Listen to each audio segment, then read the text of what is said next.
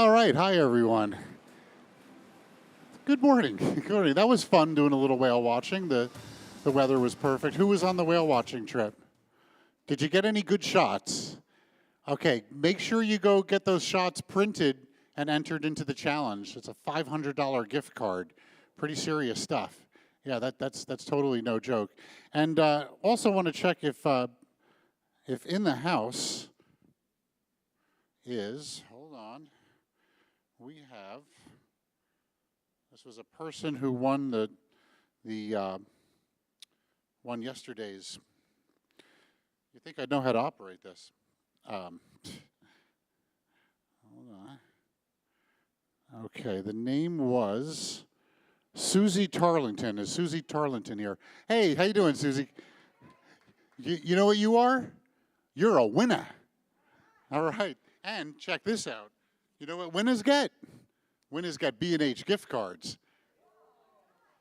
So, let's get you hooked up here. Here's a $250 B&H gift card.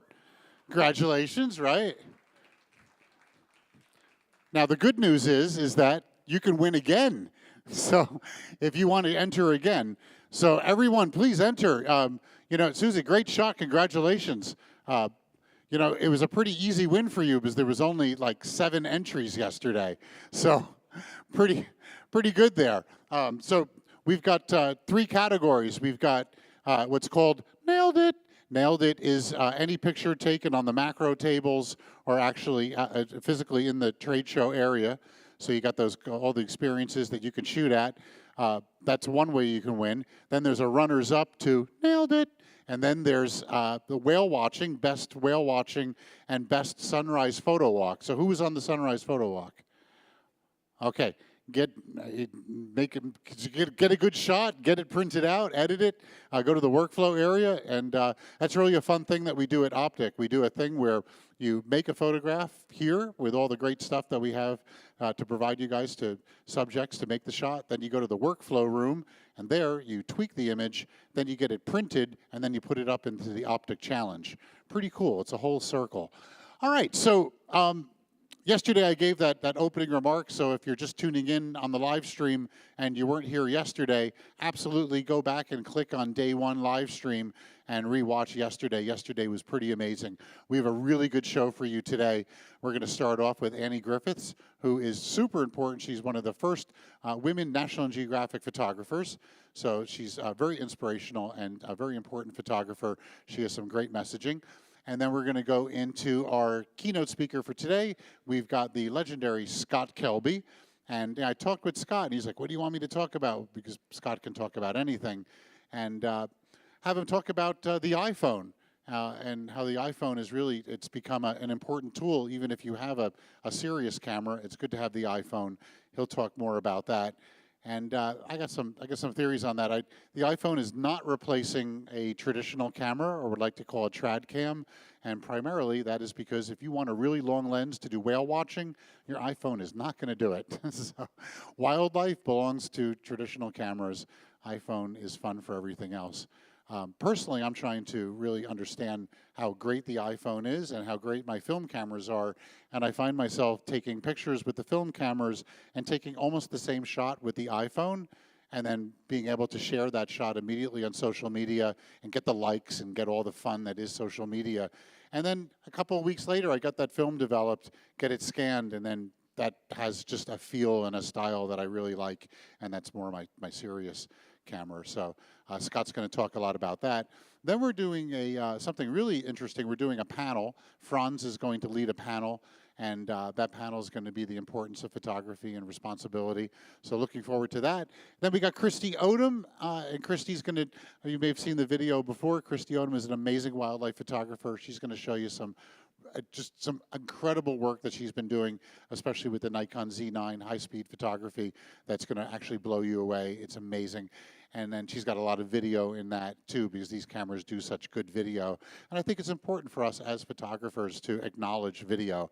And I know it's been a kind of a slow burn, but these good quality cameras that we've got, they really shoot amazing video.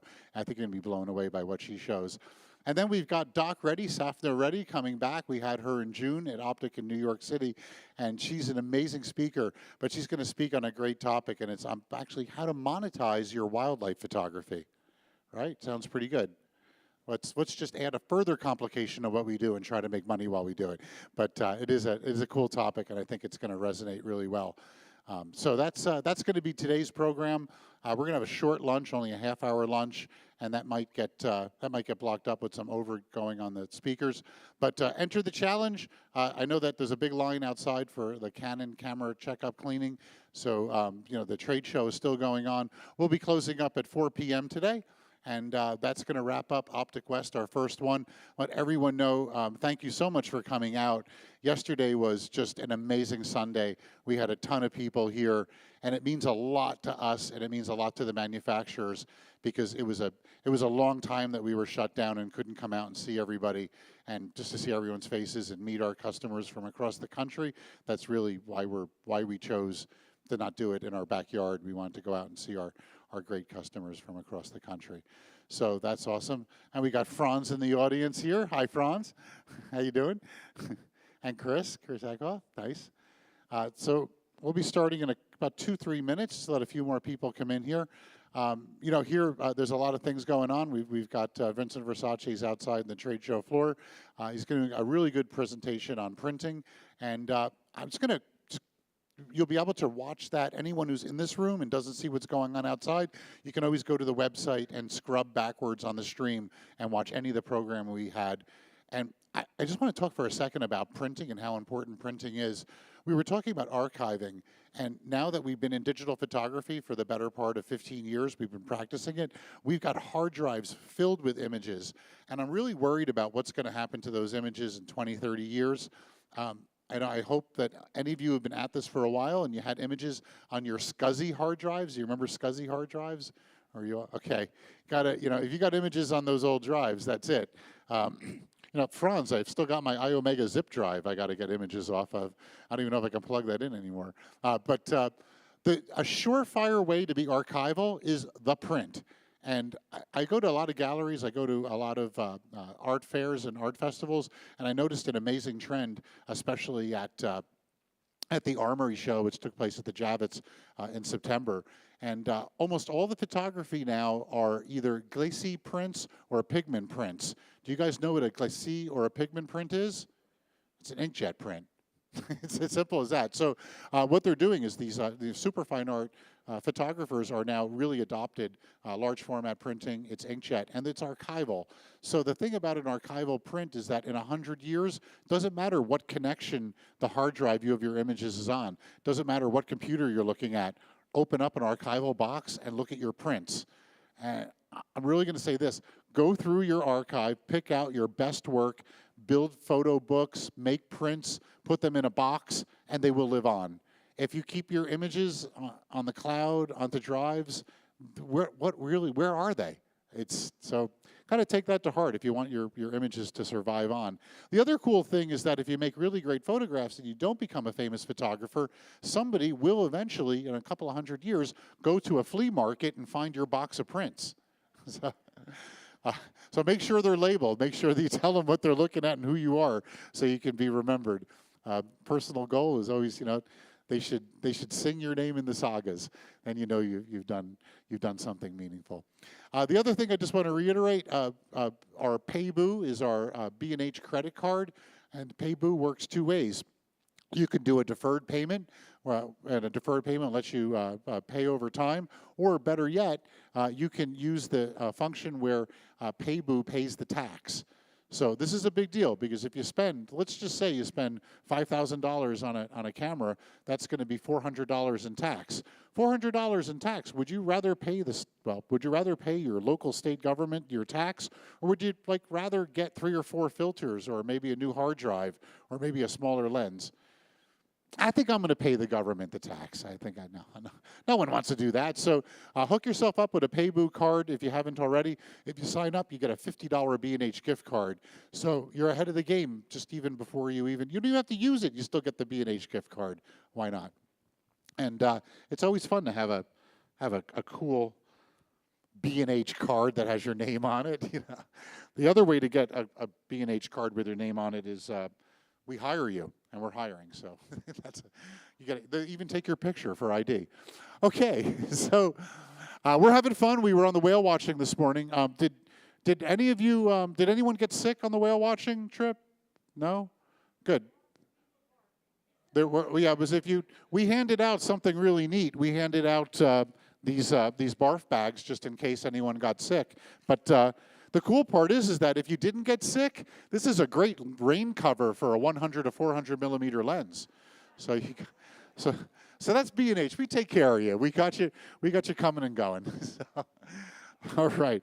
I've been waiting to use that joke all night long. So, ladies and gentlemen, I'm here every Monday. Okay, so I think we're ready for Annie Griffiths. She's got a really cool program for you. Annie is a veteran of B&H Photo, and she is sponsored by Panasonic. She's a Lumix ambassador. And I know that Panasonic, you kind of, generally think Panasonic, you think of video cameras and whatnot, but they've got some amazing cameras that do really good jobs, super high quality. They've got excellent video capabilities because of Panasonic's genealogy in video. And on top of it all, though, the lenses from Panasonic, they utilize some company called Leica. They use Leica lenses, which are pretty amazing. And we actually have Leica here as well in the trade show. Go check out some M cameras. So Panasonic is a very high-end, capable camera and video camera. But the cool part about them, the best part about the Panasonic cameras, they're really lightweight and small. So for those of you like myself that have a bad back, you appreciate lightweight cameras. So that's it. You want to definitely check out. Go see Brad at the Panasonic booth, and he'll tell you all about those cameras. We've got specials on them. And then lastly, after Annie speaks, we're going to do her Q&A will be at the speaker meet and greet table, where she'll be doing a book signing, and she's got her books for sale. And you can actually get the book, get it signed, and walk right out with it.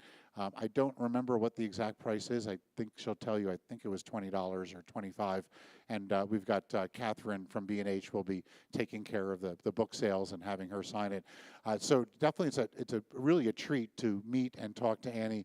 We had dinner last night, and she was telling me about telling us about her new book that she's working on. She's always up to something.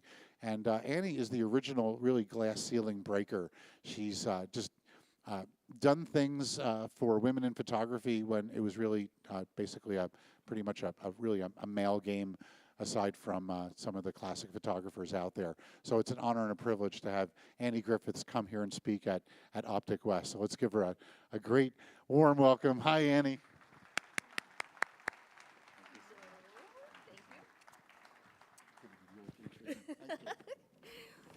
So, how many of you saw whales? Show of hands. How cool is that you can just go out one morning and see whales? I grew up in Minnesota. Not a lot of whales there, but a great state, I know. I thought I would start today, I have to make sure I make friends with this clicker, talking about how I've been set free, and so many photographers have been set free by technology. And it was technology that I was terrified of when it first came out. And I remember being in a meeting at National Geographic, Frans was probably there too, when Joe McNally came in and told us all that we should really look into digital photography.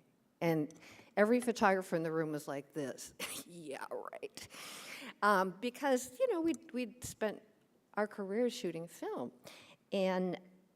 But I have to tell you that there isn't a day that goes by that I'm not grateful for the technology and the freedom it's given us. So I'm going to start with the very first time I left the country. I grew up in Minnesota. My folks didn't have means to travel. And so the very first place I went was the country of Namibia. And we were looking, this was a long time ago, we were looking for a remote tribe that lived up the Skeleton Coast and inland. And the thing that was most important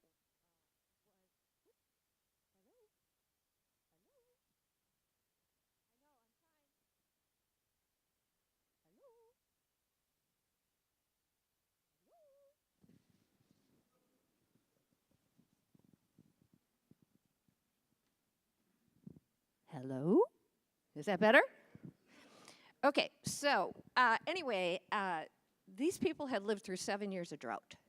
And I can't quite imagine that. I mean, this is the desert they lived in, but can you imagine finding lunch? But they did. And the first people we saw were 3 women and some kids down in a little dry riverbed. And I went walking toward them, and they really looked at me as though I had arrived by spaceship or something. They just didn't get me at all. And back then, the only instant pictures you could show people were Polaroids. So I came up, and I took a Polaroid picture of them. They had no idea what I was doing. And then I handed them the little Polaroid. They didn't know what it was. But as their image came up on the Polaroid, these women fell on the ground and started laughing and pointing at each other. And without a single shared syllable of language, I knew they were going, "Oh, that's you." "No, yeah, that's me. Yeah, that's you." And it's because none of them had ever seen her own face before. Now, here I am. I'm a 25-year-old kid, never been out of the country, and I land in this place where truly amazing things were happening to me. And I didn't know it at the time, but it would lead me on the most important paths of my life. So here I am, and you can imagine that they weren't intimidated by me. I look like a bug, you know, with these glasses and this hat and my Minnesota Zoo t-shirt. But what I love about this picture is it looks like we're chatting, and it felt that way. And I learned from that encounter that if you are willing to make an idiot out of yourself by pantomiming and engaging and looking people in the eyes, that will free them up to do the same. So without any language, you know, they were living in this stunning, stunning area, but they had to feed their babies, and they'd been through 7 years of drought. And so one of the first things they did is they'd hold up a breast and point to their mouths. And I knew they were asking if, you know, they thought I was some kind of a witch, and maybe I was a good witch, and they were asking if I had anything they could take to help their milk come in. The thing I learned that was most important is that these women were not to be pitied. They were the opposite of helpless. They were survivors. They were smart. They were funny. They were elegant and proud, and they were keeping their kids alive against all odds. They lived with wildlife. You know, they all lived together, and you saw this incredible respect between the human animal and the other animals, and the understanding that they, you know, could be each other's food. And so I learned so much on this trip, and the 2 things that came together for me here, and that would follow me throughout my whole career, is my love of the environment and my love of women in the developing world. Well, I was in Africa 2 weeks ago, so I thought I better bring some new pictures. And if you don't have enough fear in your life, show your wildlife pictures in front of Frans Lanting. But anyway, I always like to have some new work to show. And, you know, every time I go to Africa, that first trip comes back to me. And I'm in the presence of such extraordinary life. And, you know, to know that some of my colleagues are giving everything to protect these glorious animals. I'm just so proud to be among them. And, you know, they're getting some really important work done to save endangered species and to save environments and areas that the animals need to survive. So the other thing that you may notice in these pictures is the extraordinary sharpness. The lenses we have now, and you know, I'm lucky enough to be a Lumix Global Ambassador, and the Leica lenses that are part of that camera system are unbelievably sharp, and that just thrills me. And it's it's so easy, too. I mean, one of the things that I always talked with my kids about was special powers. Oh, I should introduce you to my kids. So there's my daughter, Lily. And she was the first one to arrive. And then her brother, Charlie. They're big now. But when they were little, they used to talk about superpowers. What superpower would we like? And they talked about flying. And I just always said, I want the invisibility cloak.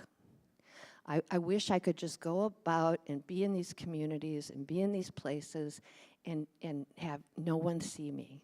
And I just wanted to look like somebody's mom, not like a photographer.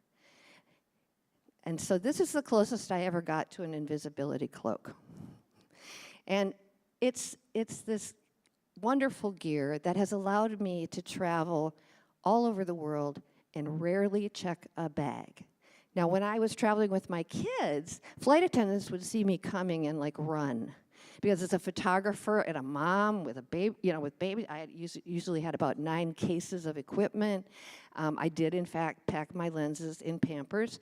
And, it was just a different time. So to be free from that and to be able to travel, I can go for 2 weeks easy with just carry-on. And again, what you get to do when you get there is mind-blowing. If any of you have not been to Antarctica and you're thinking about it, do it. And go to South Georgia. These are whales.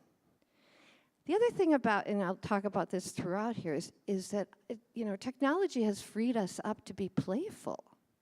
I was one of those people who got opportunity very, very young.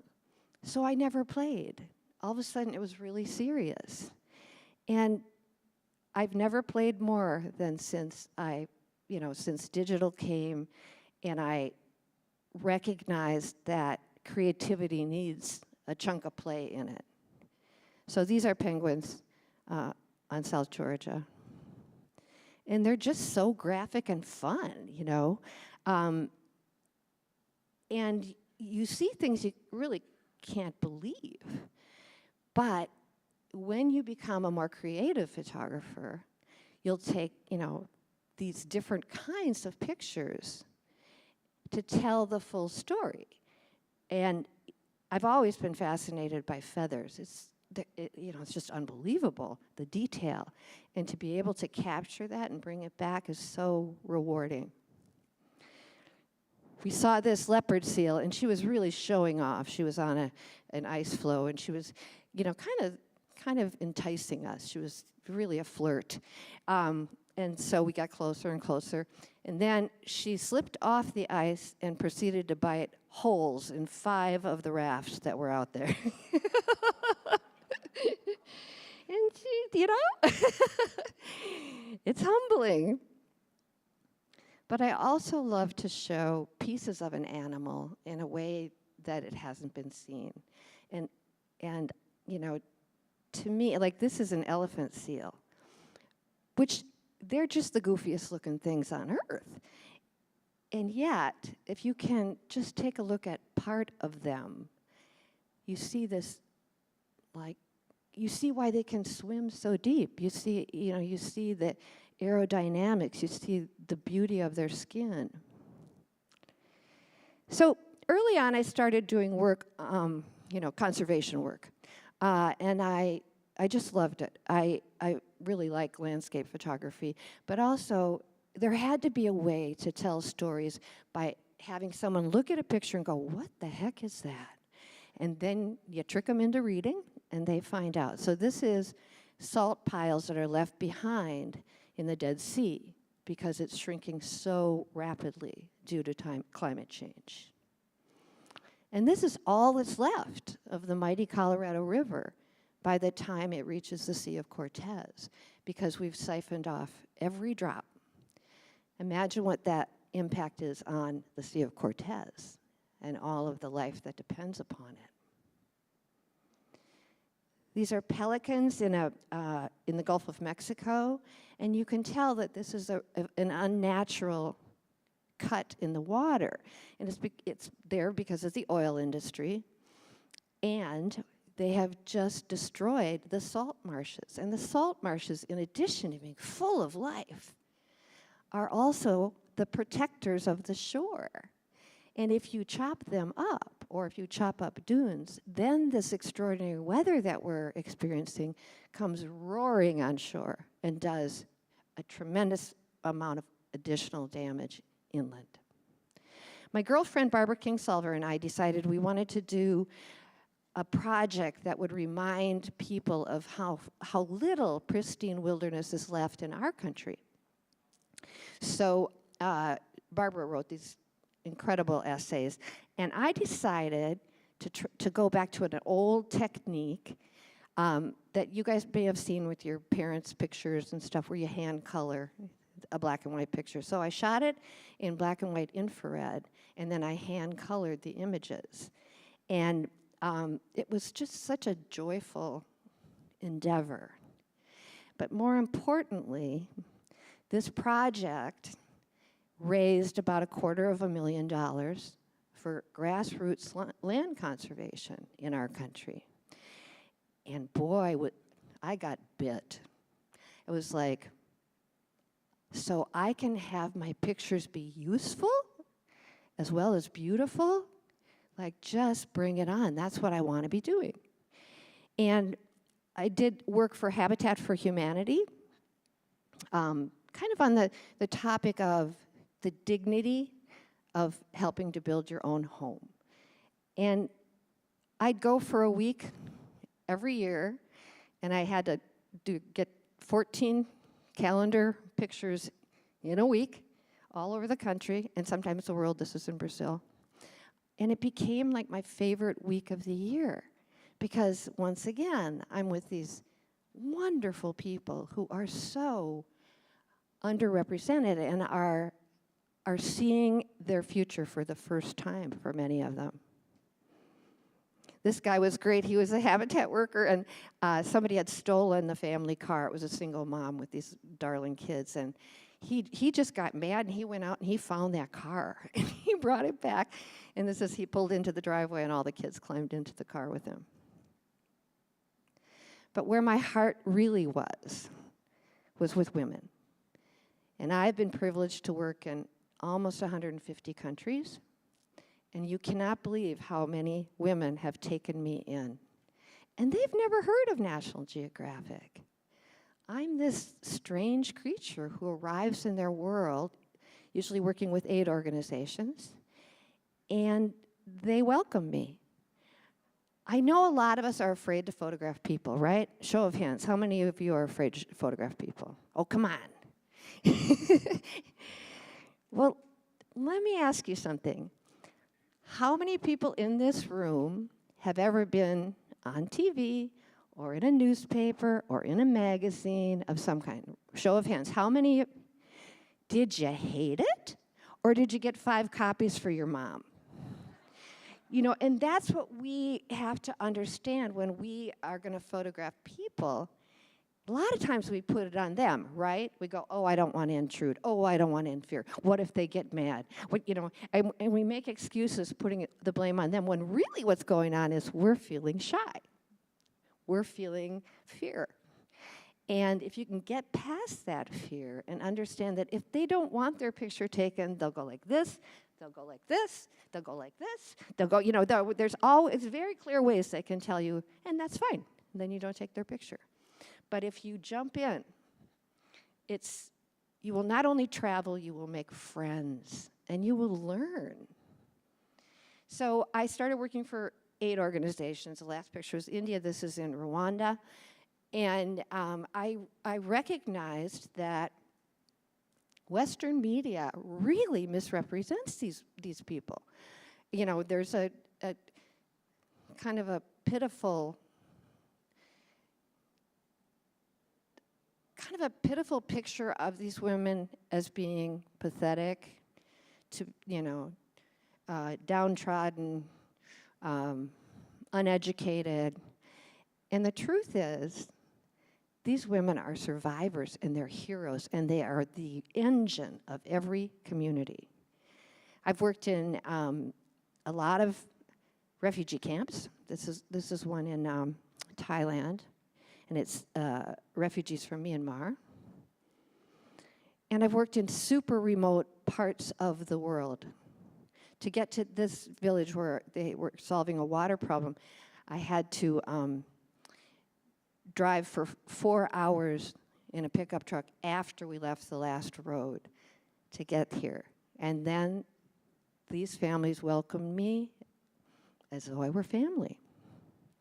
And some of the refugee camps are fantastic, really. Not very many, but some of them are if they give the people control over their lives. And if they don't fence it and, just give them some food help or some shelter help. But one day I was in this refugee camp, and it was the worst one I'd ever been to. And I just loved this young Somali woman, and her baby was sick, and her family had been in this refugee camp for 10 years. And I just had this crisis that I think we all have, which is, this is too big, this is too much. What am I doing? I can't make a dent in this. But I took the picture, and it was used, and 2 years later, I was in a refugee coordinator's office in Richmond, Virginia, and this picture had been torn out of the magazine and put on the wall. And I was startled, and I said, oh my gosh. And the refugee coordinator looked at the picture and said, oh yeah, well, she's one of our refugees. Her family, her family's fine. She's working at Kentucky Fried Chicken. Her husband's working at Walmart. And the baby's fine, and And I just looked at him and said, you know her? And he said, yeah, oh yeah. And I thought, geez, Annie, you don't get to give up. I mean, I didn't get her out of the refugee camp. This aid organization did. And if I can help those aid organizations continue to lift people out of their circumstances, that's what I want to do for the rest of my life. So I called my girlfriends, who are some of the best photographers in the world, and they had all experienced the same thing, an understanding that these women were fabulous and were misrepresented. And I asked them, okay, we've learned from these girls that when they work together, they can get anything done. So how about we work together? And they all said yes, and we started Ripple Effect Images. And what we do is we cover success in programs that help women become empowered.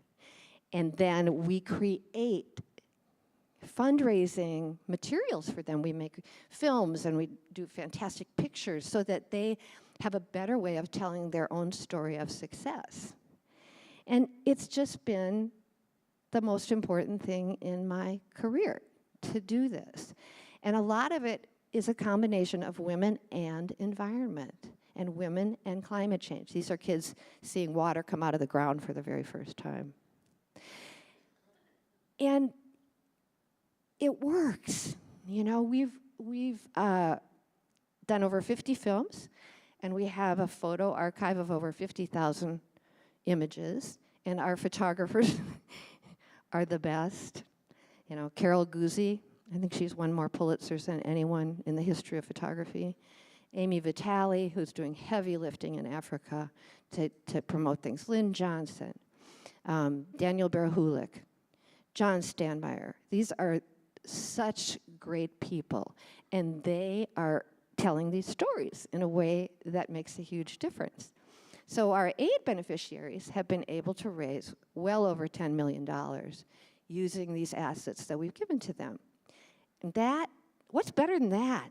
You know, you're telling stories, you're telling truths that don't get covered very often, because it's actually easier to tell stories of disaster than of success. And so that's a lot of what gets covered. Education is one of our pillars. I mean, when you educate a girl, she is going to have a different life.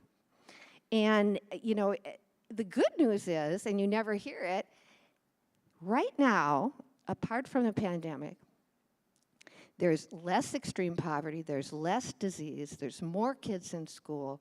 The world is getting better, but we don't get to hear that. And it's getting better because girls and women are being empowered. And that will affect their entire communities. And even women who've never had the luxury of an education can be taught skills. You know, economic independence is so important. So, you know, like this woman went to this place and she built 50 solar lanterns. And when this is her taking her final exam. They give her a broken one and see if she can fix it.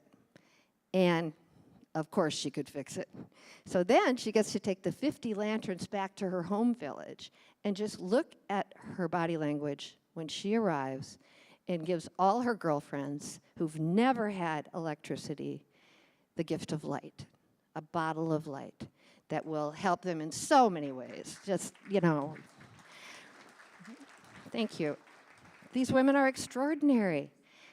This woman, not a day of education, but she was taught to run a desalinator, a solar desalinator in one of the driest parts of India. So she's like more important than the mayor in her village. I went with a health group because health is another one of our pillars. And, you know, we were going to visit salt workers. And a lot of it's done by girls and women. It's a tough job, and the salt goes everywhere, you can see. So they were trying to help these women with the health issues. And here's a couple of the girls and women working in the salt mine. But at the end of the day, this little girl went over, and she had a solar lantern, which I hadn't seen. So I'm like, oh, cool, what do you do with your solar lantern? And she told me that because she has to work during the day, the solar lantern lets her go to school at night. And I did some research and found out that 70,000 kids in her region were now going to night school because of solar lanterns. That's how they get out of the salt mine. That's how they get out. And I was in Tanzania, and I met this group of women, Maasai women. And the Maasai tribes, you know, they're pastoral, so they have cattle and animals, but they live in these little villages, as you can see behind these women, that are called bomas. And at night, they are trapped inside their houses because they can put the cattle in pens, but the lions and the leopards and all those animals are going to come in. And so this group of women said, well, enough of that. And so the first thing they did is, and I walked with them for about 2 hours, to a stranger's house. And they punched a hole in the roof, and they built a chimney to ventilate her house. Because most people don't realize the number one killer of women and of children under 5 is indoor pollution from heat and cooking fires. It's number one. We should know that. So anyway, they started venting the homes. And what I loved is, here's this little girl. She's carrying her baby sister. And she is witnessing the women solve the problem in their community. How cool is that? You know, we all want to see success in someone who looks like us. Then the next day, they came back with a solar panel. I'm not kidding. And these gals sat down and did the entire wiring for the solar panel and put it on top of the house because the predators will not come in if there's light. They won't come into that village if there's light there. And so this solar panel will protect the entire community, and it's being done by women. And this is the woman who, for the first time in her life, could cook without breathing in toxic smoke. What I think we all want in our photographs is intimacy. I think the goal, no matter what kind of photography you love, you want some kind of intimacy in your images. And with intimacy comes empathy and education and learning. So I think as we come to understand light, as we come to understand composition, we then move on to a deeper form of earning moments. And I say earning very sincerely, because these kinds of images it's not a drive-by shooting.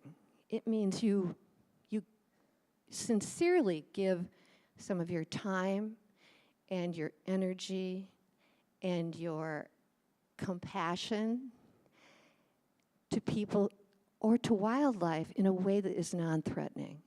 So when I was lucky enough to learn a little bit about wildlife photography, it also informed my ability to work with people. Because you just have to accept you're in their world. You have to abide by their way of doing things, or they will flee. And if we can just put that in our hearts and put the same kind of time into photographing the human animal, the results are moving and important, and we can tell a deeper story. And that's what makes me get up every day. The privilege of telling people's stories so that we all understand a little better. And it doesn't matter where we are. The stories are there. You guys have stories in your backyard, in your community. And, you know, I hope I can encourage you to wake up in the morning and say, I am going to find a story about something I care about. And within that story, I'm going to grow. And because of that story, I might be able to have some impact. I might be able to open people's eyes to something that they just didn't realize. And what's better than that? You know? To wake people up, to bring people together, to take fear out of our lives because we feel compassion and empathy and joy. It's the joy of life. So, you know, this is what I've been privileged to learn, starting with National Geographic, and then through the wonderful aid organizations I've been lucky enough to work with. I've seen the world, even though I grew up in a family where we never left the state. And I've also worked in every single state in our country, which I never thought would happen. But in all of it, what I want is for my pictures to make a difference, to sometimes raise money, which I love, but also to have people stop and pause in their lives and say, oh my gosh, what is that? That's extraordinary. And then they can be led into how they can participate to save this creature or to help these women or to just send pictures to your kids going, look what happened on my little lake today. The other thing that I really hope you guys will do is have fun. I just, you know, I was so lucky early in my career, but I just wasn't having a whole lot of fun because I was too scared that they'd figure out they hired the wrong person. And so go out there, get in the water, lay on your back, you know, go to the market, just be ready for whatever is coming. And you just don't know when it might happen. I was with this woman in Ecuador. All of a sudden, this mime comes out of nowhere, you know. And the baby's like, what you doing? You know? Get on the ride. Get in the water. I'm going to finish with a little day in my life where I learned so much about the basic joy of photography.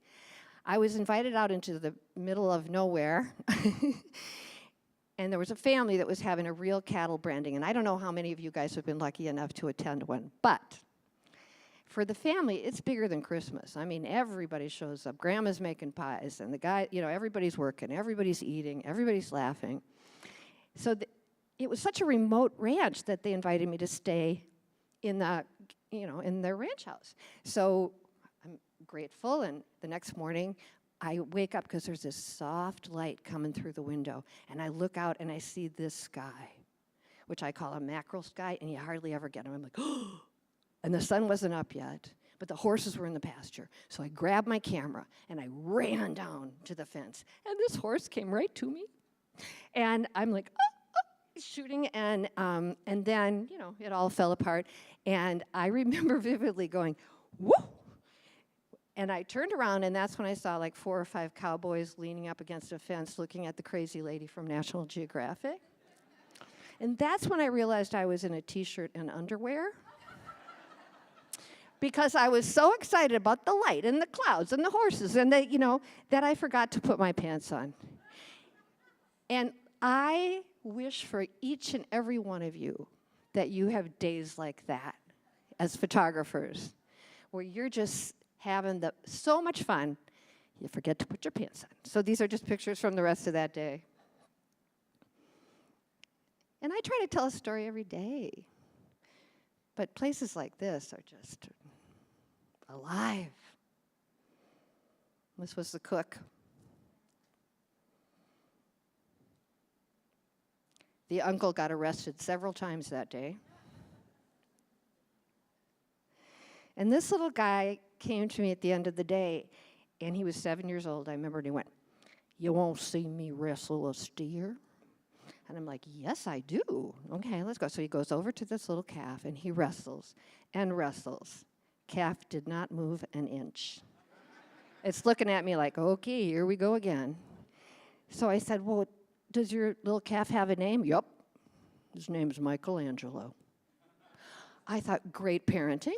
Out here in the middle of the United States, he knows who one of the most important artists that ever lived was. And then he said, "I got some other ones back at the barn named for the other Ninja Turtles." We are funny, and we are alive. And thank you so much for coming to hear my talk.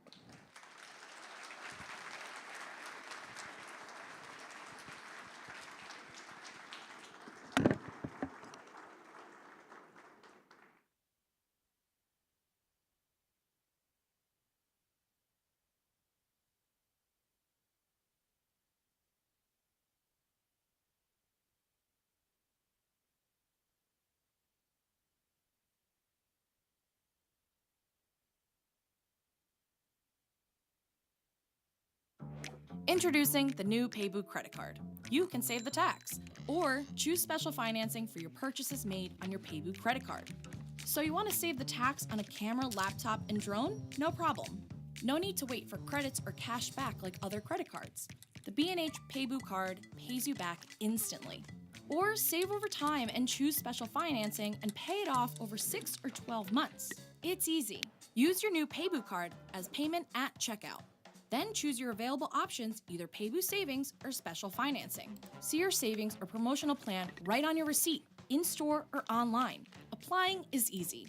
Your approved Paybu card will be instantly available for a first purchase at checkout. The new Paybu card, same funny name, your choice of exclusive benefits. Apply today. This is a brief history of B&H, everyone's favorite photo and video store. The year was 1973. The Mets went to the World Series. The first cell phone call was made. And Bleamy and Herman opened a specialty photography shop at 17 Warren Street, New York City. They had a simple philosophy. Be honest, treat people right, and they will come back. Thanks, Irving. Also, free candy. And it worked. Over the next 20 years, we expanded and moved to West 17th Street, then 34th Street and 9th Avenue, and added more products. Lighting, binoculars, telescopes, audio, video, tripods, computers, printers, mobile, televisions, projectors, drones, and even more free candy. Now it's 3 stories and over 400,000 products and over 1,000 employees. We take millions of orders online and ship to 179 countries and counting. You can talk to us in person, on the phone, B&H, how can I help you? or online. Check out our checkout baskets. Also check out our checkout numbers.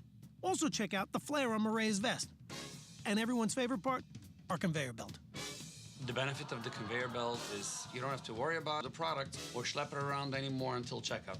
Nice. These are the owners. They still come to work every day. They're around here somewhere. Anyway, this is Jeanette. Oh, sorry, she's busy. This is our warehouse. This is Yakov and Levy fighting over lighting kits. B&H is not a chain. B&H is open every day, except Saturdays, of course. Now you know almost the whole story. We are B&H.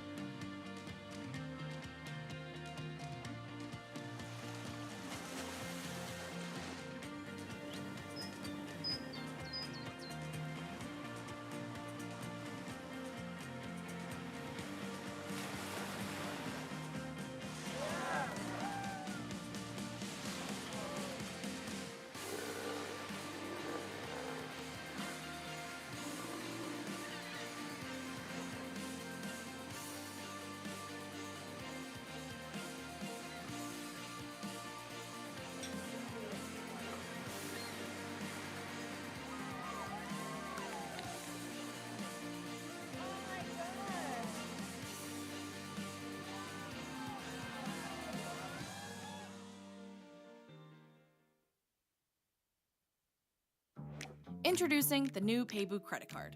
You can save the tax or choose special financing for your purchases made on your Paybu credit card. So you want to save the tax on a camera, laptop, and drone? No problem. No need to wait for credits or cash back like other credit cards. The B&H Paybu card pays you back instantly. Or save over time and choose special financing and pay it off over 6 or 12 months. It's easy. Use your new Paybu card as payment at checkout. Then choose your available options, either Paybu Savings or Special Financing. See your savings or promotional plan right on your receipt, in-store or online. Applying is easy. Your approved Paybu card will be instantly available for a first purchase at checkout. The new Paybu card, same funny name, your choice of exclusive benefits. Apply today.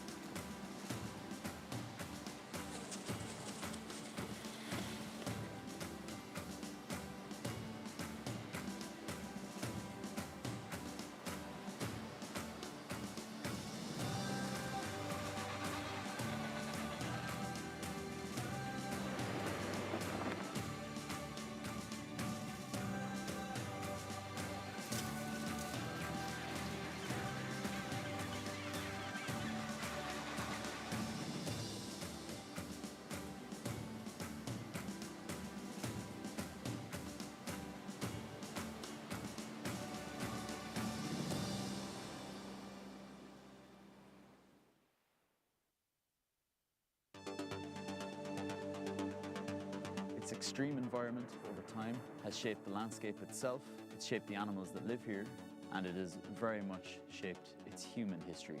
You really do feel when you're here like you're living on the edge of the world. We're in some of the most beautiful fjords that exist on the planet. We're always looking to find polar bears, and already, as we have dropped our anchor, we have seen several. It's barren and rich at the same time, and that's what I find amazing. Monstrous amounts of seabirds here, nesting in the millions. Iceland really is the land of fire and ice. It's the land, it's the sea, it's the atmosphere. It's really what the Arctic is all about.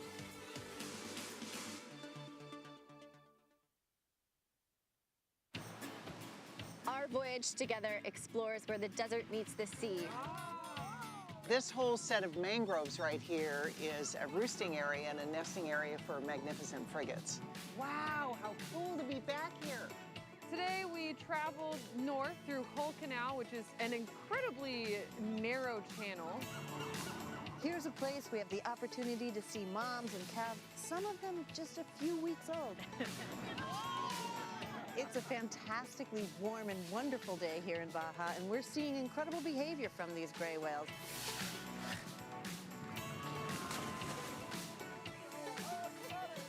No, that was incredible. These large keyhole sand dollars, 2 to 3 inches across. I had no idea how beautiful this place was going to be. It's really quite unimaginable until you've been here.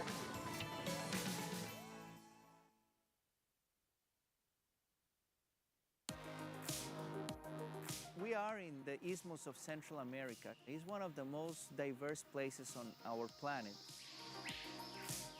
We're very lucky to get to walk the best kept tropical rainforest in Mesoamerica. How cool is that, huh?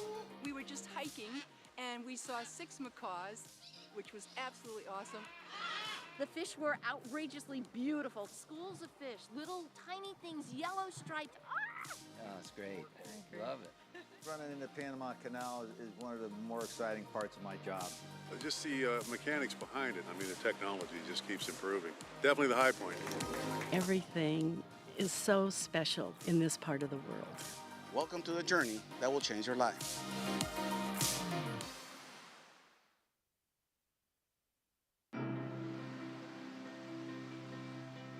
This is a strange, beautiful, remarkable place. The word unique absolutely applies here. There are so many creatures that exist nowhere else on Earth. In the middle of the equator, isolated from the rest of the world. Here, animals don't show concern to the observers. It's something that you will never forget. We're with the giant tortoises, and we're walking through their natural home. My inner child is just like, yes! Galapagos, you never know what to expect, and I've often said that every single week something new happens. Look at this 91. Don't move, everybody. Don't move. It's going to pass by next to us. It's just awesome. It will never leave you if you go to the Galapagos Islands. You will have stories for the rest of your life, I promise you.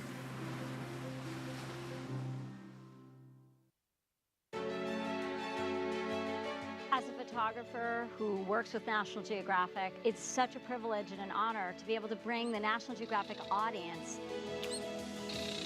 to visit some of the most remote spots on the planet. Investigating the native plants, looking for endemic birds.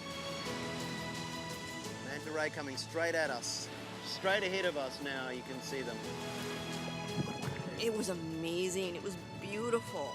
Sharp ridge lines and peaks that are so defining for these islands. People are going back to their history and finding ways to renew that. So those layers of history in a present day, are visible in the everyday lives of the people that we're meeting. I've never seen anything like it. It's most pure in a way because nobody's here. This is the postcard that we all buy or dream of going to see.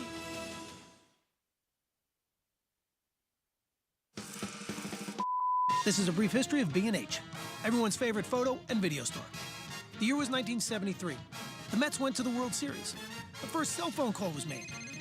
And Bleamy and Herman opened a specialty photography shop at 17 Warren Street, New York City. They had a simple philosophy. Be honest, treat people right, and they will come back. Thanks, Irving. Also, free candy. And it worked. Over the next 20 years, we expanded and moved to West 17th Street, then 34th Street and 9th Avenue, and added more products. Lighting, binoculars, telescopes, audio, video, tripods, computers, printers, mobile, televisions, projectors, drones, and even more free candy. Now it's 3 stories and over 400,000 products and over 1,000 employees. We take millions of orders online and ship to 179 countries and counting. You can talk to us in person, on the phone, B&H, how can I help you? or online. Check out our checkout baskets. Also check out our checkout numbers. Also check out the flare on Marae's vest. And everyone's favorite part, our conveyor belt. The benefit of the conveyor belt is you don't have to worry about the product or schlep it around anymore until checkout. Nice. These are the owners. They still come to work every day. They're around here somewhere. Anyway, this is Jeanette. Oh, sorry, she's busy. This is our warehouse. This is Yakov and Levy fighting over lighting kits. B&H is not a chain. B&H is open every day, except Saturdays, of course. Now you know almost the whole story. We are B&H. Introducing the new Paybu credit card. You can save the tax or choose special financing for your purchases made on your Paybu credit card. So you want to save the tax on a camera, laptop, and drone? No problem. No need to wait for credits or cash back like other credit cards. The B&H Paybu card pays you back instantly. Or save over time and choose special financing and pay it off over 6 or 12 months. It's easy. Use your new Paybu card as payment at checkout. Then choose your available options, either Paybu Savings or Special Financing. See your savings or promotional plan right on your receipt, in-store or online. Applying is easy. Your approved Paybu card will be instantly available for a first purchase at checkout. The new Paybu card, same funny name, your choice of exclusive benefits. Apply today. This is a real B&H customer story. Okay, we checked all 4 systems and keying was a go. The B&H, we help folks find the products they need. Isn't that right, Irving?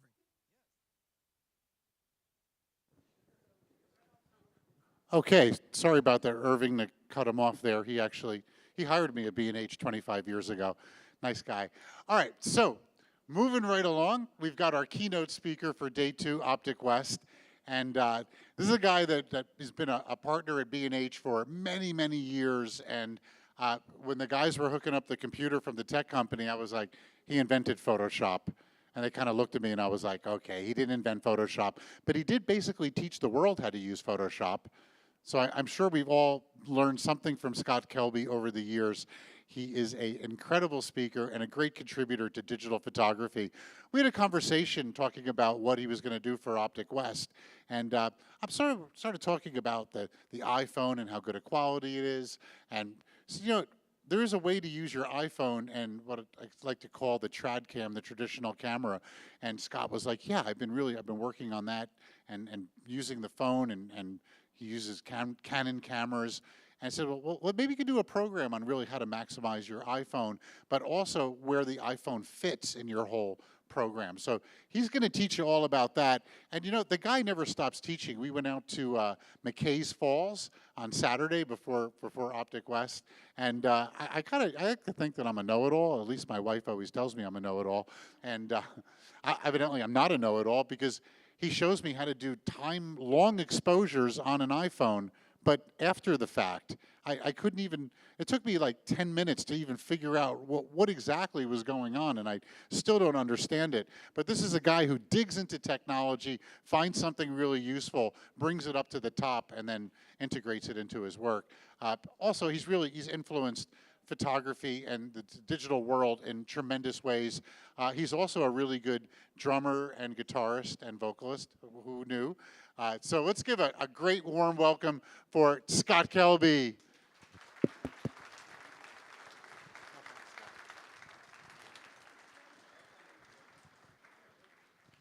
I'm not using a mic today. Oh, there we go. All right, thanks. Thank you very much. Thank you for the very nice introduction, David, exactly as I wrote it. Real quick, this is so great to see so many people here for a class like this. This is great. Just quick show of hands, how many people are here? All right, who's not here? Yeah, thanks for not coming. All right, well, this is going to be an interesting class. And what I want to show you is so many different things that we can use as our second camera. We can use the iPhone. Now, I just came back. I had a wonderful workshop in Tuscany. I just came back literally just a couple of weeks ago. And of course, I took my favorite camera ever, the Canon EOS R6. You don't see it here. We're going to hope that screen changes. Are you seeing a picture of an R6? Me either. Now do you see it? All right, this is good, going good already. All right, so that's what I took with me. I took a Canon EOS R6.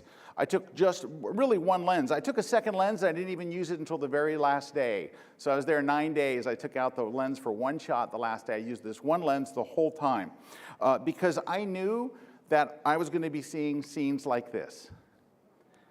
But I didn't take that with the R6. That's with my iPhone.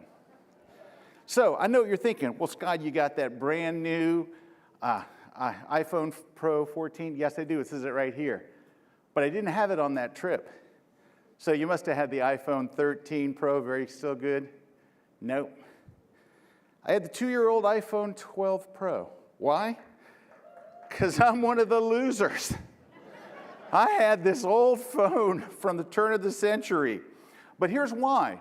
So my company luckily gets my phone, and so when it was time for the 14 to come out, I called my IT guy, and I said, hey, I want to get the new iPhone. He's like, you're not eligible for the new iPhone. Yeah, I said, I've had mine for 2 years. You're not eligible. And he goes, the wireless plan we have, you have to wait until October 22nd before you're eligible. Then we can order it and then get it. Now, I don't want to mention the name of the wireless company I have. It wouldn't be professional, but they do not get their plan. Their plan stinks, but again. All right, so I took this thing on an iPhone. Now, there are obvious advantages to using a phone. We know a bunch of them already. I don't want to harp on those. I want to spend 30 seconds on them. It's small, it's light. You already have it with you anyway, right? So that's obvious. This is the thing that's not so obvious. Of course, you know you can post-process, right on your phone, which is really cool. But you can go from this to this in one click. It does it in the phone, in camera. Now, it also has, here's another advantage. You already know this. This isn't what the class is about. When you want to show somebody one of your pictures, you got a way bigger screen. Think about the screen on your mirrorless or your DSLR, 3 inches. It's like the smallest screen any of us own is on the back of our camera. But your phone is much better for sharing photos, right? You know that, and you know that you can do fully silent shooting. And I know some cameras, like I had a 5D Mark IV, and it kind of did a quieter mode, but it never did silent, you know, so things like that. And that's nice, it has that. It's very easy for selfies. You ever try a selfie with your mirrorless? Hanging that big thing out there, and you're like, my arm's just not long enough, all right? You also have a super fast lens. Like the lens on the new one's like f1.5, so if you need to shoot in low light situations before it even has to do its low light magic, you can shoot at a really low f-stop. Time lapses are super simple because there's no math. There's zero math. You just hit the button and it does all the math, and when you're done, it compiles it into a video for you. It's one click. One click when you start it, one click when you end. No math, no using apps, no figuring anything out. Also, here's a really good one. I love to use my iPhone for behind-the-scenes shots of me using my real camera. So there's all these, but you know, that's all the obvious stuff, right? But the iPhone has a secret weapon. That's one of these things that you already know, but when you really embrace this, it's magic. You can shoot with an iPhone in places where regular cameras are forbidden. So this is the interior of St. Paul's Cathedral in London.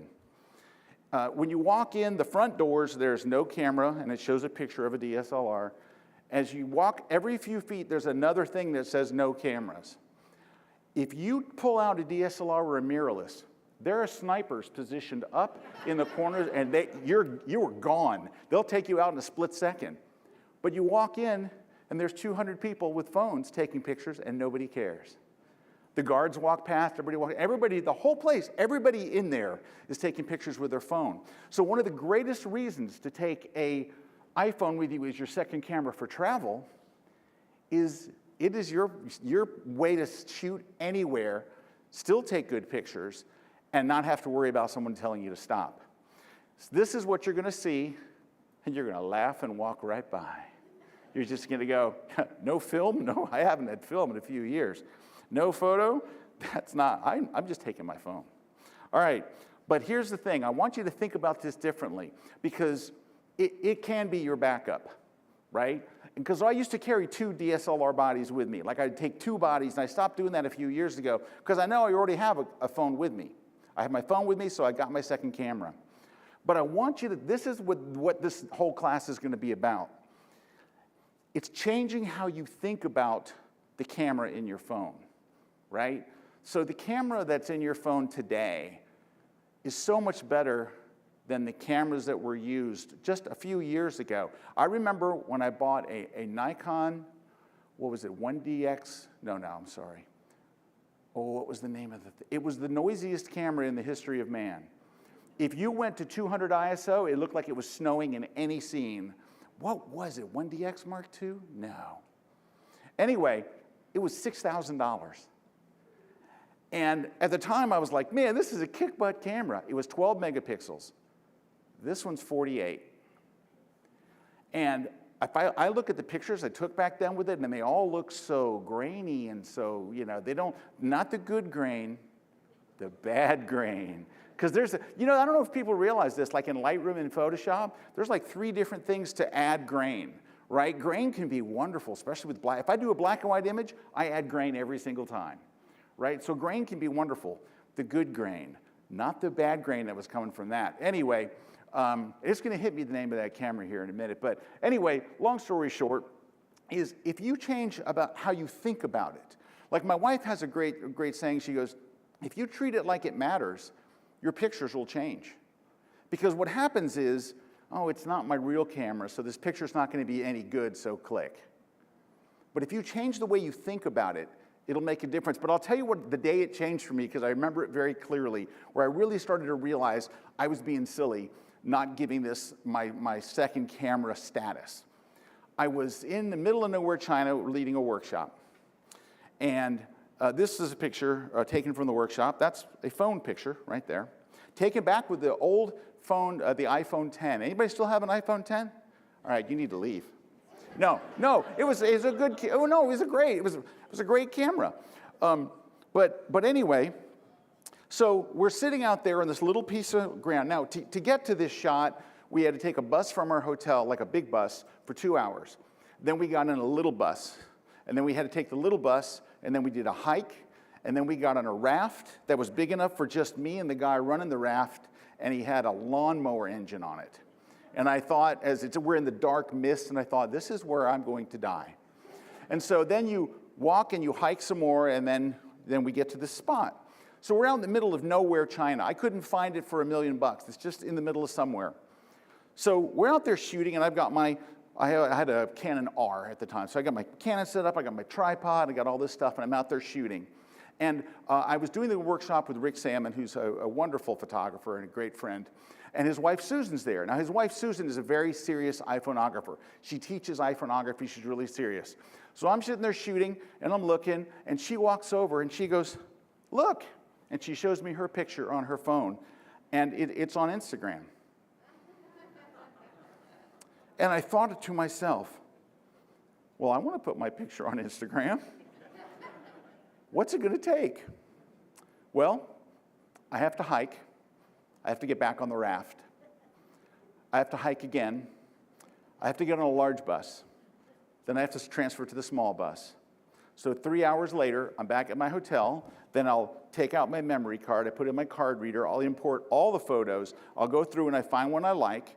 I post-process it, and ready?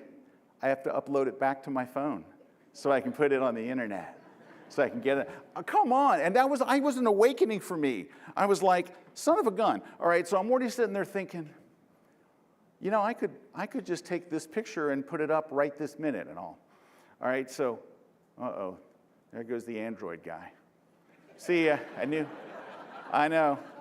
Oh, it's gonna get worse for you. You should go now.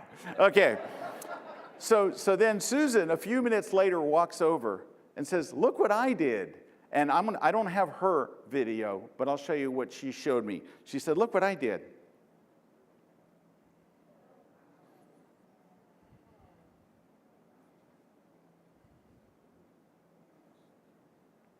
And I'm sitting there looking at my Canon R, and I'm looking at Susan. I pushed her right in the water. But now, when she showed me hers, you know, and I edited this, it shows regular speed, and then it stops and goes to slow. And that's what makes the one that's in your iPhone so neat. It starts at regular speed, and then it stops when the motion starts. And and I'm sitting out there in the middle of nowhere, China, going, I got to rethink this thing. Because I brought a big camera bag out there, I got all this extra gear and stuff, and then I have a third camera with me, right? And so this is how I changed my thought process. And if you do this, it will change how you take photos with your phone, all right? And so, because your phone today, now I'm not going to show you any pictures. I took my first pictures with this yesterday. So I don't have really pictures from the new 48 megapixel version. So all the pictures you're going to see are from my old phones. But these are all taken with iPhones.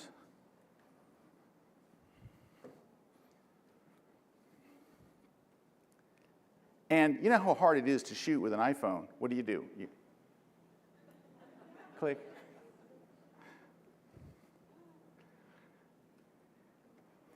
And so I'm already carrying a camera that's capable of this. So what I want to do in the rest of this class is I want to give you 20 tips, ways to set up your camera, and I want to set you up for an absolute success when you shoot travel with your second, because there's certain things that are actually better to shoot with your phone than it is with your DSLR or mirrorless.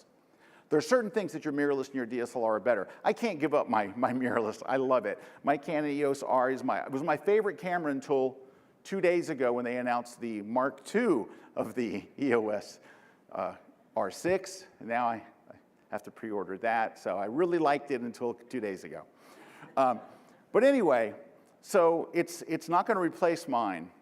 But there are times where it's better, there's times where it's easier, and it's always my backup camera. And if my EOS R goes, or my R6 goes down, or more likely, I drop it. I've done that. I was changing lenses in Portugal and took my 7200 and went, whoops, crash, instant death, dead on arrival. I dropped cameras, I dropped everything. I drop my phone all the time. Apparently I have a dropping problem. But anyway, but I want to show you, we're going to go through 20 things real quickly in the time that we have.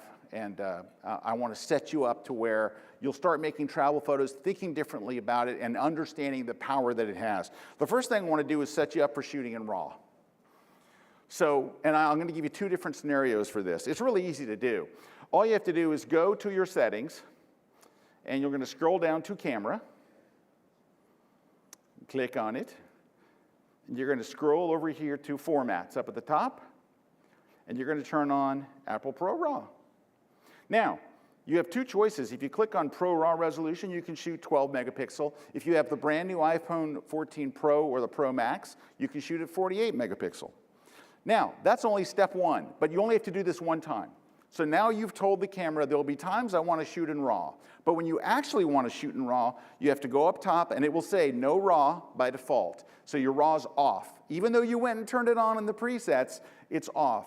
And you'll see why it's off in a second. And then you just tap on it, and now you're shooting RAW. Now, why is it off by default, and why, even though you went and turned it on in the settings? Here's why. Your regular 12 megapixel file is 25 megabytes. Your 48 ones are 75 apiece. If they left it on all the time, you'd be shooting in RAW like pictures of your foot and your kid and your cat, and like, I turn on RAW when it matters. When I'm like, ooh, this is something good, that's when I tap it. And I'll leave it on for 3 or 4 shots, and then I turn it back off because I don't want to fill up my phone. Now, what if you have an older phone that won't shoot in RAW natively? It doesn't matter if you have an iPhone 6. You can shoot in RAW today because Lightroom has its own camera built into it that shoots in RAW. All you do is you see at the very top where it says DNG, just tap on that. If it says JPEG, if it says JPG, you're shooting in JPEG. If you tap it, DNG is RAW. It's Adobe's RAW format. So you're actually shooting in RAW if you tap that. All right. So that's number 1. Let's get a set of shooting in RAW. Whether you have an older camera or a newer camera, everybody can shoot in RAW. Next, exposure compensation. It is so great on the iPhone, so easy. So here's all you do. You know how you tap on the screen to focus on something? If you leave your finger there and you drag up, it brightens the scene. If you drag down, it darkens it. That's it. Tap to focus and then just drag. Now, when you tap and start to drag, you'll see a little sun show up and a little line. It's like a little slider. And if you want to make it brighter, you drag up, drag down. Here's what it looks like. Take a look. Just tap. See how it's just tap on the screen and drag it up or drag it down. That's it. It's the easiest exposure you can imagine. All right? Number 3, this is a great trick. My wife taught me this one because she's a very avid iPhone photographer. She does articles for international magazines on iPhone photography. She's really got a great eye, and I've bought her numerous DSLRs, and she's just like, I just love my phone. She goes, I know this is great. I know it works really well. I understand it. No. But here's the thing. Her trick is this, and it's a good one. It's how to shoot wider. So if you ever notice when you take a picture on the iPhone, that's the size. And you're like, why isn't it wider? Well, you can actually trick it and make it wider. All you have to do, it's a weird trick, but it works great. Look how much wider you can make it. You can go from regular screen to widescreen. You shoot your stills in video mode. So all you do is start shooting a video. Just switch to video and hit go. And what happens is, look right above the record button. A shutter button shows up right there. And when you click it, it shoots almost the whole full screen in one shot. Which that's pretty kick butt that you can do that. But it also makes you wonder, why can't we just do that all the time? Apple. Okay. Number 4, David talked about this. So you can do live exposure, long exposures, right in your camera. It works stunningly well. I was shocked the first time I saw it. So here's how it works. All you have to do is one simple thing. You have to, well, it's 2 steps. Step 1 is you have to make sure you're in live photo mode. This is the default. And you know if you're in this mode, if you look in the corner, you see the little circle with the multiple circles around it, and it will say the word live in front of it. So when you go to shoot, when you look at your camera, you should see the little circles and the word live. So as long as it says that, so this is not a RAW trick. You can't do this with RAW, you have to do it with JPEG. All right? Then all you're going to do is change one thing, but it's after the shot. Take the shot, and you're done with the shot. Open the Photos app or just tap on it to edit it, and then here's what you do. You're going to, I took these 2 days ago. So you look at the water, right? Oh, hold on, the video didn't play. There's a video there. 1 second, something bad happened. Don't move, don't breathe, don't make a sound. There was a video that was gonna play right here that did not play. Let's see if I can figure out why it didn't play. One moment, it should have played. Let's see if it plays. Here we go. All right, look at this water. Boo, frozen water. Here's what you do. You're in the Photos app. See where it says live up top left corner? Just click on it. Look what it says. Long exposure. Just tap on long exposure, wait a couple of seconds, look. Is that crazy? So here's what it does. If you have an older iPhone and you know who you are, it takes 15 photos, averages them together, and that's what creates the long exposure. If you have the new iPhone 14 Pro, I think it takes 36 pictures and puts them together automatically in 2 seconds and renders out the long exposure. Now, that's done to every picture you take with live photo, behind the scenes, when you tap that button, that word that says long exposure, boom, it builds it. It's 2 seconds and it's done. Now, if you don't want to do that, here's the final picture, all right? So if you don't want to do that, there is an app that is amazing. It's called Even Longer. It's $3.99 on the App Store. You can do as long a one as you want. You want to do 20 seconds? You want to do a real long exposure, 3 minutes, 5 minutes? Whatever you want to do. It's amazing. You just type in the number you want, and it will leave your shutter open that long. It has its own camera. Of course, it uses the lenses that's, in Apple's, but it uses its own camera app, and it's brilliant. And that's it. Look, this is a 5-minute exposure taken with your iPhone. It was actually my buddy Eric Kuna took that. I was standing right beside him with my mirrorless. He could show me his. He goes, hey, look. And I'm like, I know. Get in the bus, go back to the hotel, card reader, I get it. Okay. Now, should you handhold a 5-minute exposure? How about no? No. You need to shoot on a tripod. All right. Now, I have a tripod with me right now. Hang on. It's in my wallet. Oh, there it is. This is a little miracle. It's called the Pocket Tripod Pro. It literally fits in your wallet. It is the size of a credit card. And this is what it looks like up close.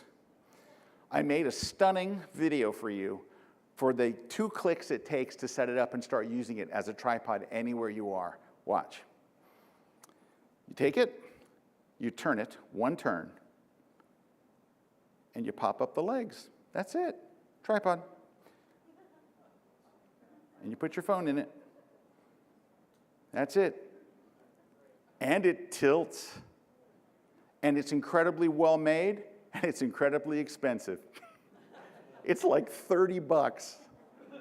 Now, this seems like a lot, doesn't it? Like 30 bucks for this little thing. Now, I just want you to pause and think what your carbon fiber tripod costs that you carry around with you. This could stay in your pocket. I actually keep mine in my car. But it fits in your wallet, and you can just pull it out. All right, this is what it looks like. Come on, it's just, and it's so well made. It's so sturdy, and it weighs nothing. I don't think it weighs an ounce. It probably weighs a half an ounce, all right? Now, if you want to get really serious about this and move to the next level, because this is great for putting on a table or laying on something, but what if you're out there shooting, you're out like I was in Tuscany. In that case, there is a wonderful mount you can get from it's that company. The company that makes the phone tripod mount with the Arca Swiss plate. It's designed to go onto your regular tripod and ball head. Slides right onto your Arca Swiss mount, locks on there. It's so well made. It is also like 30 bucks. But you feel like it's worth it for this one. I don't know why. But anyway, it attaches to what you've already got. So if you're like, hey, I am going to use this as my second camera and it went down, that's a great thing to have in your bag. All right, what's the next one? This is something that will also change how you feel about shooting with your phone as your second camera. There is another shutter button. You do not have to press the one that is on your screen, because if you just use the volume up and either button shoots the shot. It's so much better to do it that way, because when when you take your finger off to shoot, you're moving your phone. Now your phone's and it's a camera. You got to hold it still like anything else, right? So this way, you're holding it with both hands, and you do it for a day. You'll never go back to tapping the screen again. And it's either volume button will work. All right. Next, this is just a setting that makes things easier and nicer, but it also unlocks another feature that I'm going to show you later in this presentation. So this is why I would turn it on. There is a shooting grid that comes with it. And here's how you see, it's like, see on the left, there's no shooting grid, and on the right, there's a rule of thirds grid, right? Here's how you turn that on. You go to the camera setting, go to your settings app, go to your camera preferences, there they are, there they are, all right? And go over there, see where it says composition down the bottom? Just turn on grid. And that's it, it's this little button right there. And now you'll have that same little grid popping up right where you are. All right, this next one is incredibly handy. It's how not to miss the shot. When I'm walking around a city, it's the worst thing in the world to have to turn on your camera and wake it up or whatever. You know what's worse than that? Turning on your iPhone, waiting for it to do facial recognition or typing in your password. That's why this tip is so awesome. So when your phone is off and it's asleep, here's what you're going to do. Ready? You're not going to wake it up. You're not going to do anything. You're not going to put in your password. You are just simply going to tap the screen once and swipe left. Take a look. And the camera's live. No logging in, none of that stuff. It's the fastest way. So your camera's off, it's off and it's in your pocket. You just pick up your phone, you tap the screen once and swipe to the left. Boom, instant live camera. That's the fastest way to get to your camera, and you won't miss the shot. So again, don't wake it up, no password, none of that stuff. Tap and swipe left. Boom, it's ready. All right, now, if that sounds good, you may like this next one even better. This one's the back tap. This one allows you to tap the Apple logo and your camera comes up anytime. 2 taps on your logo and it comes up. Here's how I set it up. So you're just going to double tap the logo. You go and you set this up in the settings. All right, step 1 is go to the settings and go to accessibility. All right. Step 2 is you're going to tap on touch. All right? And then when you get to touch, step 3 is you're going to choose back tap. Now, back tap will be off by default. So it's just going to say off. You're going to switch it to camera. And then from then on, when you double tap with you're already holding your camera, right? Because you're walking down the street. And you just boom, boom, and your camera's live immediately. It's incredibly fast. So that is the back tap. Double tap that thing, and your camera goes live. All right, next, this is one of the things that I think that your camera does better than, your phone does better than your DSLR or mirrorless, and that is shooting panoramas. It is so easy and fast to shoot a pano because it is going to stitch it and crop it and do everything for you, and you're going to see it right there on the spot. It's just turn it on and hit stop. That's it. It's not going to ask you any questions. You're not going to say, hey, I took 7 images. Put them together later on your computer when you get back. It does it for you. It is literally one tap. Hey, look, it's Venice. That's not actually Venice. You know what that is? That's Tokyo Disneyland.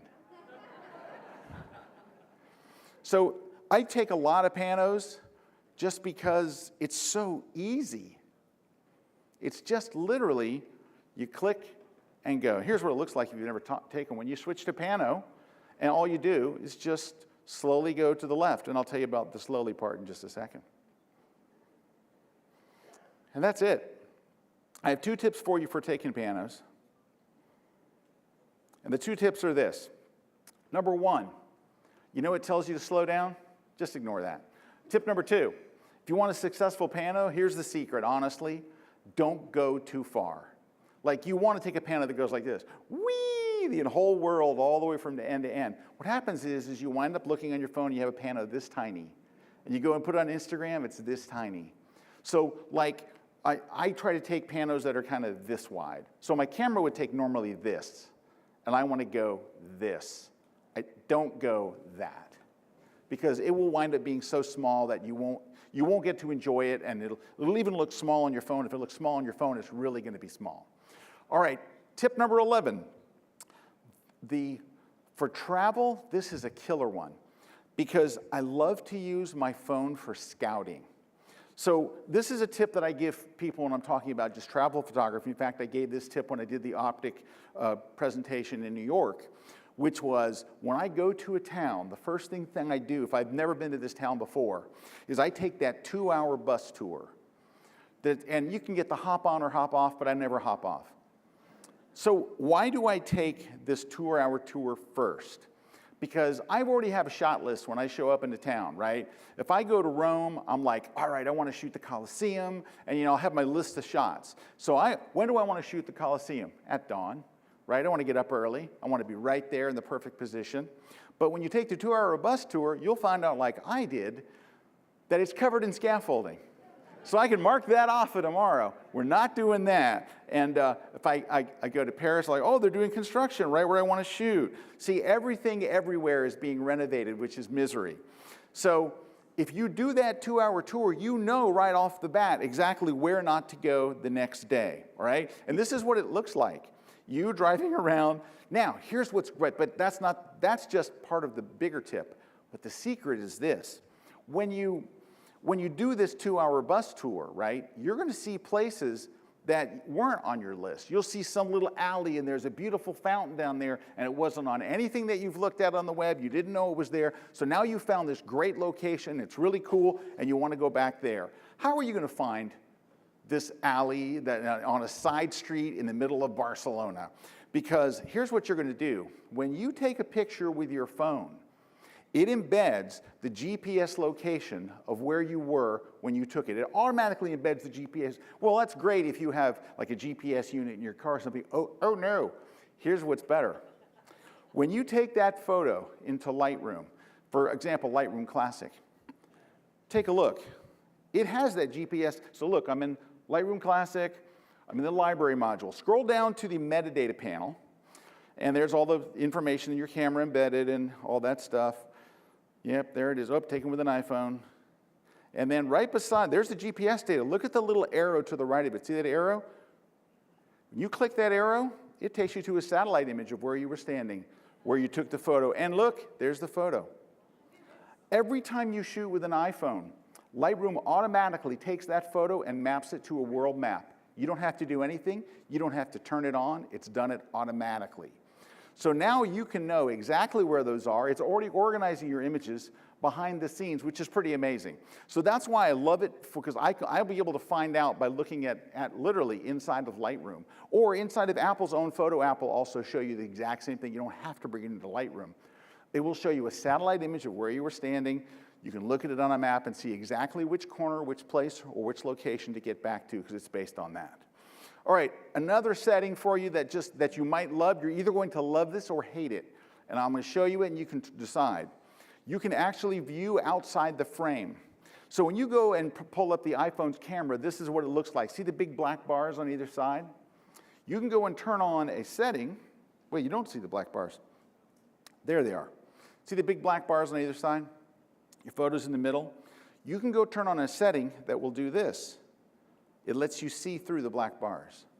So you can see. Now, here's Apple says, we do this because you might see that there's things outside the frame that you want to compose. You're like, oh, I didn't realize there's a lamp over there, so I'm going to move over and include that in my shot. Here's the problem, and so try this and see what you think.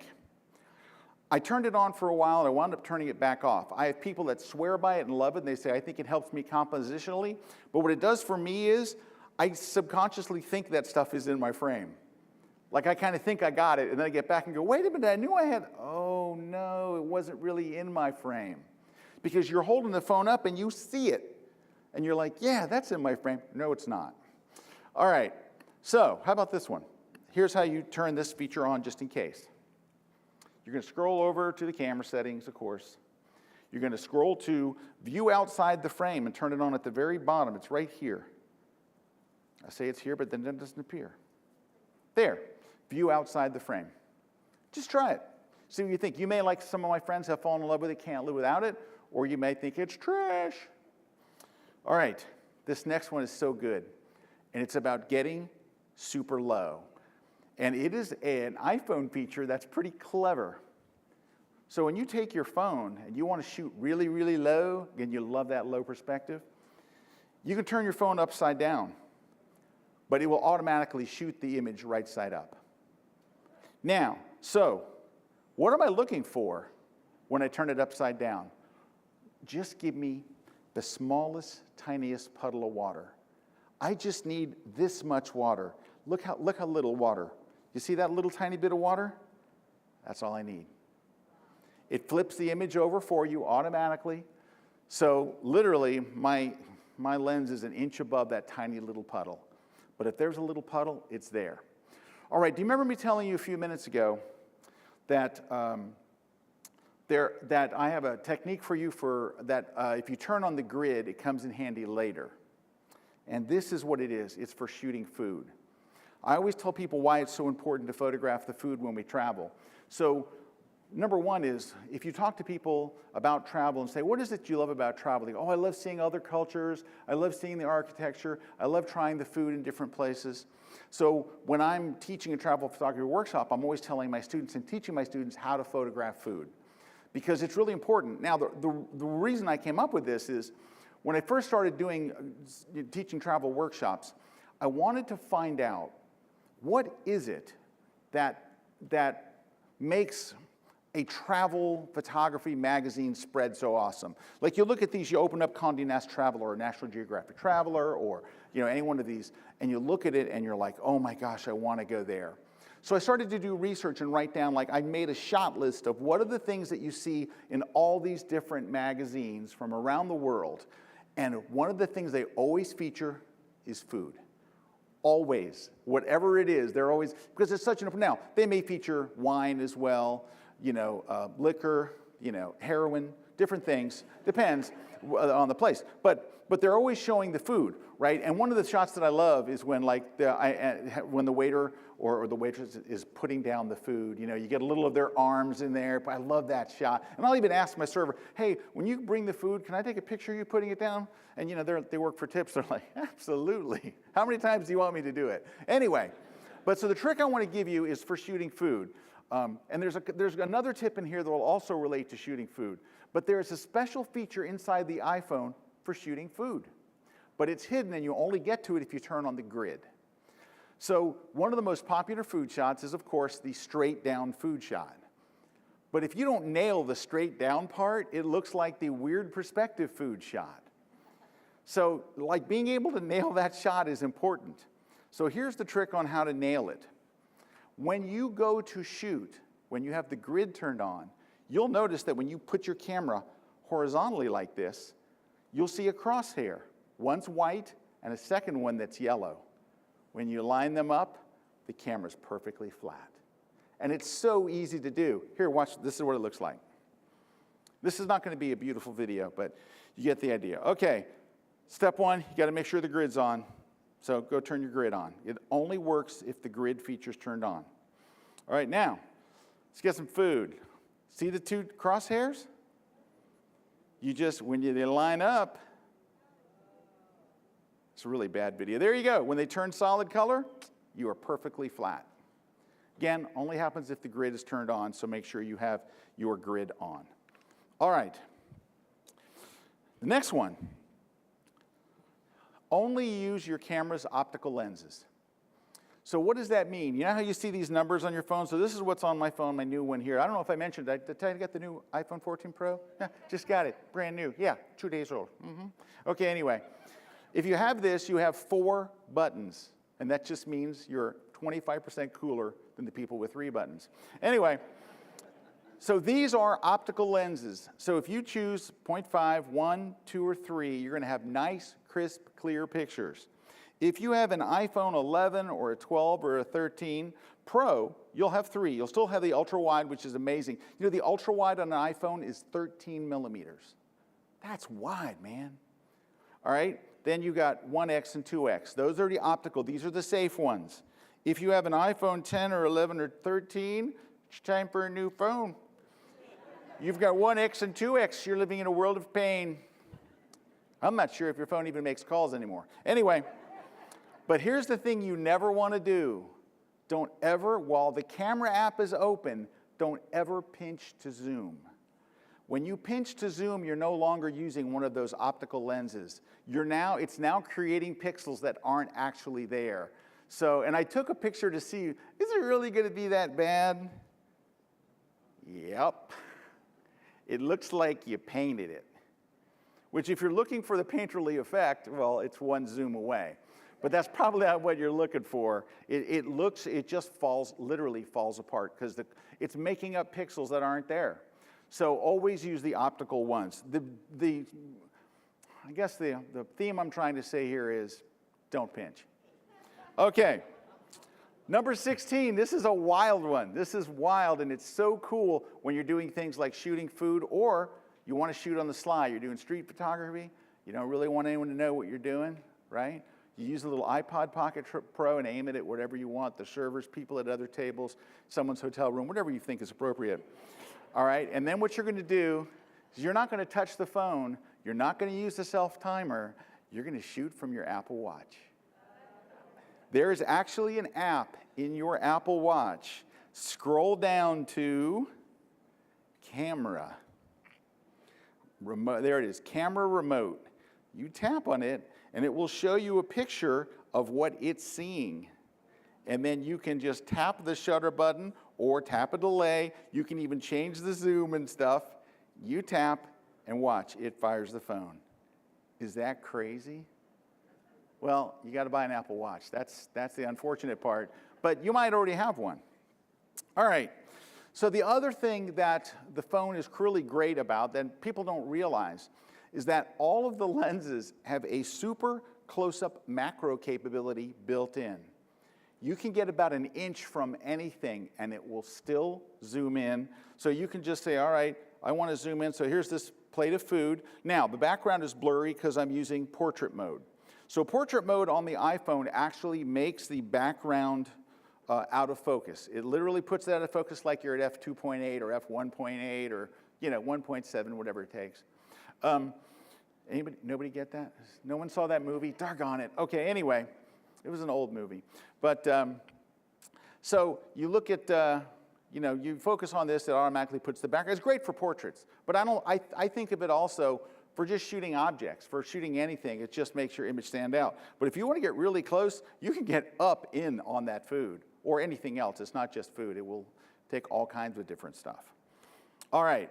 This next one's going to seem really obvious, but when I tell people this and they do it, I always get an email back saying, oh my gosh, my phone is shooting sharper shots than it's ever taken. So it is the secret to taking really sharp shots. Just clean your lens.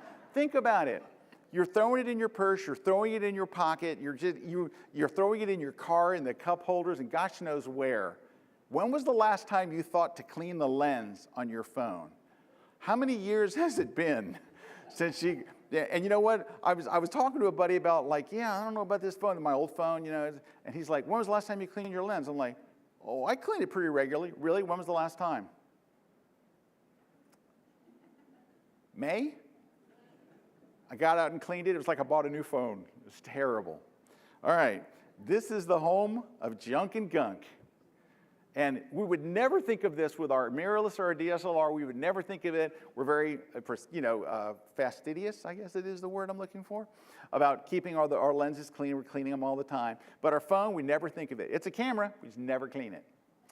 Clean it, and all of a sudden, now, where do you get a cleaning cloth? For $4.99, get the Sensei microfiber lens cleaning cloth. And this is, look, it's the #1 seller at B&H.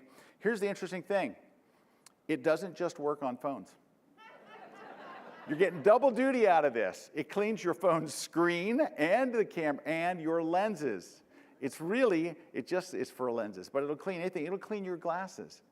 And I keep one with me all the time. In fact, I've got a cleaning cloth in my pocket because I always keep one with. This is not that one. This is one that came with my phone. Did I mention I got a new phone? I don't know if I said. Anyway, all right. So it seems like a silly one, but it's honestly a very important one. All right. Number 19, shooting in burst mode. So there is a burst mode that you don't even have to do anything to turn it on. It's ready to shoot multiple pictures. So this morning we're out on the whale watch and we were shooting and I was in the good boat. Anyway, there were two boats, so, you know, the one with the really good shooters. There's another boat as well. Anyway, I'm just kidding. I'm just kidding. For you folks watching at home, I'm not kidding. Okay. All right. So if you press and hold the volume up button, it'll shoot a burst. And it'll just keep shooting bursts. It'll go click, click, click, click, click, click, click, click, click. I mean, it'll shoot as many shots as you want to shoot. Now, how do you turn this on? You have to go turn it on. You have to go into the settings to the camera app. You know the routine. And go turn on the switch for use volume up. So it's not the volume down. So volume up or down will take the picture, click, click. But now when you turn this on, you hold volume up and it will shoot a burst. You know what's neat? If while you're doing it, because you can either hold the button on the phone or you can hold the top one, if you drag the shutter to the left, it'll tell you how many shots you've just taken. So you can see them, and it goes fast. It is shooting like, you know, I don't know, 10 frames, 12 frames a second. You start moving, it's like stop, stop. It takes a lot of photos. That's why you want to be careful about putting RAW on all the time. You'll shoot a gig of photos in 6 seconds. All right, we're down to the last tip of the day. Now, this tip is called how to shoot in manual mode. Because one of the things people will tell me is, well, I really can't use a camera phone. I shoot in manual, and it's my whole life. My life is based around shooting in manual, and I can't do it on a phone. But you actually can. All you have to do is use Lightroom's camera. So Lightroom has a Pro mode. It's set to automatic by default. You can just click on Pro and look. There's the exposure. Got a slider for it. Shutter speed, ISO. You can set your white balance manually. You can do the whole 9 yards and set all of your settings manually just by switching from automatic to Pro mode. And as soon as you do, you have all of those settings. All right. That is the actual 20 tips. Now, if you're like thinking to yourself, Scott, there's got to be more than 20 tips. By gosh, there's just a ton of them. And I shoved them in this book. You knew this was you knew I was going to mention it at the very end, for goodness sake. So I have this book called the iPhone Photography Book, and this is what I did in the book.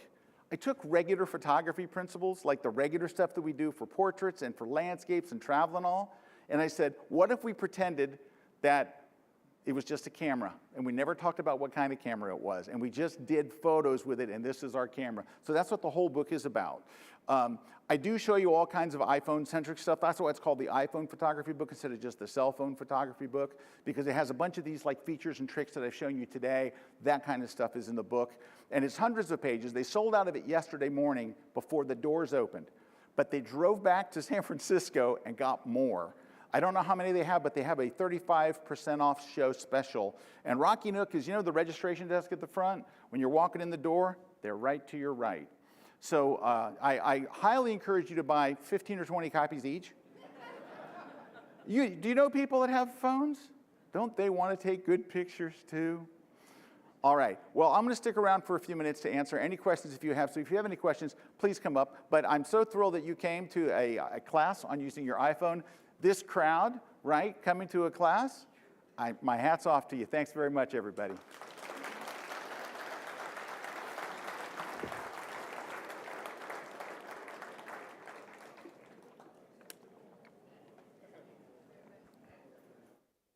Hi, sure. Mm-hmm. Yeah. You got to hit go on the video.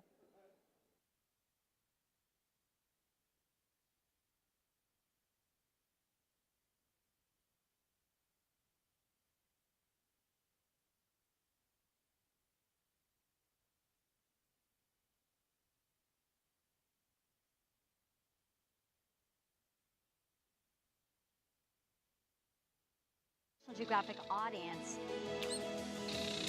to visit some of the most remote spots on the planet. Investigating the native plants, looking for endemic birds. Manta ray coming straight at us. Straight ahead of us now, you can see them. It was amazing. It was beautiful. sharp ridge lines and peaks that are so defining for these islands. People are going back to their history and finding ways to renew that. So those layers of history in a present day, are visible in the everyday lives of the people that we're meeting. I've never seen anything like it.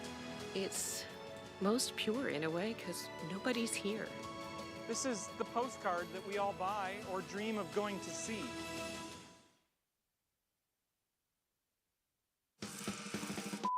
This is a brief history of B&H, everyone's favorite photo and video store. The year was 1973. The Mets went to the World Series. The first cell phone call was made. And Bleamy and Herman opened a specialty photography shop at 17 Warren Street, New York City. They had a simple philosophy. Be honest, treat people right, and they will come back. Thanks, Irving. Also, free candy. And it worked. Over the next 20 years, we expanded and moved to West 17th Street, then 34th Street and 9th Avenue, and added more products. Lighting, binoculars, telescopes, audio, video, tripods, computers, printers, mobile, televisions, projectors, drones, and even more free candy. Now it's 3 stories and over 400,000 products and over 1,000 employees. We take millions of orders online and ship to 179 countries and counting. You can talk to us in person, on the phone, B&H, how can I help you? or online.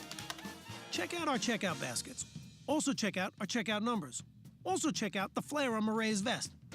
And everyone's favorite part, our conveyor belt. The benefit of the conveyor belt is you don't have to worry about the product or schlep it around anymore until checkout.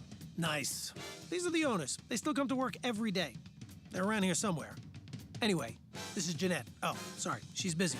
This is our warehouse. This is Yakov and Levy fighting over lighting kits. B&H is not a chain.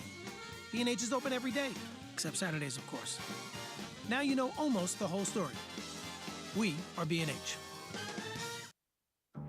Introducing the new Paybu credit card. You can save the tax or choose special financing for your purchases made on your Paybu credit card. So you want to save the tax on a camera, laptop, and drone? No problem. No need to wait for credits or cash back like other credit cards. The B&H Paybu card pays you back instantly.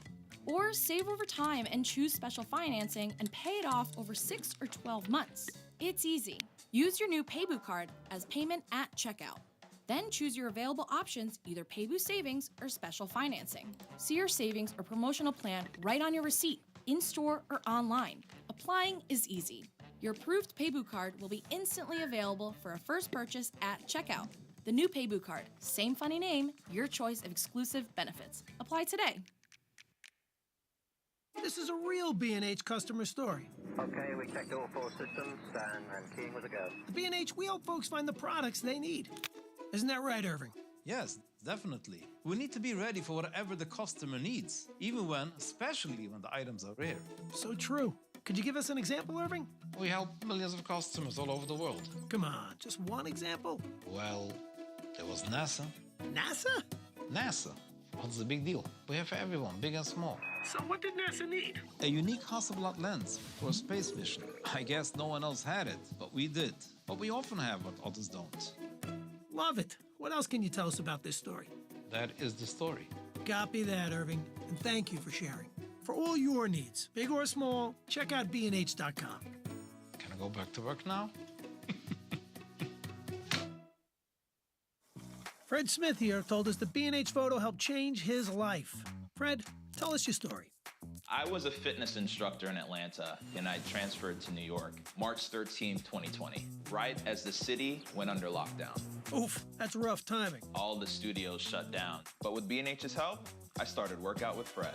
It's an online fitness platform with cycling classes and off-the-bike classes taught by me.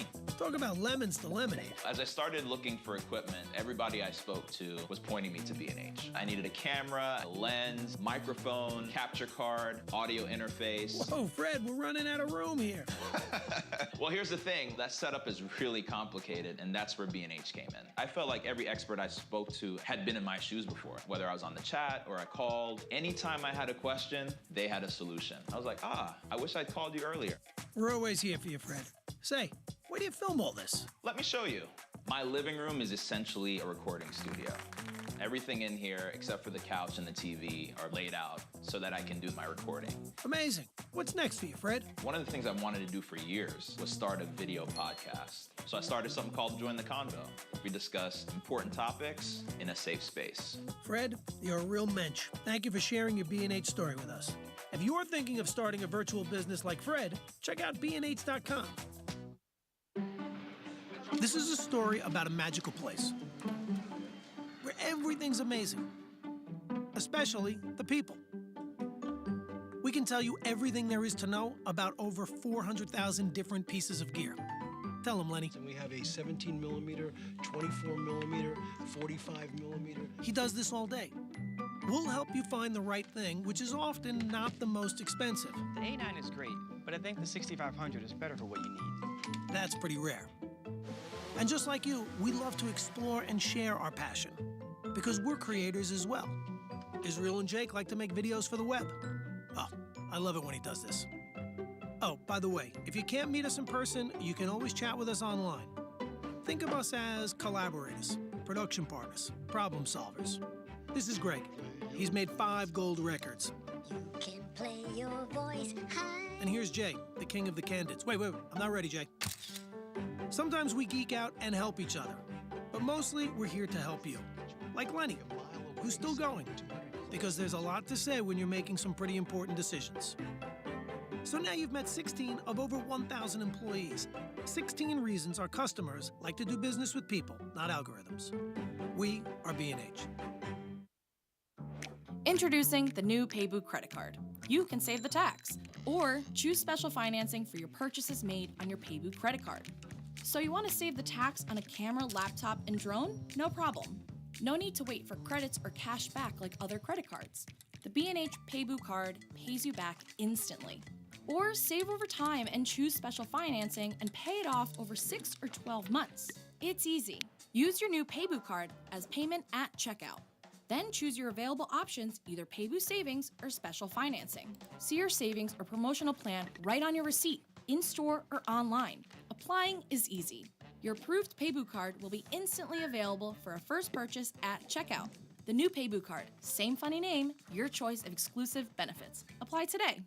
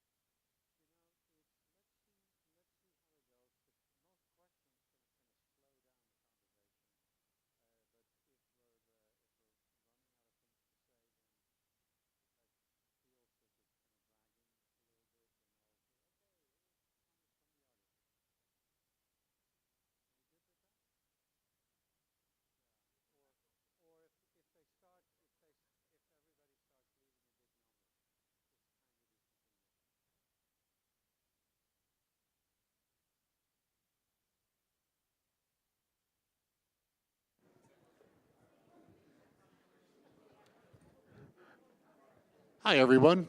All right, we're going to get our panel started momentarily. How to make an impact with photography and importance in photography. That's going to be starting in a couple of minutes. And it's going to be a blast. We've got Frans Lanting is going to moderate the panel. We're going to have Annie Griffiths, Flip Nicklin, and also Sapna Reddy. And then Sapna will be coming back and joining us at 3 o'clock for a presentation. So we're looking forward to that. That's going to be in a couple of minutes, so you want to take your seats and get ready. If anyone wants to meet Scott and get some book signs, Scott's going to be at the speaker meet and greet table He'll be there hanging out. And also, if you want to pick up one of his books, they're for sale from Rocky Nook Publishing, which is right next to the speaker meet and greet area. So stay tuned. We'll be back in a minute.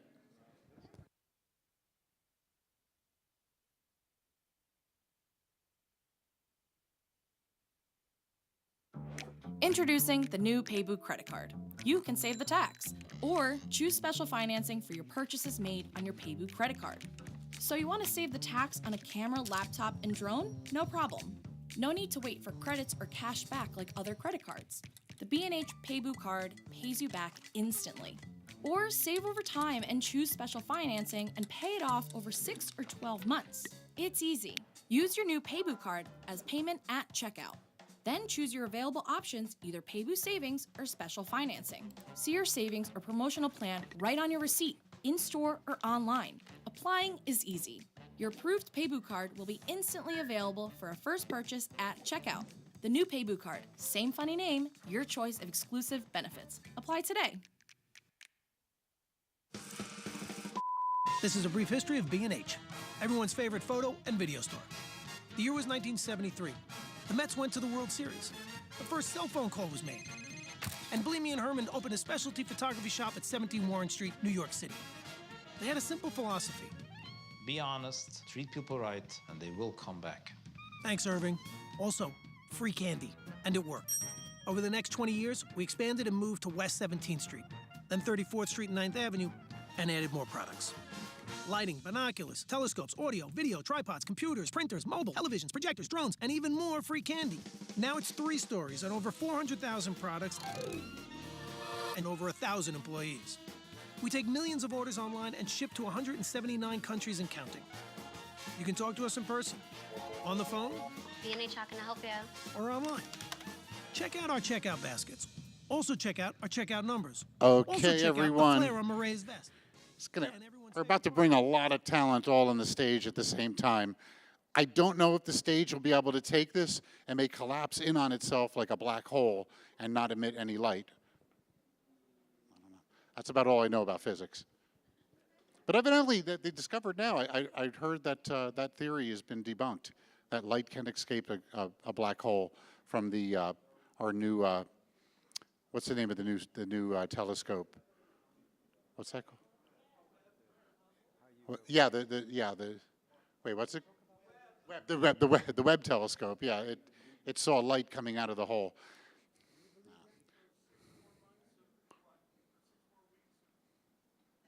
I don't know what that would. I don't know. Look, I saw Disney's Black Hole when I was a kid, and all I know is that you don't want to go in a black hole. Because everything I've learned about astronomy, I've learned from Disney. That's not true. I used to go to the Hayden Planetarium a lot. Okay, so we've got this killer panel. It's going to be run by Frans Lanting, day 1 keynote speaker. Everyone knows Frans because this room was completely packed on yesterday morning.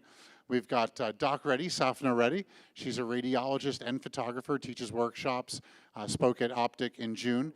She's an amazing photographer and really understands the science behind photography. We've got Annie Griffiths, who spoke this morning.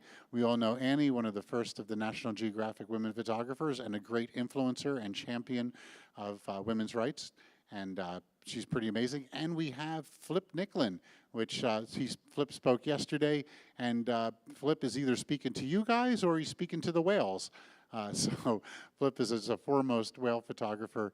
And this is going to be an interesting panel, and I'm really looking forward to it. So without further ado, can we have our panelists come on out?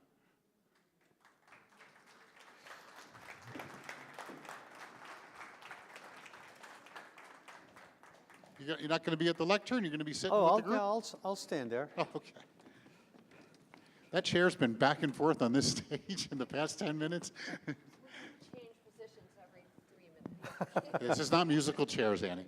And you're right. lobbed up, and you've got one. You know what? I'm gonna give you that one. There you go. Everyone's got their own mics.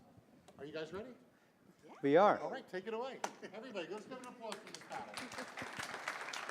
Thank you. It's my pleasure to join these 3 photographers and amazing human beings for a conversation about how we can make the world better one picture at a time. They each have their own backgrounds, and I'm going to ask them to explain a little bit more. But just for starters, so we know how much to tell you about their backgrounds, how many of you heard Annie speak earlier this morning? How many of you did not hear Annie speak? That's the question I should have asked. So Annie, you can repeat some things for reference to people who didn't hear you. How many of you did not hear Flip speak yesterday? So we can repeat some of the things as well. And Sapna, you haven't spoken here yet, right? So we definitely need to give you a chance to introduce yourself and where you fit into this panel. And did anyone see Frans speak? Who wasn't here yesterday when I spoke? One or two people. So without further ado, let me just kick this off. You're all photographers, right? Anyone not a photographer here? Okay, so we start from a common ground. You all have a lot of gear, right? And you're all motivated to do interesting things with your cameras, right? Now, what are you going to do with your pictures? I think that's the next step. And I addressed that a little bit in my talk yesterday morning, and I would like to continue on that theme, picking up on what Annie talked about. And we just had a conversation with Flip and Sapna and Annie, and we would like to share those experiences with you. How can you focus your work in a way that makes it more meaningful for yourself, but especially for others? Shall we start that way? Flip, should we start with you? Because sure. You've been photographing whales your whole life. In fact, it's a family tradition by now, because your father started that, and you told a very emotional story yesterday.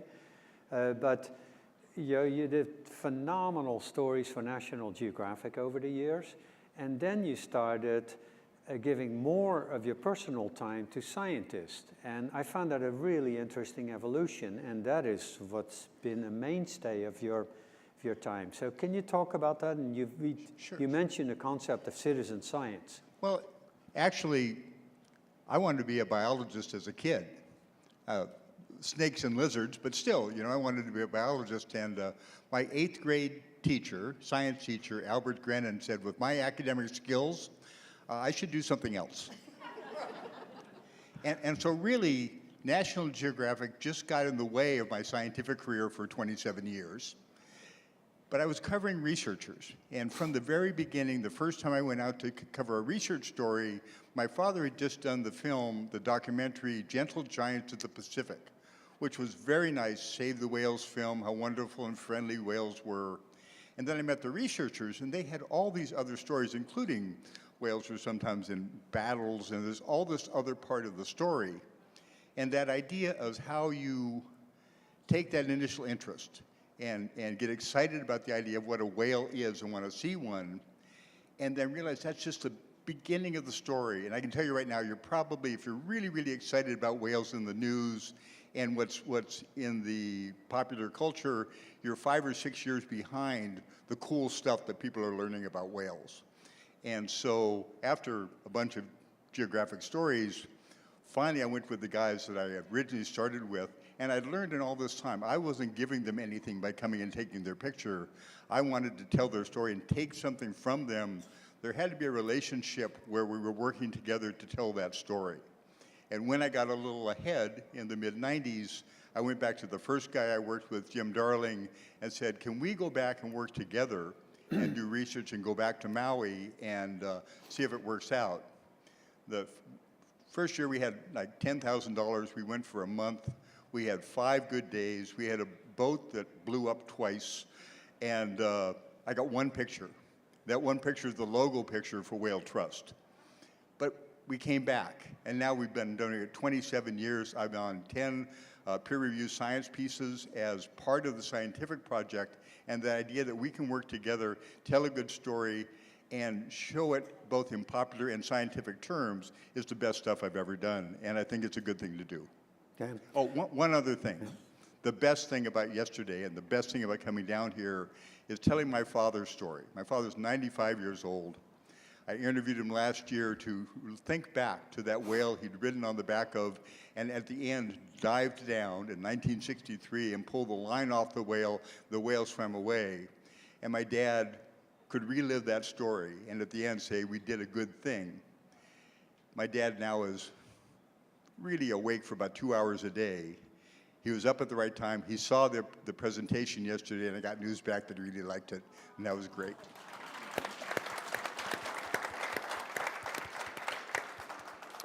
So Flip, let me pick up on what you just shared with us and see if we can connect that a bit more with people's circumstances here. Because offering your photographic talent to researchers who are working with interesting animals is a great opportunity. Now, if you knock on the door of a whale researcher, you might get some resistance there because everybody wants to photograph whales. There's permits involved and we don't want to get into that.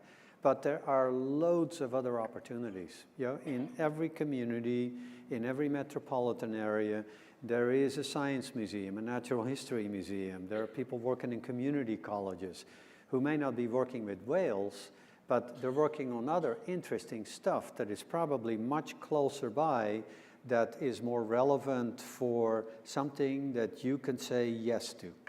And then, as Flip said, you build a relationship with someone and you have no idea where that may lead. Flip, what do you want to say? Yeah, thank you very much. And citizen science is all the people who would like to come and participate with us, we don't have the resources to do that. But there's a thing called Happy Whale, happywhale.com. And if you're out on a boat and you see a whale and you see it, get a picture of its tail, even a not a very good picture, you can send it into Happy Whale and they'll tell you where else that whale's been seen, what they know about that whale, and you will have started a relationship with research. Perfect. Sapna, you have a different story to share with people, right? What would you like people to know about your background and what you do with your photography? Okay. Since a lot of you may not have heard my previous talks, I hope I'm not boring you by repeating my story. I often feel like I repeat myself a lot here. I am a physician and a photographer, pursuing a dual career right now. I work part-time as a radiologist and part-time as a photographer and a workshop instructor. So when I was pursuing medicine, there were times when it got quite stressful during the training period. And often to escape that stress, I found myself in the outdoors, exploring, hiking, camping, doing a lot of outdoor activities, and gravitated gradually towards photography through that. The more time I spent in the hospital, the more I realized that the therapy that I was experiencing in the outdoors, being out in nature, was not really being reflected in what we were doing in the hospital. People come to the hospital to get healed. And you want to create an ambience of healing in the hospital. But what we were doing with the whitewashed walls and fluorescent lights was a very sterile, intimidating atmosphere. And, I thought, why don't we display images of nature on the walls? Why don't we create a more holistic environment for healing? We have so many advances for healing the human body, but how come we are creating an atmosphere of fear when it comes to the mind? So I took this idea to the hospital board and I suggested, the time I spend in nature is so therapeutic. Why don't we incorporate those images? So they said, okay, let's go ahead and start doing that. So I started with the hospital that I was working at, which was actually Kaiser Walnut Creek. And that's the first hospital that I started putting up the images on. This was back in 2011, 2012, and I had just started in photography at that time, definitely an amateur. And I liked the fact that they bought the idea. I liked the fact that they did an entire hospital with just my images. But the first week after the images went up, I was devastated because every mistake I had made in the photographs stared at me, now at an 8-foot size. So I was cringing every time I walked past the images, and I secretly hoped none of my photographer friends would ever come to that hospital. So as, we are perfectionists, right? So we look at the details. But in that week, I suddenly began to notice a change. I realized that others did not see the images the way I was seeing them. They just took the overall feeling from the image. They liked the fact that the walls were transformed. They liked having something nice to look at. The patients appreciated the fact that they could have a temporary escape from their anxiety while waiting for the doctor to come in or for some test results. The pictures were also played on TV screens. And then I realized even the staff enjoyed coming to the hospital now because it was something really nice to look at. So after about a month, I began to accept that it's okay to have pictures that may not be perfect as long as the result from them is good.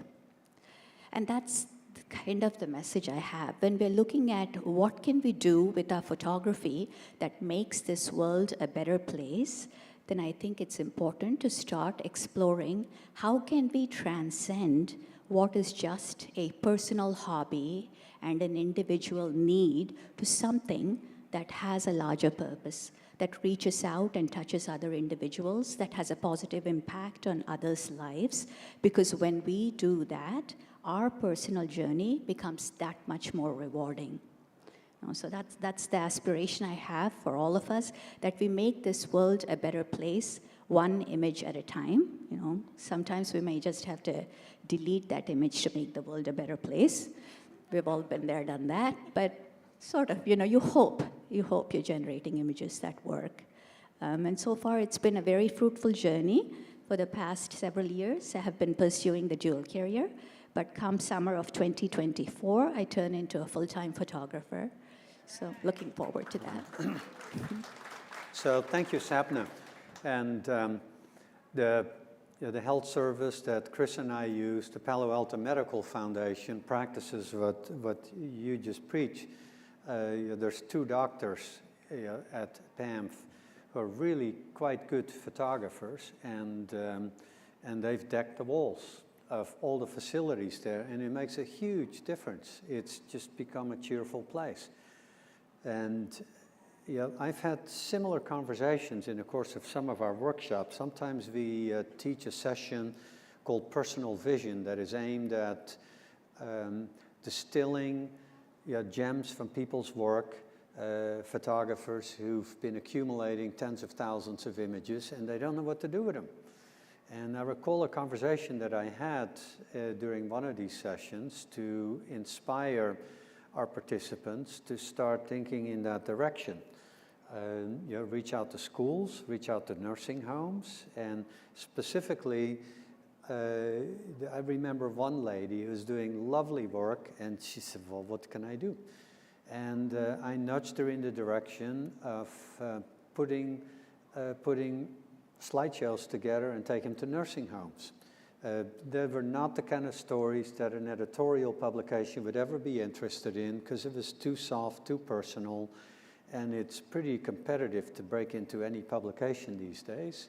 But there are so many people who are yearning for opportunities to connect with the outside world on the basis of photography. So think of what Sapna just shared with us and then take it the next step. Are there schools, are there nursing homes, are there other places where people can't get out as much, and what could you offer to them? And actually, if you think of it in those terms, those audiences could actually be a really good tryout for you to test a body of work, give it shape, get responses from the audiences before you take it to the next level. How about you, Annie? What would you like to share? Well, I just spoke earlier, so I don't want to repeat myself too much, but I do believe that most of you probably underestimate yourselves. Most of you probably, would love to publish in some way, certainly love to grow. And if you think about it sort of on a community level, you can start that now. I mean, the kinds of things that Sapna was talking about, Flip is working with scientists. I remember one of the first groups I worked with was Habitat for Humanity. Sometimes it can be just as simple as saying, I'd like to come and photograph what you do. Maybe you love cats and dogs. Maybe you want to work at a shelter and photograph cats and dogs that need a home. Maybe you, maybe you care very much about the environment, and so you look for a way or an organization that could really use a visual representation of what they're trying to either prevent or promote. There are just so many needy and wonderful outlets. And I think what usually happens is we throw a roadblock in front of ourselves. Oh, I can't do that because I'm not good enough, because I'm not experienced enough, because, and the truth is, remember that the work you do is needed and necessary. And if you've ever just walked into a building and seen one of your photographs on a wall, it's just as thrilling as seeing it in a museum or seeing it in a magazine or seeing it. It's better than online, really. So don't put roadblocks up, and instead try to look inside and go, what do I really love? What is it that I have to give?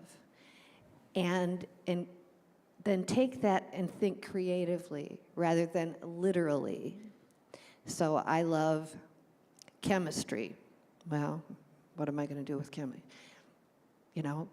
You can light up a chemistry lab with images. There are just so many things where you are needed.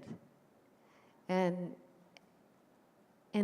that's when you leave kind of the private world of just, I love to go into the woods and photograph flowers or something, and you start thinking beyond yourself, and you honor your craft. And it gets you out the door, and then you grow and grow and grow. So that's what I believe. Flip, are you thinking to add on to anything that Sapna or Annie have said? Well, I was just thinking the idea of dealing with other people, and I think of when I worked in, for over 10 years in the Arctic, and we go for months at a time with a guide, trying to do a targeted picture, and if we went out for 60 days, you had 3 good days, and the rest of the time you were waiting for those 3 good days.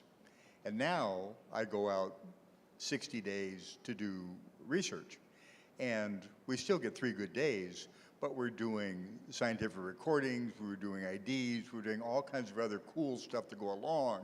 And when those 3 good days come along, you still take the pictures, but you're doing a lot more, and you're working with spreading the word to a lot more people.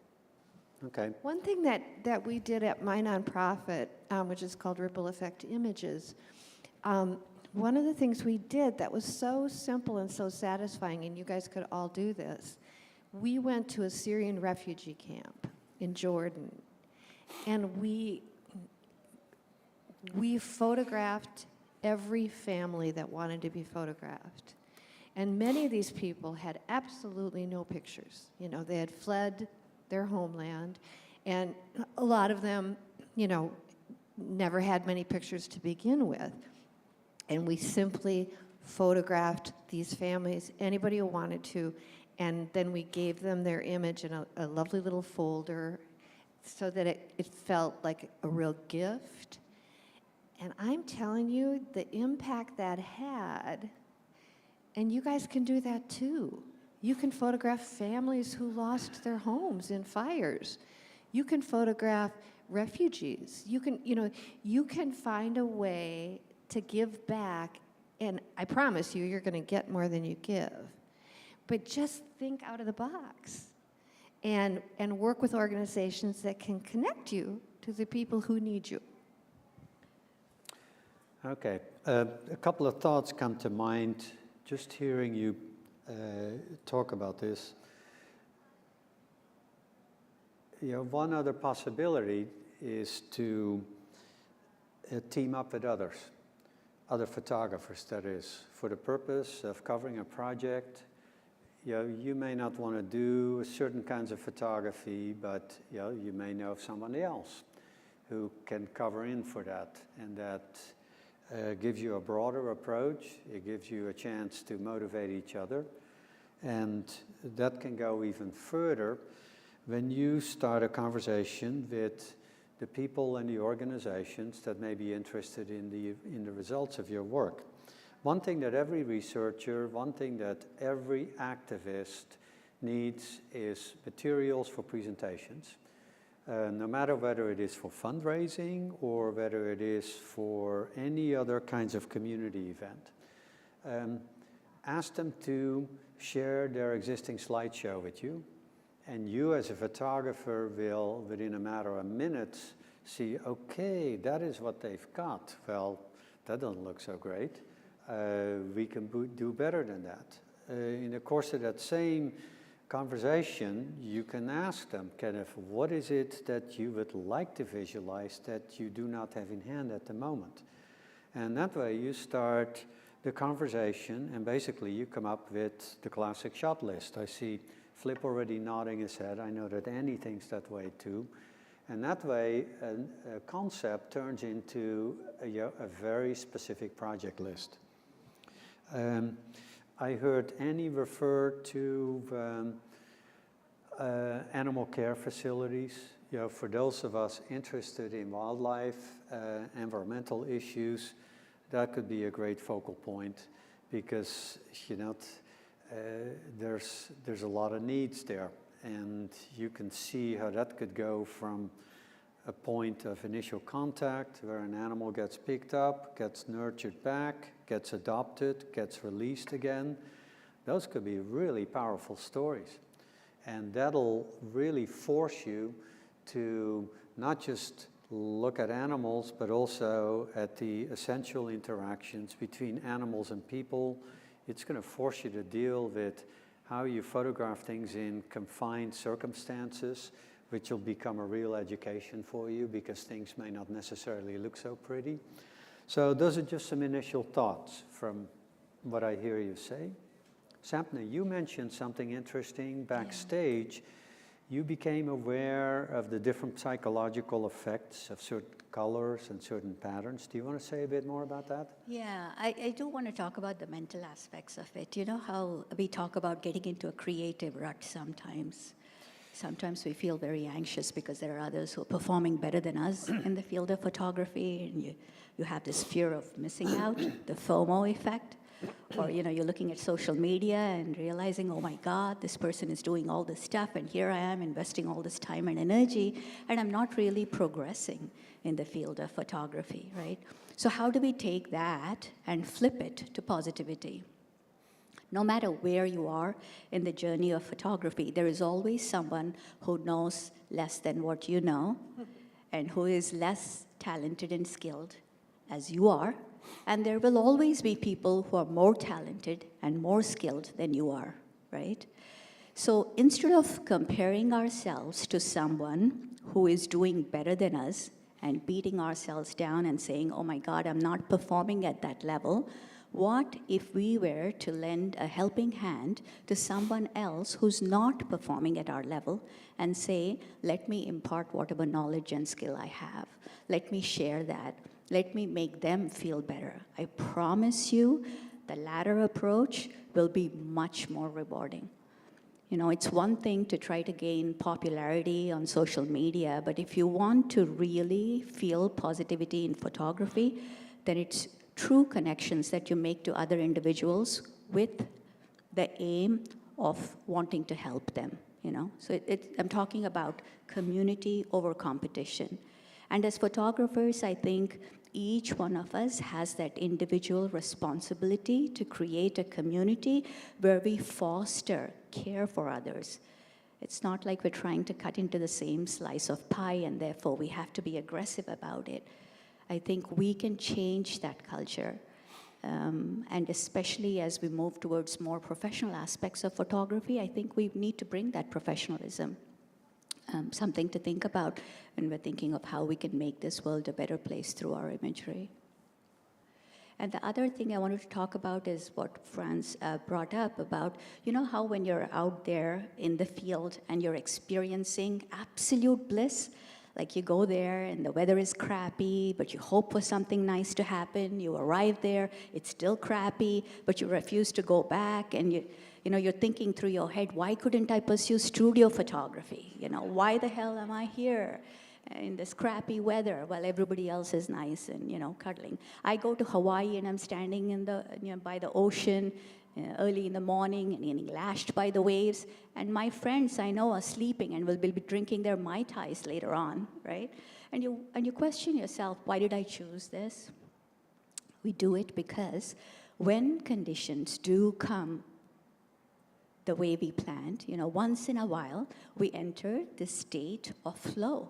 We find absolute bliss when all our expectations are rewarded. It doesn't happen all the time, but when it does, it is so deeply rewarding that we become addicted to that state of bliss. It's called finding the flow, right? We practice meditation specifically to achieve moments of bliss where we find flow.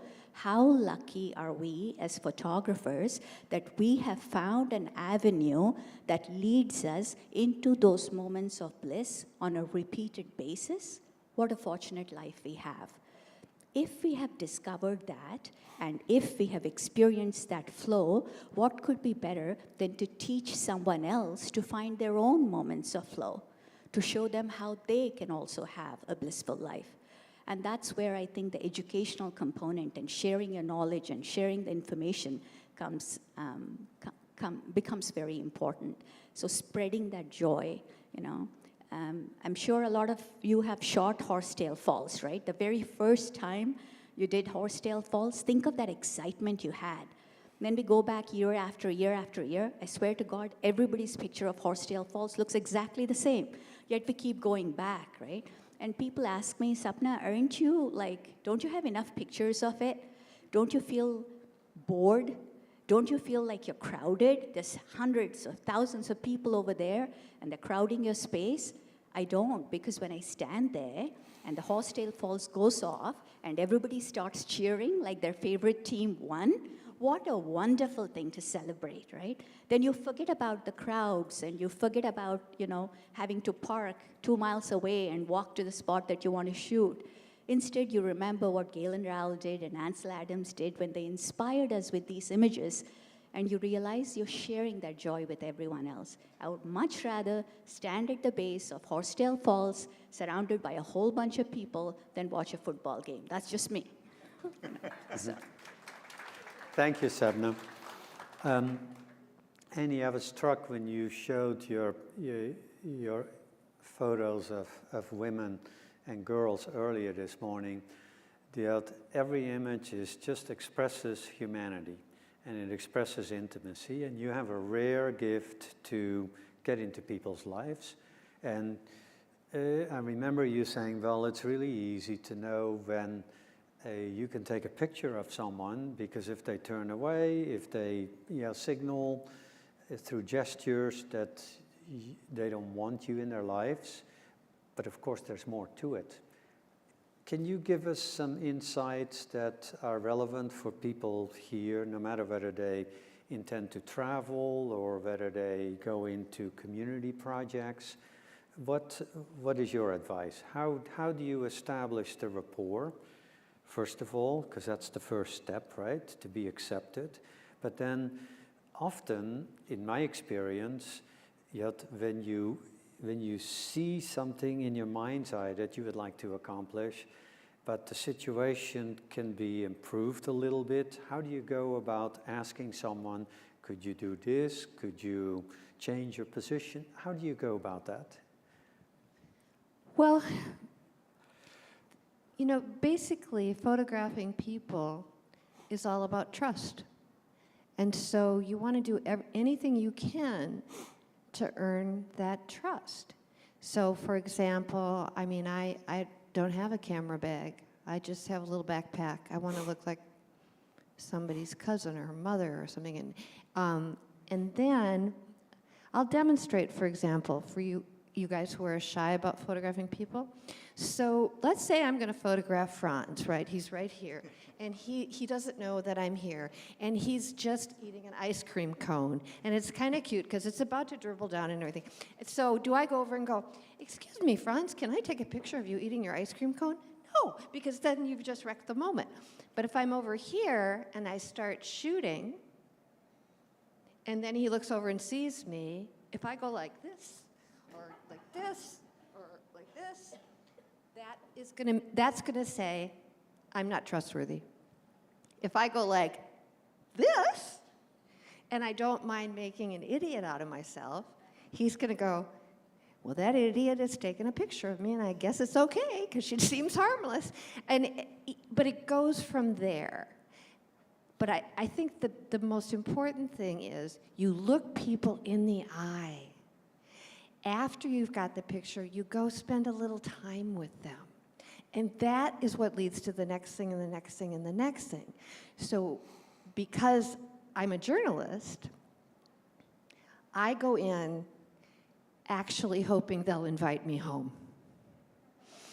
You know, you guys want to get a real photograph, but I want to go deeper because I'm telling a story. So in many situations, my hope is that we'll become pals, and I'll learn about him, and he'll learn about me, and even if we don't have language, we'll go, oh, great jacket, you know, love your earrings. Anything that does a personal connection, it's really fun. You know, and you realize that most people aren't used to having anybody pay attention to them. So at first they might be a little shy or awkward, but pretty soon they're like, this is pretty fun. And you'll be the same way. So it's that, and then the other thing I would say is, it's so tempting to go to the place everybody else goes to and to tell the story everybody else tells. But what is really satisfying is to find the stories that need to be told and that everybody isn't covering, and that you can find access to people, real people, who matter. So does that answer your question? Okay. It does.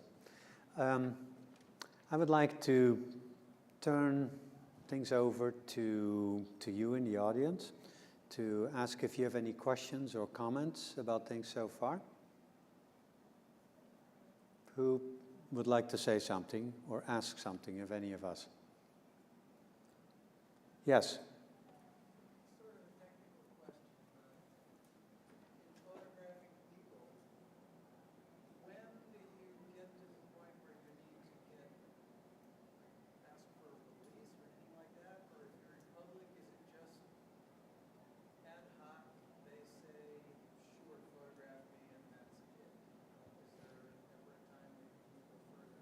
Well, the question is, if you couldn't hear, when do you need to get permission or a release or something like that? The truth is, you know, certain publications would like you to have a release for everyone, including your children, you know, because someday, maybe, possibly. I rarely get releases. I form a relationship, and I make darn sure that my images are never used to embarrass them, hurt them. I mean, that's what the basis of a lawsuit, or that they're not used in an ad campaign. Then you do need a release, you know, and you need to compensate people. But it's really not a big issue, for me at least. And I don't want them to think that actually I've invested this time because I want to make money off of you. Yeah. I would like to, thanks for that question, because I know more photographers are concerned about that. I think the first threshold is if you think you're doing this just for your own private use, no worries. You know, the last thing you should do when you enter into somebody's personal space is to pull out a legal agreement, because that doesn't create trust, right? So the second threshold is use for educational purposes, and that is really what most of Annie's work is all about. And if you add in the caveats about making sure that people are represented in a way that is trustworthy, honorable, etc., you're not going to run into problems. The big threshold, the big trigger is commercial applications. You know, that is where, if you give the images to third parties, where there's a financial exchange, that is where you need to be very, very careful. Yeah? Any other questions, comments? Yes? How do you handle people stealing your images?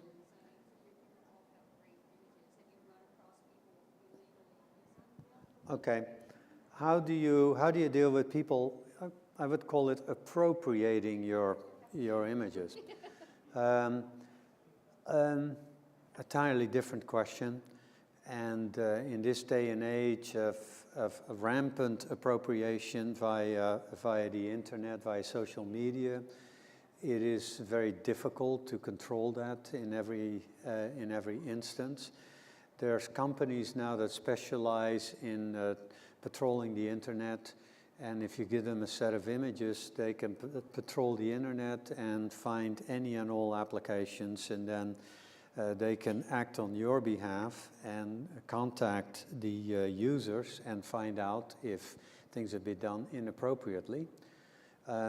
And ultimately that could lead to, to legal fees and so on. I think for most people sitting here, it leads you down a rabbit hole.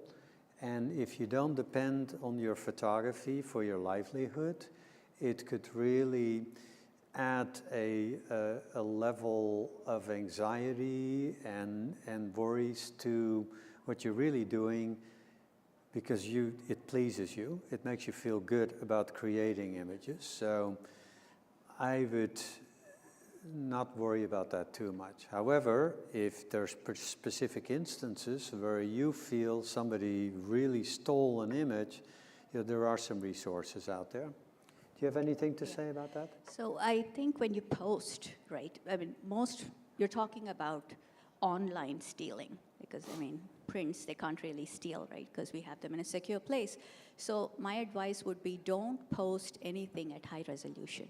You really don't, because whether it's Flickr or Facebook or wherever it is that you're posting, anyway, that algorithm is going to make your images look only so good, right? It's crappy, the resolution. So don't ever be out there on social media or any kind of online platform with high resolution images. 1080 is all you should be posting. I posted 2000, even that I think is overkill.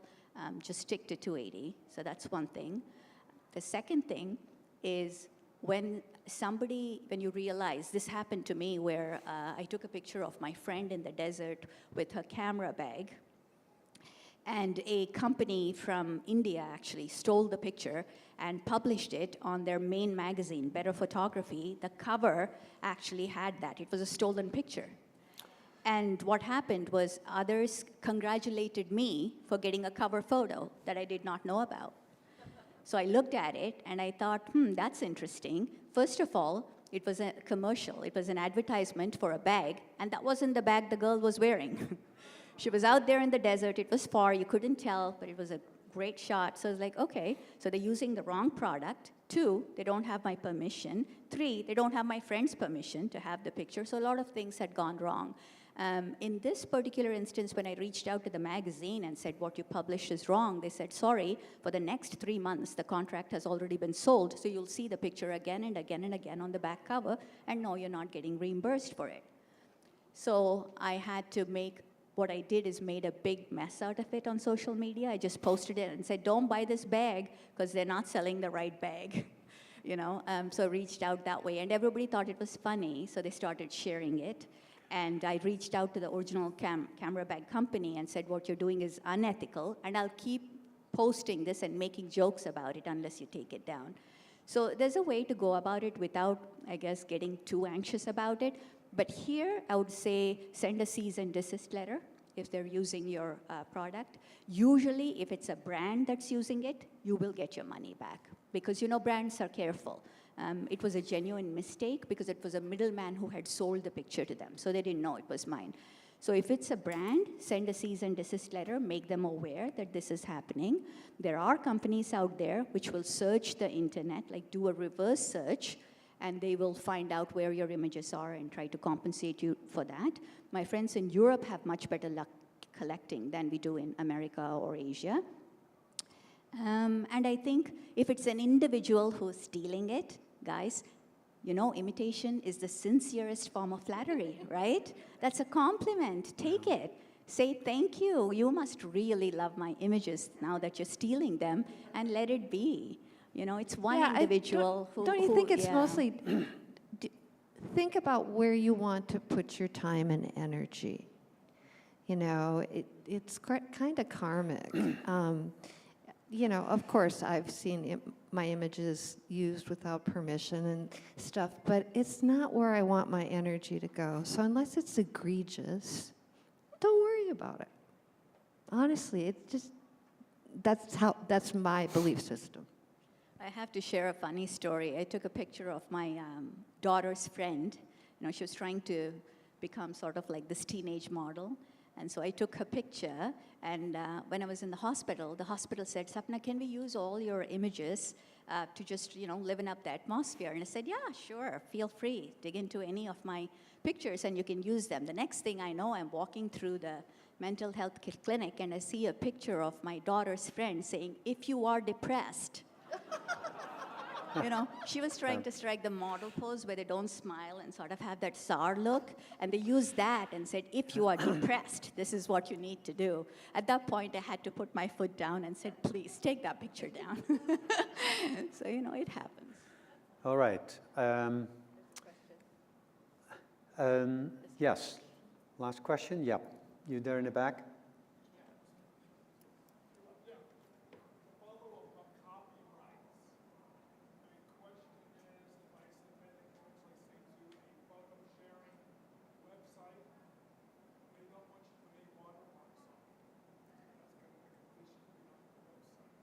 Okay, I believe I understood the question. If you share an image from a photo sharing website and they don't want you to put your watermark on the image, what do you do?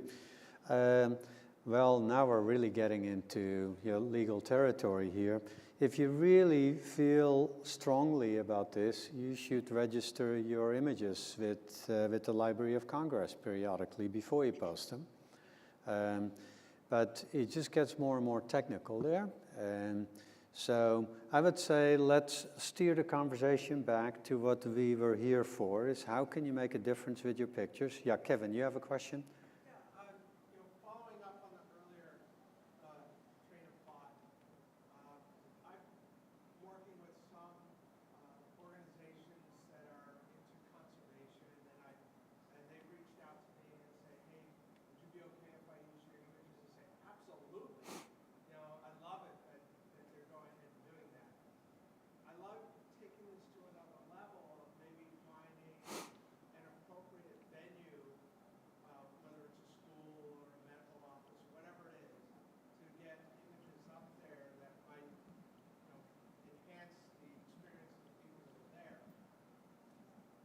From your experience, if you do that, do they usually have a problem paying for these? Do they ask for somebody to come up with some funding to do that? Like, how do you help that become a full project?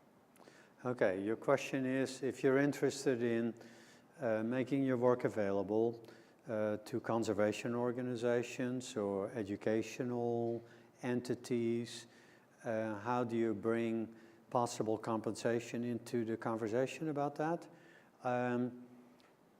The budgets of most of the entities that you might be interested in supporting are really limited.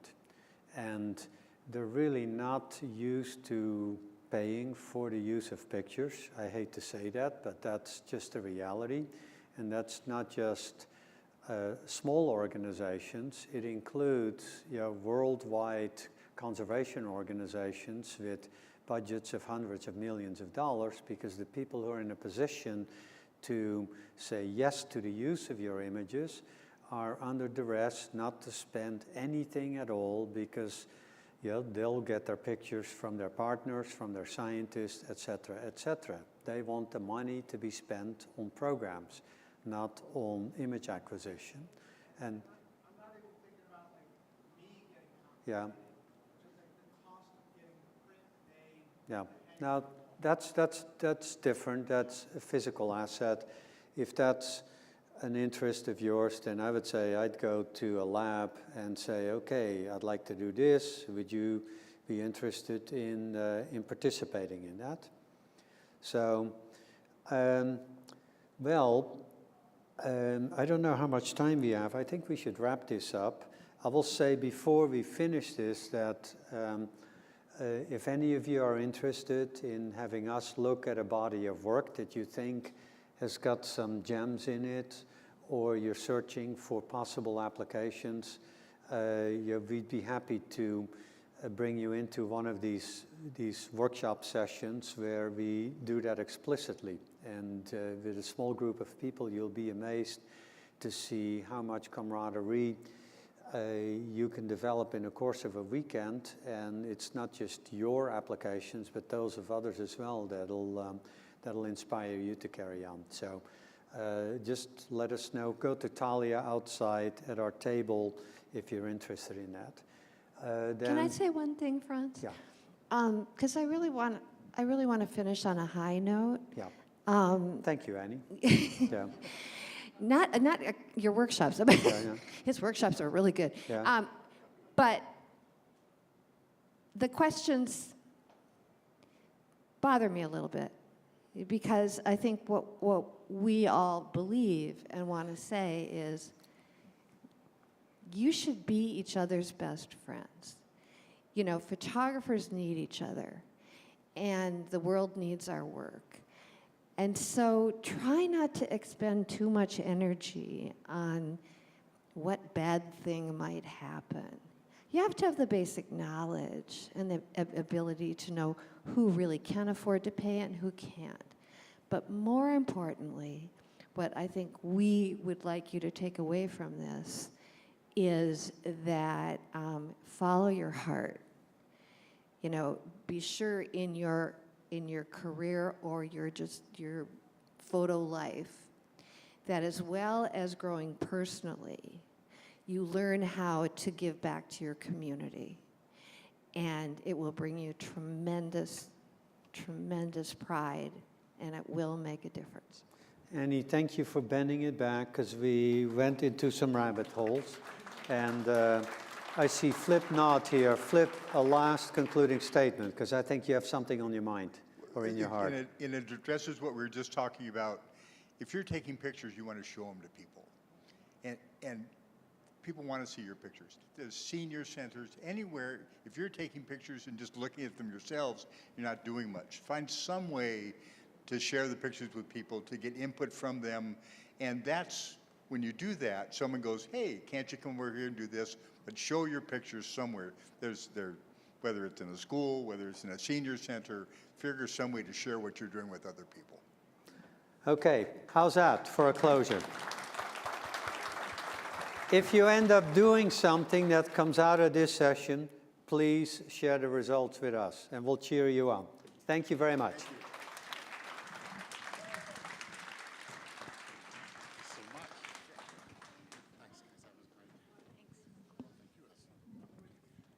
Thank you so much. Thanks. Okay, that was pretty awesome. Let's give one more round of applause for these guys.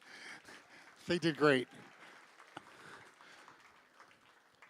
Okay, so we're going to be breaking for lunch, and we're going to be back at 2 o'clock with Kristi Odom, who, make sure you're here. She has an amazing presentation with some work that's going to curl your eyebrows. I'm sorry, that's going to be at 2 o'clock. Wait, it's 1:30. This time change, yeah, 2 o'clock. 2 o'clock, 2 o'clock she'll be back. And then at 3 o'clock, Sapna Reddy will be back on stage talking about how to monetize this amazing thing that we call photography. Okay, folks, see you, have a great lunch, and we'll see you a little bit. Also, hey, everyone, enter your photo into the contest, the OPTIC contest. Have them printed out. The last call for the contest, I believe, is at 3 o'clock. So have them printed out and entered. There's not so many people in the contest, which means your chances are very good.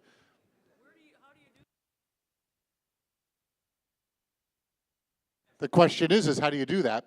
So you go have your print made at either Epson or Canon. We'll print it out.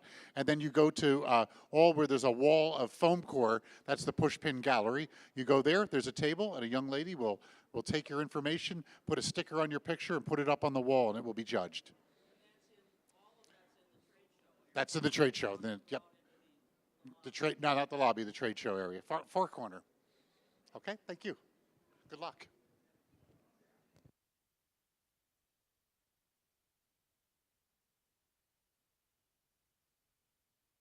Baskets. Also check out our checkout numbers. Also check out the flare on Marae's vest. And everyone's favorite part, our conveyor belt. The benefit of the conveyor belt is you don't have to worry about the product or schlep it around anymore until checkout. Nice. These are the owners. They still come to work every day. They're around here somewhere. Anyway, this is Jeanette. Oh, sorry, she's busy. This is our warehouse. This is Yakov and Levy fighting over lighting kits. B&H is not a chain. B&H is open every day, except Saturdays, of course. Now you know almost the whole story. We are B&H.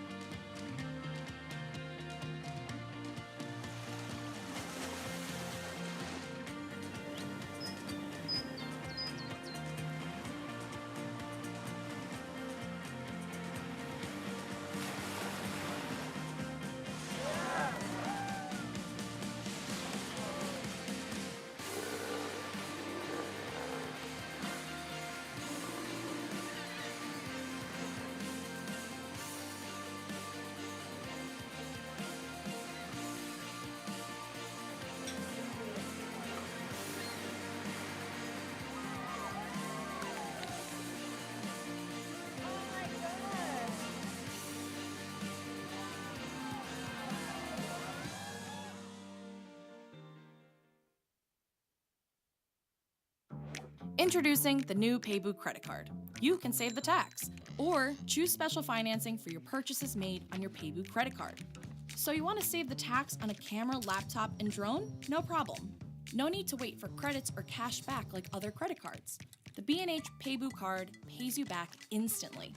Or save over time and choose special financing and pay it off over 6 or 12 months. It's easy.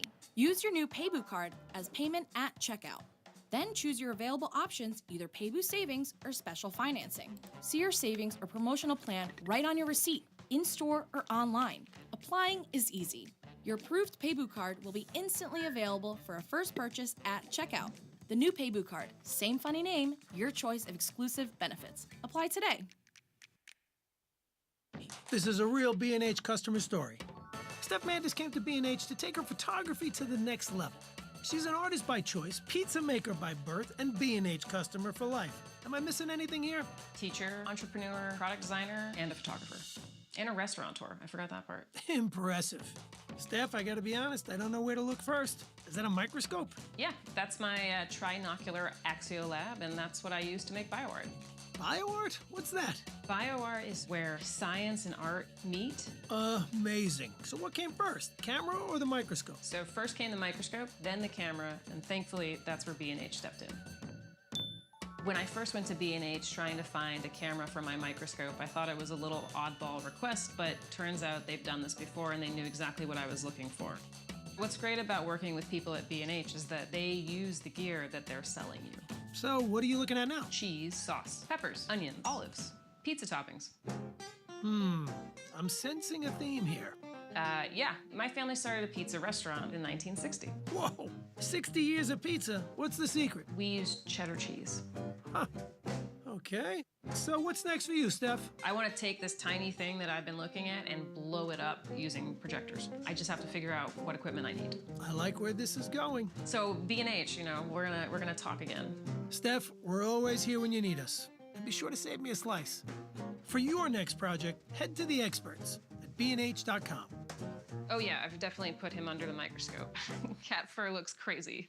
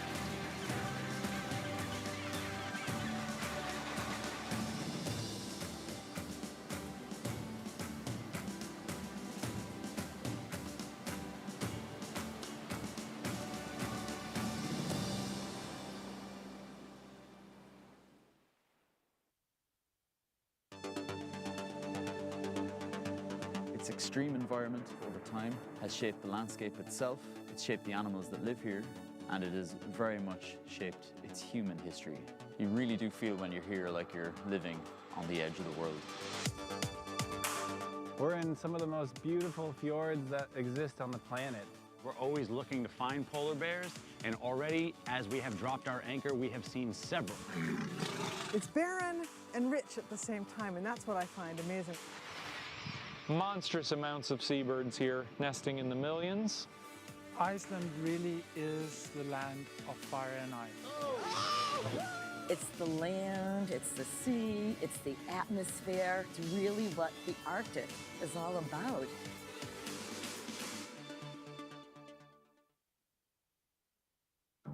Introducing the new Paybu credit card. You can save the tax or choose special financing for your purchases made on your Paybu credit card. So you want to save the tax on a camera, laptop, and drone? No problem. No need to wait for credits or cash back like other credit cards.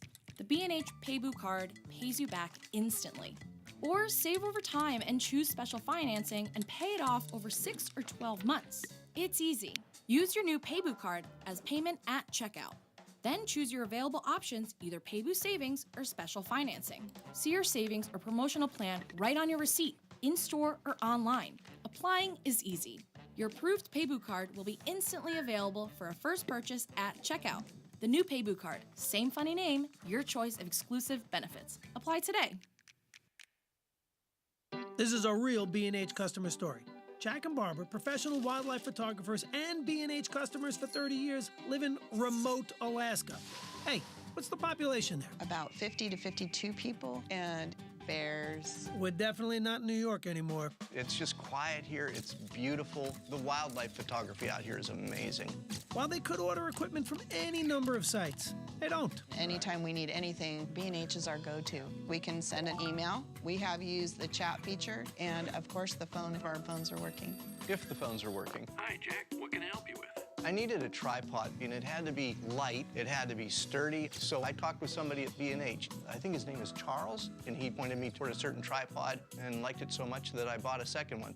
Nice one, Charles. When it comes to getting gear, things were shipped quickly, packed well, made it through the harrowing journey, going from plane to smaller plane to somebody's hand, thrown to somebody else, put in the back of a truck, and arrives unscathed. That's quite the schlep. It must be incredible when it gets there. Oh, it's like Christmas. I mean, honestly, it's better than Christmas. Yeah, it's my birthday. B&H has everything that we need. I mean, when have we ever looked for something and it wasn't available? Well, there was bananas. Yeah, right. Bananas indeed. Wherever you live, B&H is ready to help. Chat, email, and if your phones are working, give us a call. Our voyage together explores where the desert meets the sea. This whole set of mangroves right here is a roosting area and a nesting area for magnificent frigates. Wow, how cool to be back here. Today we traveled north through Hull Canal, which is an incredibly narrow channel. Here's a place we have the opportunity to see moms and calves, some of them just a few weeks old. It's a fantastically warm and wonderful day here in Baja, and we're seeing incredible behavior from these gray whales.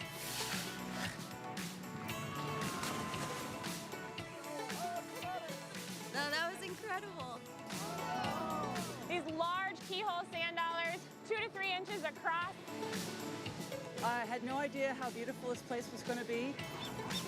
It's really quite unimaginable until you've been here.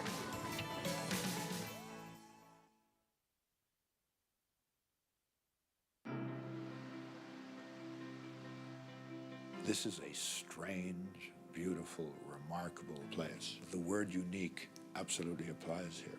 There are so many creatures that exist nowhere else on Earth. In the middle of the equator, isolated from the rest of the world, here animals don't show concern to the observers. It's something that you will never forget. We're with the giant tortoises, and we're walking through their natural home. My inner child is just like, yes!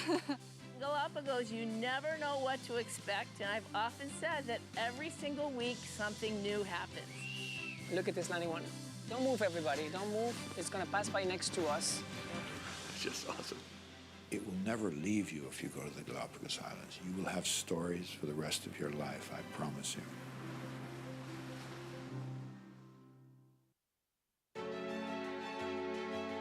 As a photographer who works with National Geographic, it's such a privilege and an honor to be able to bring the National Geographic audience to visit some of the most remote spots on the planet. Investigating the native plants, looking for endemic birds. Manta ray coming straight at us. Straight ahead of us now, you can see them. It was amazing. It was beautiful. Sharp ridgelines and peaks that are so defining for these islands. People are going back to their history and finding ways to renew that. So those layers of history in a present day, are visible in the everyday lives of the people that we're meeting. I've never seen anything like it.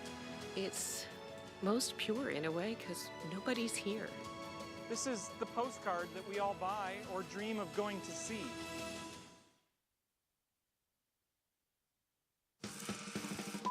This is a brief history of B&H, everyone's favorite photo and video store. The year was 1973. The Mets went to the World Series. The first cell phone call was made.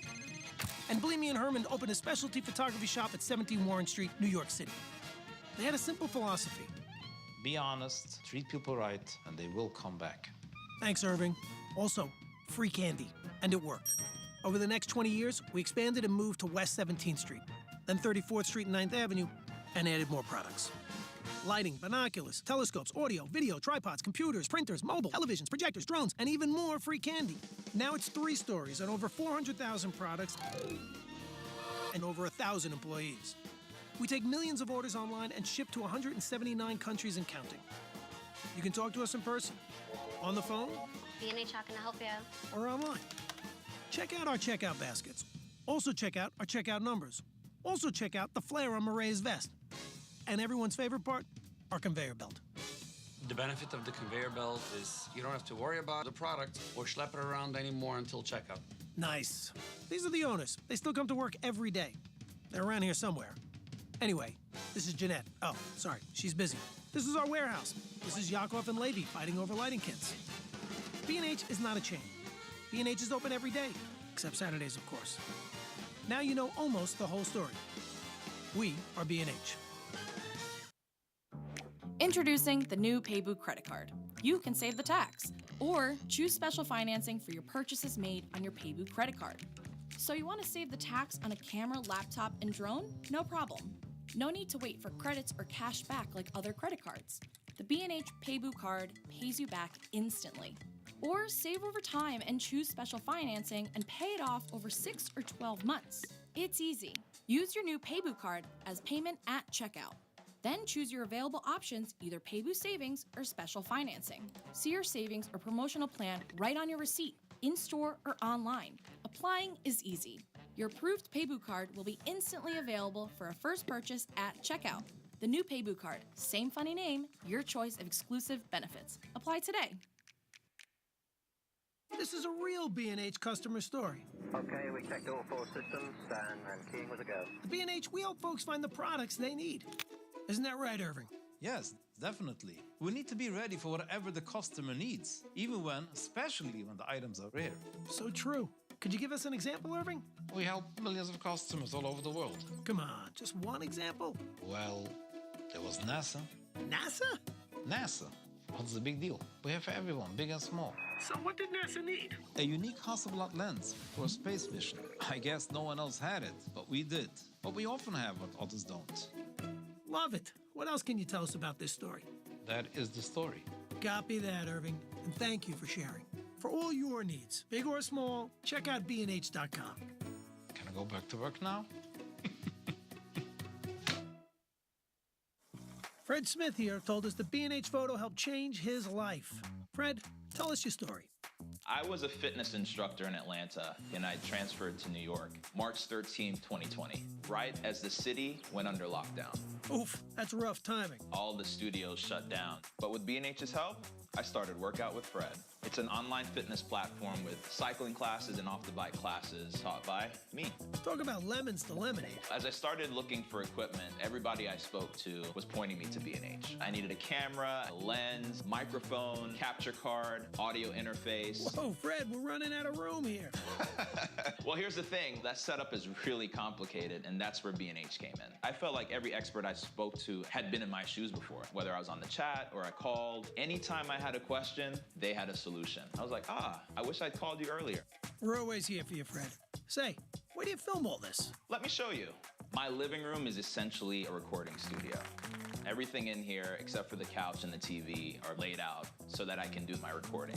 Amazing. What's next for you, Fred? One of the things I wanted to do for years was start a video podcast. So I started something called Join the Convo. We discuss important topics in a safe space. Fred, you're a real mensch. Thank you for sharing your B&H story with us. If you're thinking of starting a virtual business like Fred, check out B&H.com. This is a story about a magical place where everything's amazing, especially the people. We can tell you everything there is to know about over 400,000 different pieces of gear. Tell them, Lenny. And we have a 17 millimeter, 24 millimeter, 45 millimeter. He does this all day. We'll help you find the right thing, which is often not the most expensive. The A9 is great, but I think the 6500 is better for what you need. That's pretty rare. And just like you, we love to explore and share our passion because we're creators as well. Israel and Jake like to make videos for the web. Oh, I love it when he does this. Oh, by the way, if you can't meet us in person, you can always chat with us online. Think of us as collaborators, production partners, problem solvers. This is Greg. He's made 5 gold records. You can play your voice high. And here's Jay, the king of the candids. Wait, I'm not ready, Jay. Sometimes we geek out and help each other, but mostly we're here to help you. Like Lenny, who's still going, because there's a lot to say when you're making some pretty important decisions. So now you've met 16 of over 1,000 employees. 16 reasons our customers like to do business with people, not algorithms. We are B&H. Introducing the new Paybu credit card. You can save the tax or choose special financing for your purchases made on your Paybu credit card. So you want to save the tax on a camera, laptop, and drone? No problem. No need to wait for credits or cash back like other credit cards. The B&H Paybu card pays you back instantly. Or save over time and choose special financing and pay it off over 6 or 12 months. It's easy. Use your new Paybu card as payment at checkout. Then choose your available options, either Paybu Savings or Special Financing. See your savings or promotional plan right on your receipt, in-store or online. Applying is easy. Your approved Paybu card will be instantly available for a first purchase at checkout. The new Paybu card, same funny name, your choice of exclusive.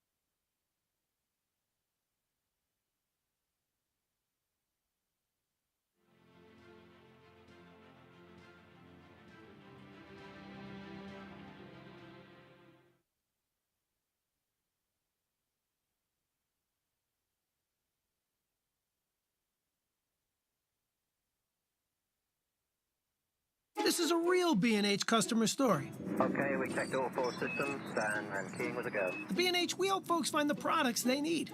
Isn't that right, Irving? Yes, definitely. We need to be ready for whatever the customer needs, especially when the items are rare. So true. Could you give us an example, Irving? We help millions of customers all over the world. Come on, just one example. Well, there was NASA. NASA? NASA. What's the big deal? We have for everyone, big and small. So what did NASA need? A unique Hasselblad lens for space vision. I guess no one else had it, but we did. But we often have what others don't. Love it. What else can you tell us about this story? That is the story. Copy that, Irving. And thank you for sharing. For all your needs, big or small, check out B&H.com. Can I go back to work now?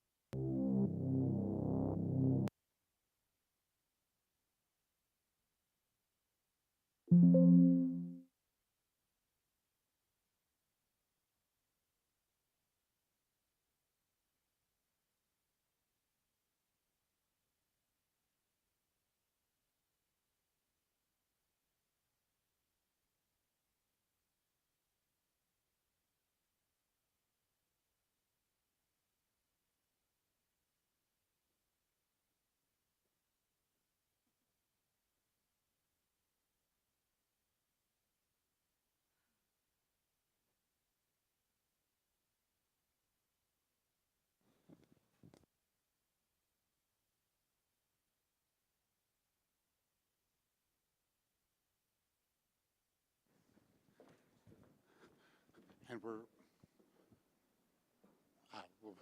good.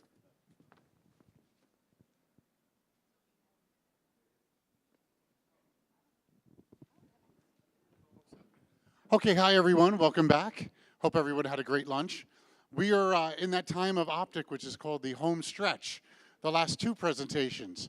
So as a matter of fact, you're all gonna giggle, but I think you're gonna have an opportunity to stretch at a certain point of this next presentation.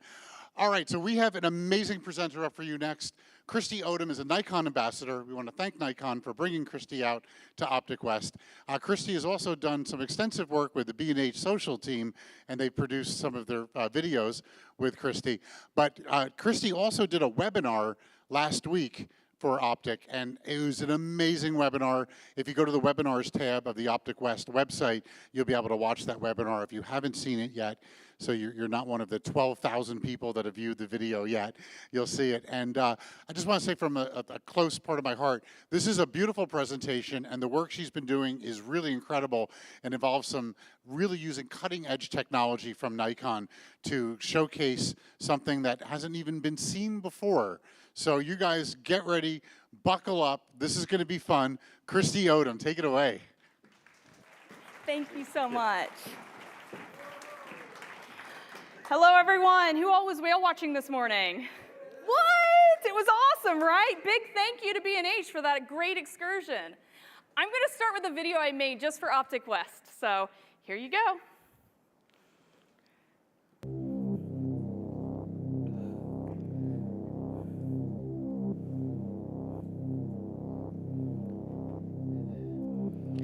There are moments that connect us. When we feel connected, we want to make change. We fight for what we love.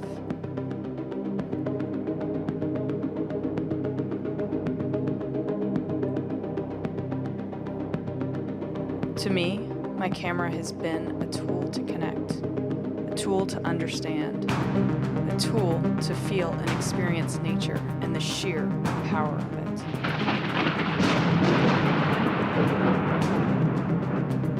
To celebrate the beauty of life. Hi, I'm Kristi Odom. I'm a wildlife photographer and filmmaker based in Longmont, Colorado. I'm a Nikon ambassador. I'm an associate fellow of the International League of Conservation Photographers. The camera is not only my weapon for change, but the bridge that creates my passion.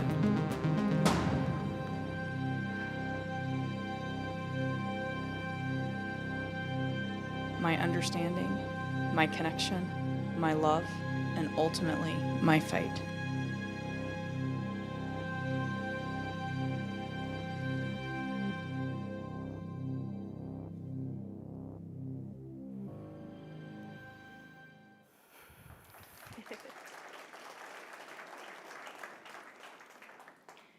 The first time I felt the emotions of an animal, it was at my very home with Choco Taco Pants.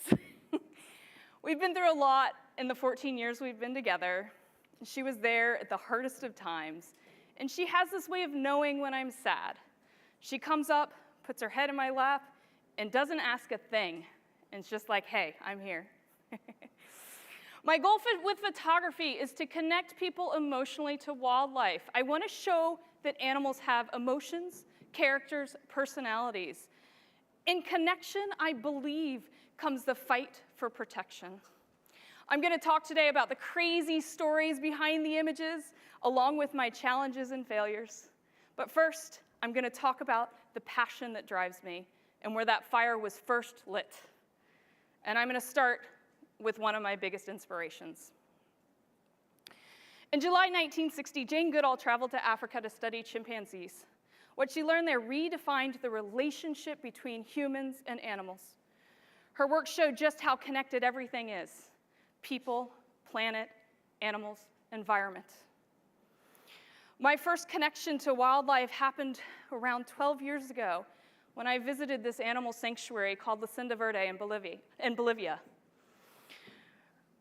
This little guy, this little spider monkey, this is not the spider monkey's mother, but there was this love, compassion, and feeling. I had no idea what went into animal trafficking and the trauma that animals go through.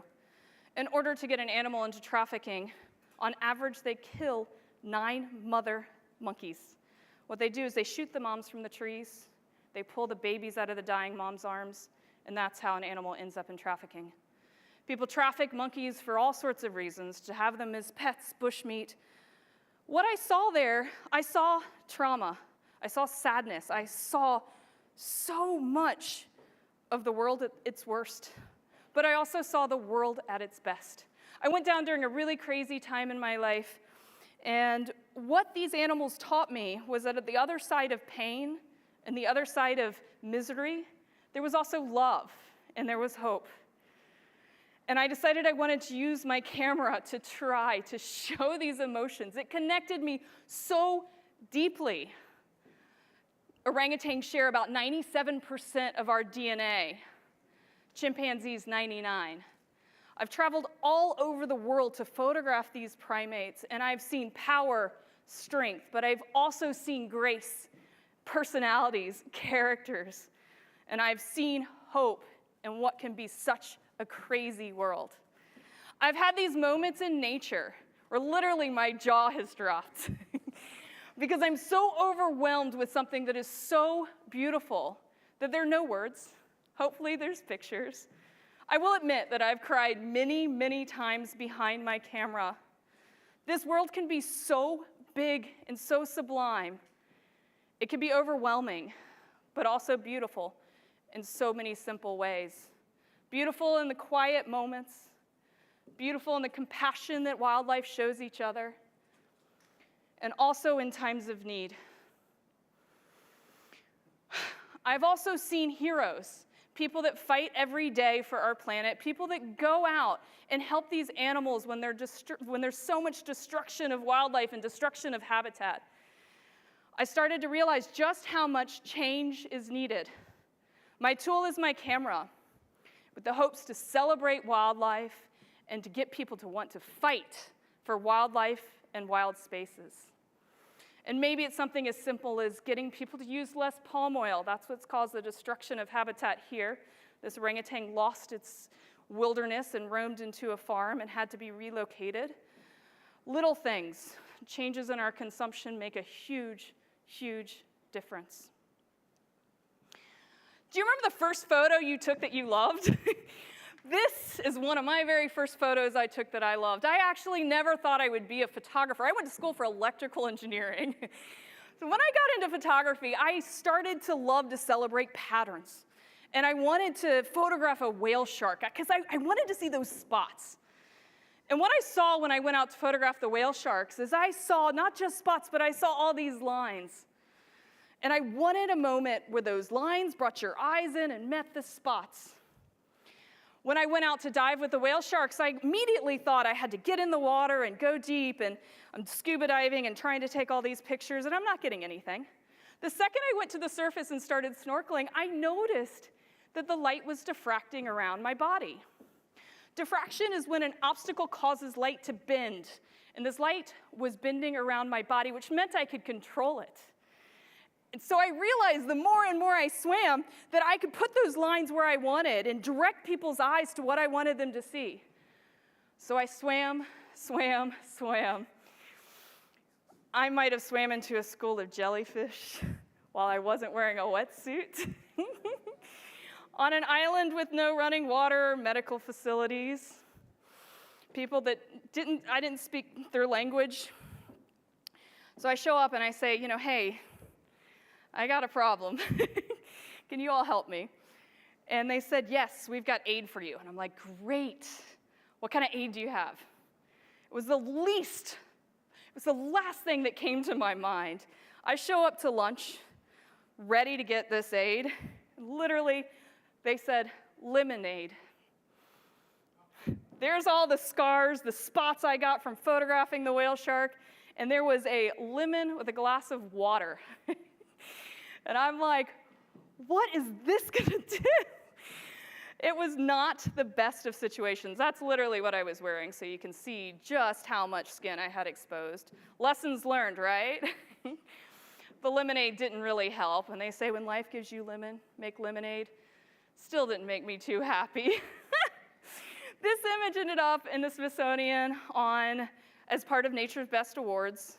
I've always kind of been a little shy and introverted at the core, and I remember this being my first photo that was really put on display. And it was beautiful to be able to say, look at something that I see that's beautiful, and maybe I can get somebody else to love a whale shark a little bit more. Every time I see that image, though, I sometimes want lemonade, I'll admit. And it reminds me of the spots that I got from the jellyfish. But at the same time, it was beautiful to me because photography has this way of showing us the grand, of giving us these moments of standing with the sublime or swimming. But that's the thing about photography and nature. The sublime isn't just in the grand. My camera has taught me that there's also the sublime in the tiny. This is a tadpole. And I hope you don't mind, I'm going to talk about tadpoles, but this is no ordinary tadpole. This is a very important tadpole. The more and more I take photos, the more I want to tell stories, I want to celebrate heroes, and I want to talk about issues that matter, and hopefully get somebody to care a little more about a tadpole. This tadpole is the tadpole of a boreal toad. Let me tell you a little bit about the boreal toads, and this is a story I've been working on for the last couple of years. The boreal toad is Colorado's only alpine species of toad. This high-altitude amphibian lives at 7,000 to 12,000 feet in mountain lakes and ponds. It's an indicator species for healthy wetlands, and it has been known to hop over 5 miles to find healthy habitat in rugged mountain terrain. It is found in different places in the US and Canada, and they're very unique. Like our fingerprints, they have these markings on their belly that give their individual characters. While they have no vocal sac and hibernate for half of their lives, they have a massive group, hundreds of people fighting for their survival. They used to thrive in numbers to the point where they were hopping around mountain towns. Now experts estimate that there's only 800 adults living in Colorado. They're currently listed as protected in Wyoming and endangered in Colorado and New Mexico. The major threats: habitat loss, climate change, and a deadly fungus called chytrid that is wiping out amphibian populations globally. Facilities are not only helping breed and release these boreal toads, but there's tons of community science groups that go all the way to these high-altitude ponds and wetlands to check for chytrid fungus. In 2008, the Utah Department of Wildlife Resources started an assurance colony to make sure these toads did not disappear. They started that in this plateau in Utah, and since then, collaborators from around the world are joining forces to save this toad. Different aquariums, different zoos, different wildlife management organizations, the list goes on and on. There are 145 toads from this 15 lot from the plateau that are all at these different institutions. So I'm like, yes, this is a story I want to take pictures of. And I took pictures of the first tadpole, or not the first. I took pictures of a tadpole released in Colorado.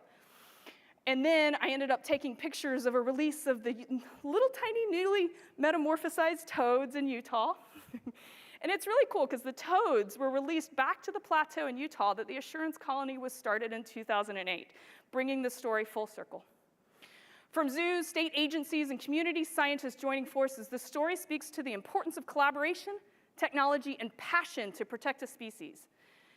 A lot of stories have a hero or two. This story has many, and I'm so passionate about it, and I'm really excited to get out and photograph these tadpoles. One of the misconceptions I had for a very long time was a misconception about zoos. There's a whole AZA accreditation for zoos that celebrates the conservation efforts. Denver Zoo alone puts in $2 million a year to conservation, all the way from Colorado to Mongolia to Peru to Vietnam. They've got all these conservation programs for protection of species. Your local zoo is a great place to find stories, and I am such a fan. In 2019, the Denver Zoo was the first to successfully use hormones to help breed boreal toads, a model that has now literally put tens of thousands of these toads back into Colorado and Utah. Now here's the interesting thing. While this story has a lot of heroes, the biggest part about this story is a tadpole. And I'm saying, how in the world do you photograph a tadpole? That's not something you can Google. I show up with my Nikon Z9 and my 105 macro, and first time to see the tadpole tanks, and I'm putting my camera in the tank, and I'm trying to take photos. And they suck, right? Tadpoles, talking about macro photography, you've got a very, very shallow depth of field.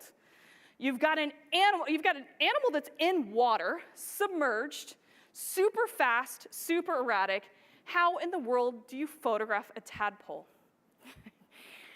One of the things I love about photography and I love about our community is that there are so many people that are out there to help. There are so many people. So I started sharing my failures. I started sharing my failures with everybody I could and going, what did I do wrong? I had to go back to the zoo, not once, not twice, not 3 times, I think 5 freaking times to figure out how to photograph a tadpole. Here is a list of the people that helped me photograph a tadpole. How beautiful is that we live in a world that all these masters of photography are coming together to get a photograph of a tadpole. People even joined me at the zoo. Other ambassadors, Joey Terrell, Dave Black, wrote me emails. Michael Dion, who's out at the Nikon table, came with me to the zoo. Paul Van Allen helped me figure out exactly how to construct a studio for the tadpoles. It was a beautiful thing, and this honestly melts my heart that so many people came together for a tadpole. I've got a little BTS video that I want to share with you, and then I'm going to break down the setup that ended up working. Here's my BTS video. Oh my God. Hardest thing I've ever photographed? A tadpole. But these are no ordinary tadpoles. They're very important tadpoles. There have been a lot of threats to the boreal toad in Colorado and all over the world because of this fungus that's coming in called chytric. And there's also all sorts of issues with water rights, people draining ponds and lakes for their own irrigation and whatnot. And Colorado's been in a little bit of a drought, 21 years, of a 7-year drought. So with loss of habitat, fungus, these toads that used to be hopping around the roads are now, they're estimating about 800 are left in the population in Colorado. So I'm here at the Denver Zoo, who have created tons of tadpoles, and they're releasing them back into different ponds and lakes throughout Utah and Colorado in order to help boost the population so that these guys don't become a threat for extinction. Important tadpoles, so important photos. And how do you photograph a tadpole? Here's a picture of the setup, and I'm going to talk a little bit about this. I was using my Z9, my 50 macro. I actually got a 50 for this project so I could get really, really close. I had a little rubber hood on my macro so that if I went against the plastic, that I wouldn't see those reflections from the light hitting it. I used 2 Asterapixel bricks, very unique light that B&H is like one of the only places that sells it. It's fantastic. But it's a static light that I can change the color, I can change the intensity, I can change the temperature. I put one on the side and one on the top. Because of the speed in the macro, having a flash fire one shot off isn't what I wanted. I wanted to be able to fire a burst of images off, so I wanted static light. I figured that would work better. Paul Van Allen helped me figure out getting a tank, which I think was awesome, and having the experts at Denver Zoo that were working for the creation of tadpoles was super important to make sure that I didn't harm any living being for the sake of a photograph, which is vital. And then on top of that, like, I bought black cardboard from Michaels to block light in certain areas. It was great, and I'm so grateful for Paul, who will answer any question you have, which is fantastic, no matter if it takes him 17,000 frames on his own camera to figure out. What was it, 17,000 for that one question? He's the man. But I was super excited, and I'll tell you, like, not only were the tadpoles impressive, for so long with macro photography, the way I photographed insects and the way I photographed stories with macro is I usually put my camera on manual focus for my lens. I put my macro, I set it so I can get as close as possible to the subject. I use a feature called focus peaking, which throws a colored light on what's in focus when you're in manual focus. So I move in and out, and when the insect is in that frame, I see that light, and I fire off a burst. That's how I do my macro photography, and that's how I was planning on photographing these tadpoles. But then I got this new firmware update for my Z9, and I went in there, and I saw something that was unbelievable, to the point where I had to put the Atomos Ninja on my camera to show you guys the electronic viewfinder. Animal eye tracking worked on a tadpole. Worked on a tadpole. I'm like, I don't know what engineer did this, but props, right? I was using autofocus to get these photos. Now I'm saying I can't even really see the eyeball with my own eye, so I was really surprised, and it wasn't exact. It wasn't locking and staying on, but it kept hitting, and I shot my pictures on autofocus. I'm like, what? As impressive as that is, what was even more impressive that actually brought me to tears at the Denver Zoo was seeing what a tadpole looks like. From the chubby cheeks to the identifier spots to the cosmos that it looks like inside the eyes. I have never seen a tadpole like this. And I was overwhelmed by something that looks like a boba and a boba tea, right? I was blown away, and I remember just going, wow. And when you have those moments that you can celebrate nature, even from a very small perspective, it opened my eyes, and it showed me just how precious this tiny critter is, that hundreds of people are fighting for its survival. There were even moments where I could see the red of the heart in a tadpole. It's beautiful when the camera can connect us, show us the sublime, show us the little, show us just how magnificent nature is. Colorado wildlife is something I'm really passionate about. I've lived in Colorado since October of 2020, and since then I'm always looking for stories. And I'm going to tell you my favorite of the Colorado animals, the incredible, the mighty, the powerful pika. I didn't know about this species until I moved out to Colorado, and I am so glad pikas are in my life because they're amazing. And to introduce you to the mighty pika, I put a video together. I love that we can switch our camera from photo to video mode, and when that mood hits, we can get these little video clips that can connect people in a totally different way. And I hope this video connects you to the mighty little pika.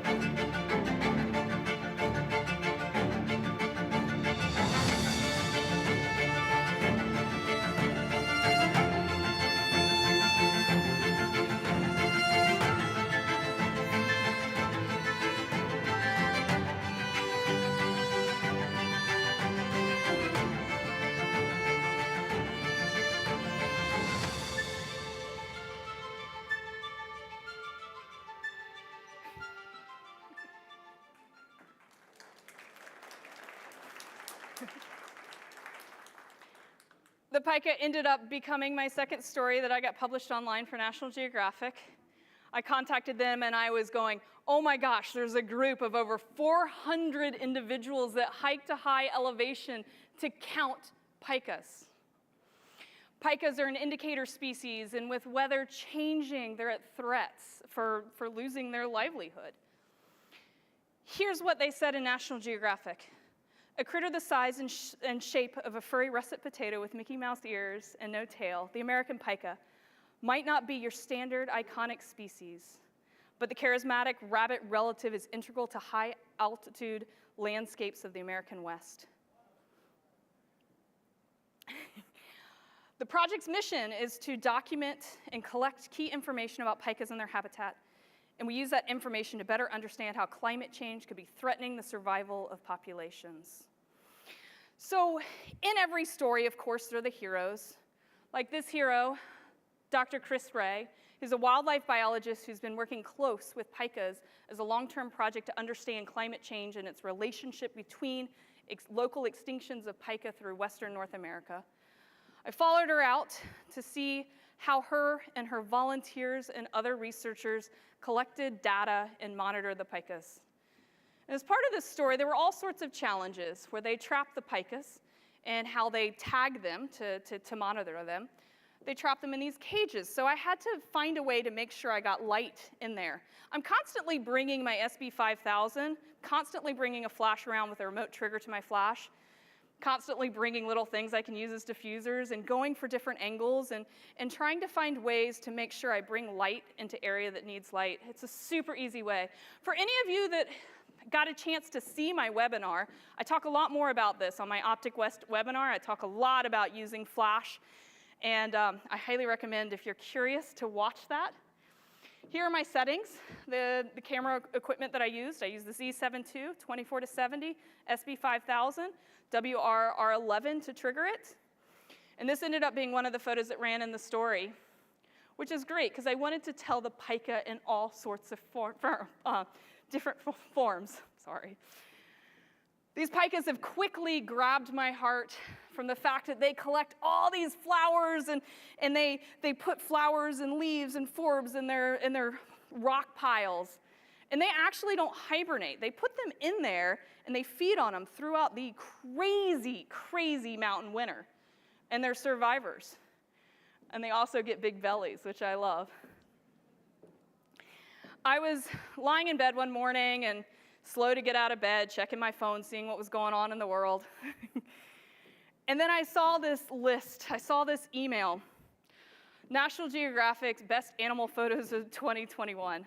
I'm very new to getting my stuff and even just online for National Geographic. I'm new to like really pushing these stories and fighting for them because it is a very hard battle. And I remember seeing and going through this list and seeing Brian Scarry and Amy Vitale, and then I saw my name. Sorry. And I saw the pika. And I remember just crying in bed because I couldn't believe that I was on that list with my heroes and with so many amazing photographers, and there's my pika. And my husband looks over, wakes him up, and he's like, whoa. And I'm like, it's good, it's good. I want to talk about this shot because while it doesn't look like anything too special, it actually did take a lot to get this photo. The thing I've noticed about wildlife is wildlife has repetitive behavior.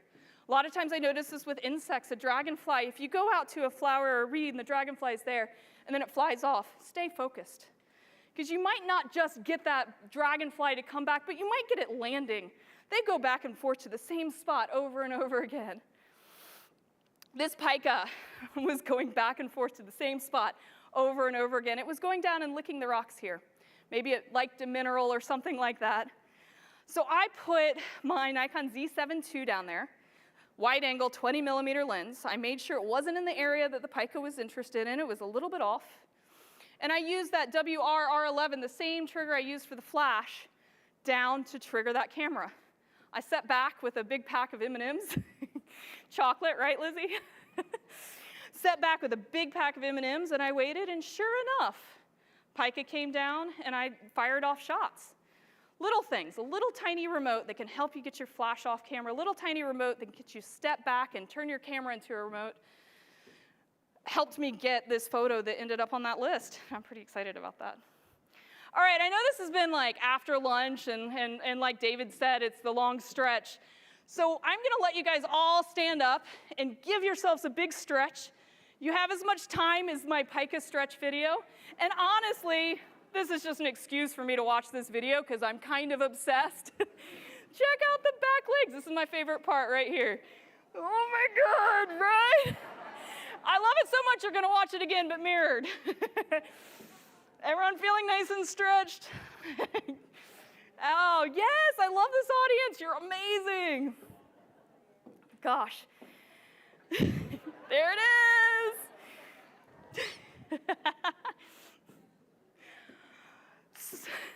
Oh, the pica stretch gets some applause. Yes.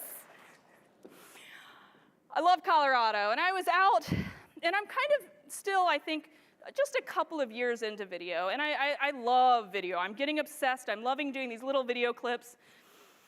I was out rock climbing with my stepson and husband, and to me, one of my dreams has always been to do a camera campaign, because it's like, do something you're passionate about and show off our gear, and you're like, yes!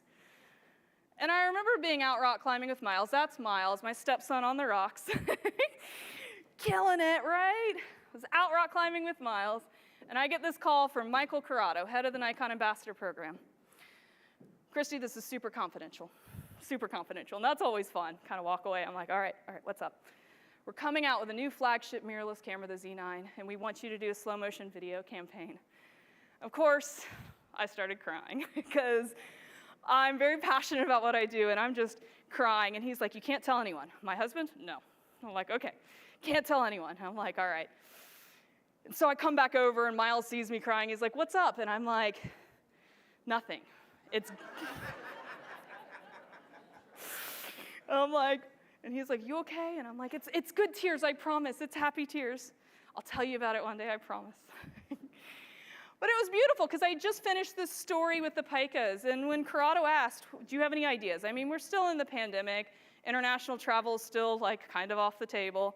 Do you have any ideas? And I'm like, yes, let's do a piece that celebrates the high altitude wildlife. Let's celebrate Colorado's wildlife. These animals, like the pica, they're mighty and they're warriors. And Corrado, I don't think he knew what a pica was at that time. He's now obsessed. But they were like, they heard the passion in my voice, and they were like, okay, we'll do it.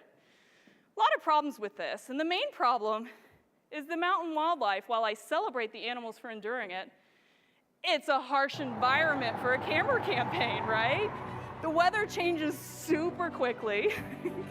You're at high altitudes, and there's not really time for the team to acclimatize. And I was like, you know, we're gonna make it work.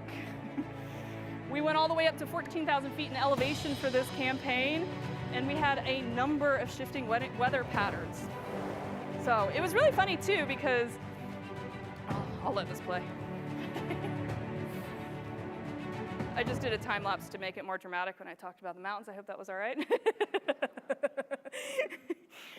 Our first day getting out there, we went to Mount Blue Sky, and formerly known as Mount Evans, but now Mount Blue Sky. We went out and we parked, and there was hail and horrible weather, and you know, we're sitting in the car like all huddled together, and okay, we got to get out and take these pictures.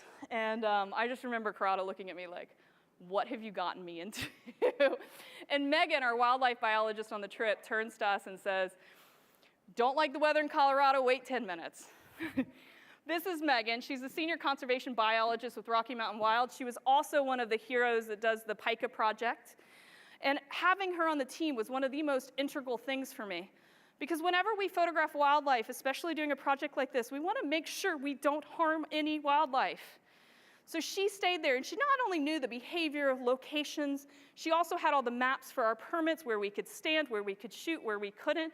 She was brilliant, and I highly, highly push you all to educate yourself on wildlife, educate yourself on the rules, and talk to biologists. They're so friendly.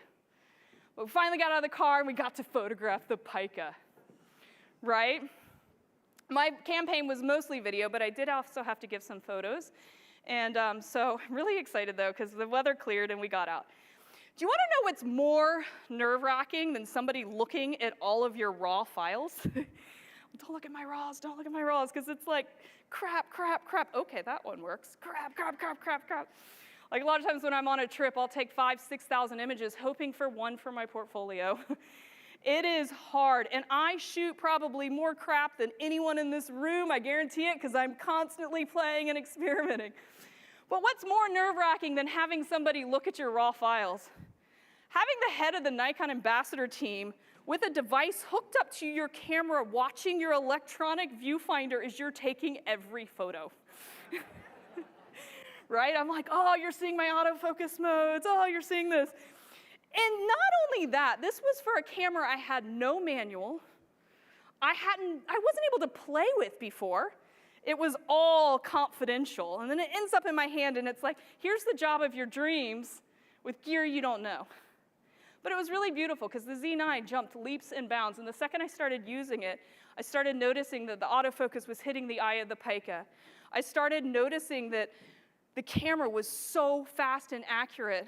And it was really beautiful because really, really quickly, I built up that confidence, and I could just focus on the amazing Colorado wildlife.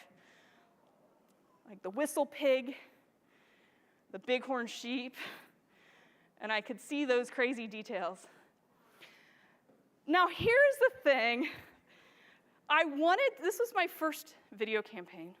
This was my first big production, and I was scared, and I was in front of a person that has changed my life. I was in front of Nikon, who's given me so many gifts, and I wanted to do a really, really good job. This bighorn sheep has a big story, because it was one of the things I really wanted. I wanted the shape to tie in this moon footage I got. I wanted that circular shape. I really wanted a bighorn, but we didn't see it for the first 5 days. And then we finished our shoot, top of Rocky Mountain National Park, and we start heading down. We had 2 vehicles. I was in the first vehicle. Mike Corrado was in the second. We started heading down, and I saw on the side the bighorns. I yelled, bighorns! We stopped. We got out. We walked. The second car came and joined us. And it was funny, though, because everything was so confidential. I had to hide shooting all the time. Michael Dion was with me. He kept throwing jackets over my head and kept hiding me so nobody could see the camera. Nobody could see it. But we're taking this picture, me and Michael Corrado, and it was really funny because it was like that pinnacle. It was like, yes, we got that shot. We're high-fiving each other. We're super excited. It's what's going to tie things together.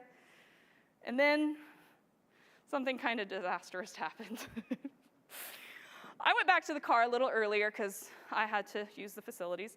So I walked back to the car, went down to a toilet, came back up to pick up the people that stayed behind. The 2 that stayed behind, my husband and Michael Corrado. We pull up. My husband comes up to the car, jumps in. I say, Mike, you want to get in here? No, I'll stay in my car, the second vehicle. The second vehicle sees that I slow down to pull off. The second vehicle doesn't go back for Michael Corrado. We start going down Rocky Mountain. We find a pull-off with a bathroom, get out, and I ask people, yeah, hey, where's Michael? Oh, he's probably in the toilet. We wait there. Wait. We had left the head of the Nikon Ambassador Program at 11,000 feet at Rocky Mountain National Park.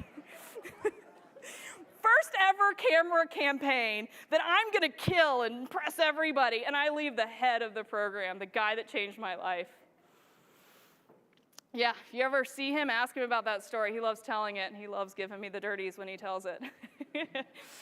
Because it is scary at that high altitude, and it is scary, and I'm sorry. I will forever be sorry. And I'm really glad that Nikon gave me a second campaign because I am so indebted, and I will never leave the boss at the top of a mountain ever again.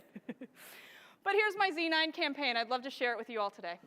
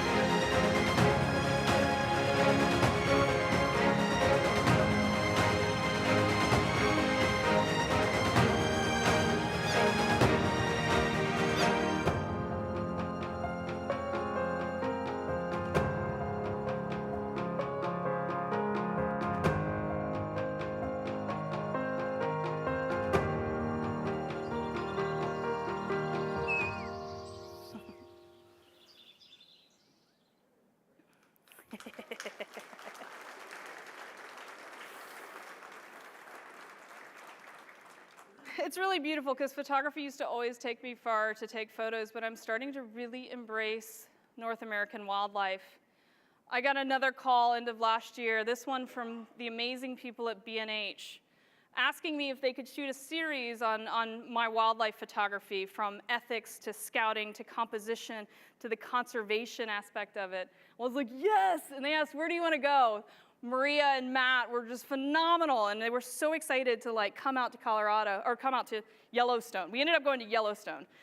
They told me they wanted me to shoot in January, and I'm like, oh, let's do Yellowstone.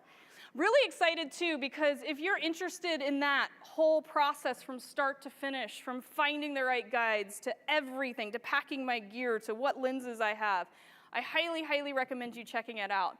They were kind enough to let me share a little clip of the series.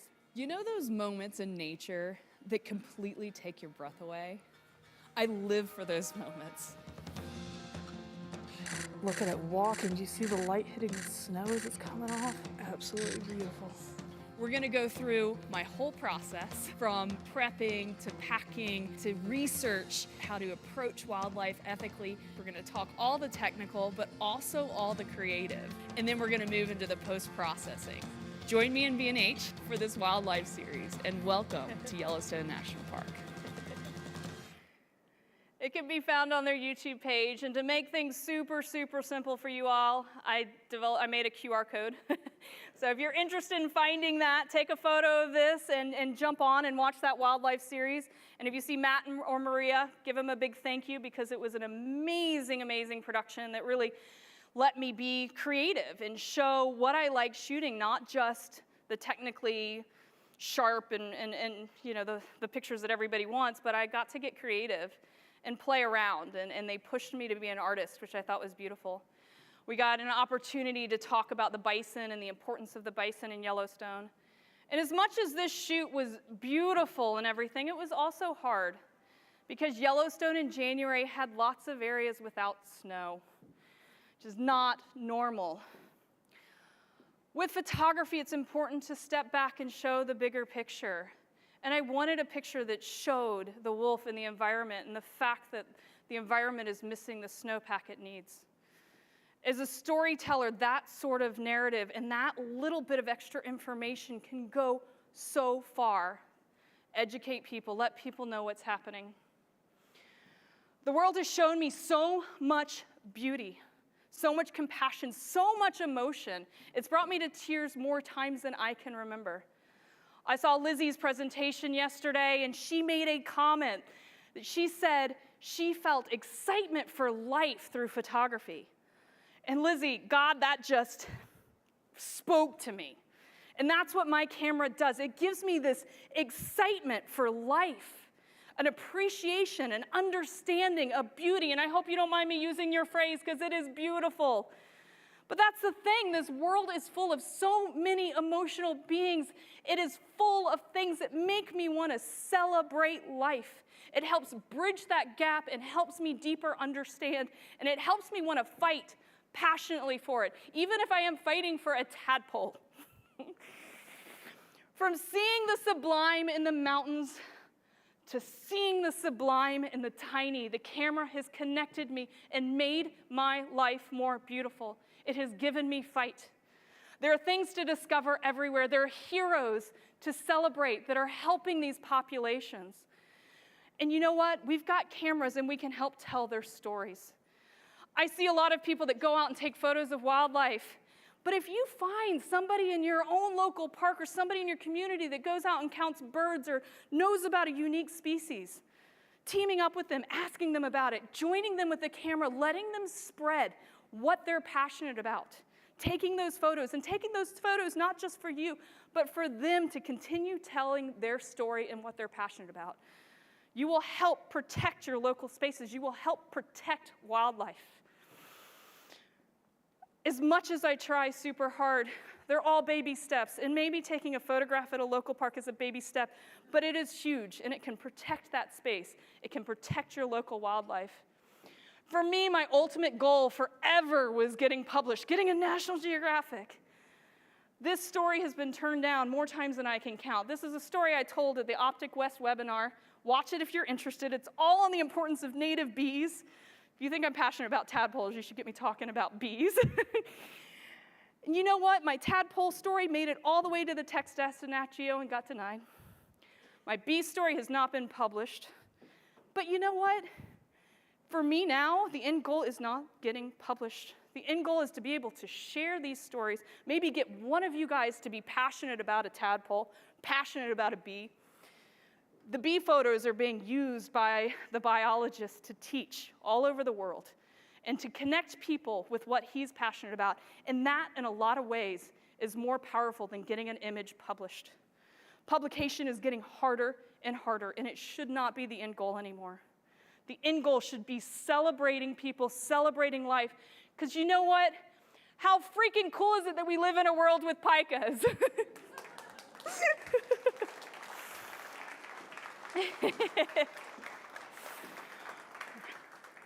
I want to thank you all so much for listening to me talk and listening to what I'm passionate about.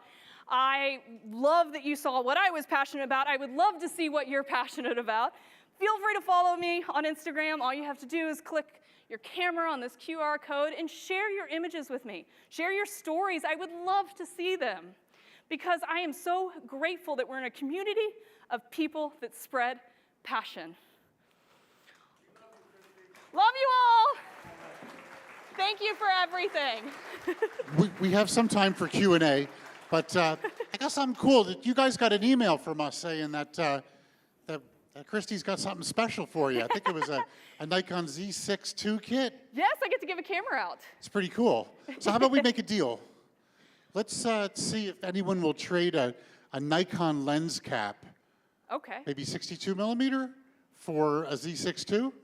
Sounds like a plan. I love it. Okay, so I don't know if anyone's got a Nikon lens cap, but I'd ask everybody to reach underneath their chair, and if they don't have a lens cap there, reach in the chair next to you, and tell me if maybe someone's got a Nikon lens cap. Oh, we got it.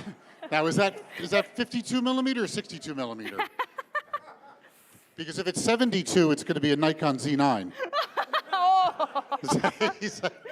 Congratulations! And thank you for sitting front and center. It means the world to me. So he sat down, he thought, I want to be close to Kristi, and I'm going to have to see the monitors like at an angle, but he went for it.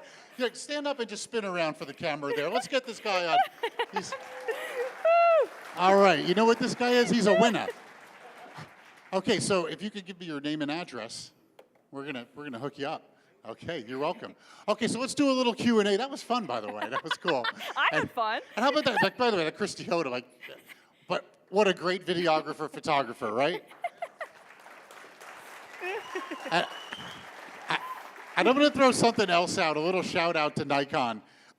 Look, I'm in this business. I see everybody's video products and what's going on. Could you believe the video, the quality of that video? Right? I don't know. That was blowing me away. Like I said, I was ready for like Sir David Attenborough to come onto the voiceover and say, and the pika captured by Kristi Odom is really shows its fine fur from the Nikon system with their nano-coated lenses. Anyway. Oh, I do want to share something really quick about the video, if that's okay. Oh, I'm already mic'd. I don't need that mic, unless you guys want to hear me louder. People were curious about the transition from photo to moving stills into video, so I put up 4 hours of classes with Adobe. So if you go on Adobe Live and you're interested in you get those captures and you don't know what to do with them, go check it out. You can rewind and play and all that good stuff. If you can't find them, just message me. I'll send them to you. But if you're interested in the journey, because the thing about video is people think about video as like these big video pieces, but you can think about video as moving stills. Something small for social, something small for what you're seeing at that time. So I highly, highly recommend. Now it's online and you guys can figure out how to do the editing. Okay, so we have about 5 minutes for some Q&A on the stage. Then we're going to turn it over to Sapna Reddy. So if anyone has a question, Emmanuel will hand you a mic. Oh, here we go. Okay. Hi, I'm not a photographer, but my husband is, and he just got a new Z9, and it has 900 pages of instructions, and he read them all, and then he listened to all the videos, and I now probably know how to do the Z9 myself. But when you had that new Z9 in your hands, you didn't have any of that information. So my question is, what you produced was beautiful, but what would you change now knowing how to use it? Oh my goodness, I made so many mistakes. But aren't mistakes beautiful? Because there's something really cool on the other side of failure. Hence 5 times to photograph a tadpole. But I would have probably, I always say the same thing. I'm so slow with stabilization equipment. I would have mastered a fluid tripod much better, worked it even more. I see a little bit of jittery that I would love if I had mastered that. I'm just not as quick. So that Z9 campaign is actually like 95% handheld, which it's beautiful that it, still worked and it looked good. And that's the thing about slow motion is it's such a gateway into video because you hide those imperfections when you slow time down. But when I look at it, I'm always like, oh, I should have really rocked a monopod. I should have rocked a tripod. So there are always ways we can get better.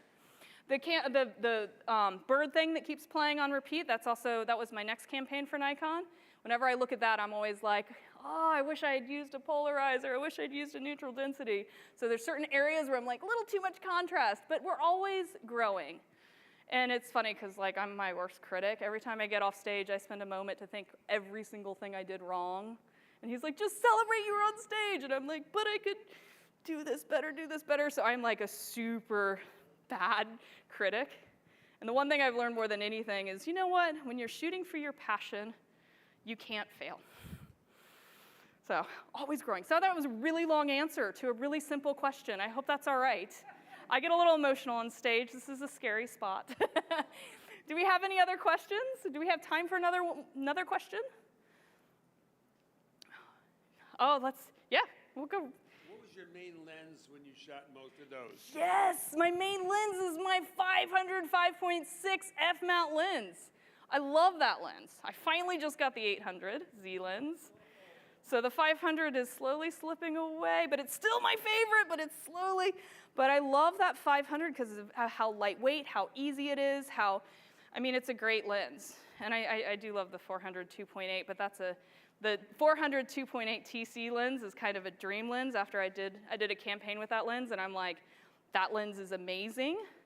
That lens is probably one of my favorites in the universe, but it's not one that I own because of it's a little out of my budget right now, but that lens is like crazy. So I love that the mirrorless cameras let you use your f-mount lenses to their full capacity, so I could use the lens I was really familiar with for that campaign. Love that 500. Can we do back here? Do we have to have mic or? Oh, yes. Thank you. Did you record the audio off the camera as well? Great question. Actually, I suck at audio. And when I'm taking video, I find that I have this heavy breathing. I hold my breath a lot. So in my camera, I'm playing back and there's this beautiful sound and then there's, I'm like, no, I can't use that. Why do I hold my breath when I take pictures? There is the pica sounds that I used. The rest were things I licensed. Even the bird calls I licensed. So a lot of my sounds are things I purchased later for the effects because I have not learned audio, and it is a beast. But you don't have to. I've got this great subscription with Triple Scoop Music because I always license my music.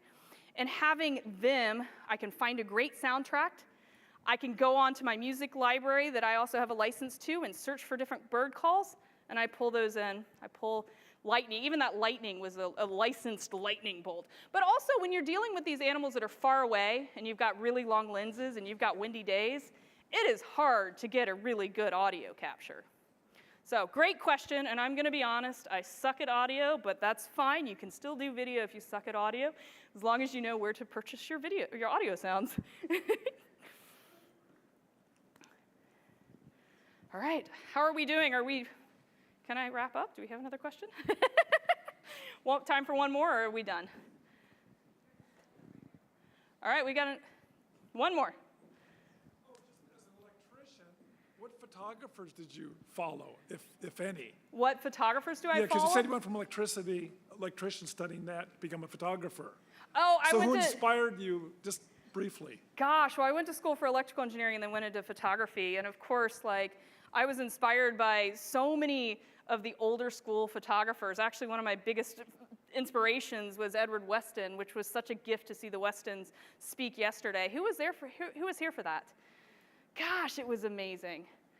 So I'm really inspired by a lot of the older school photographers, and I'm also really inspired by the Brian Scarys and the Amy Vitalis and people that are current in photographing wildlife. I'm inspired by people that are off putting their life on the line for photography, like the Carol Guzzi's and Lindsay Adarios, and there's so many people to be inspired by.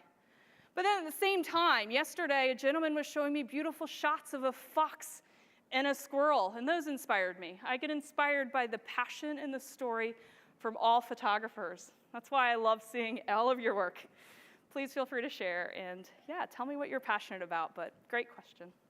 Thank you so much. Thank you all for being here. I'll be at the Nikon booth if you have any questions. All right.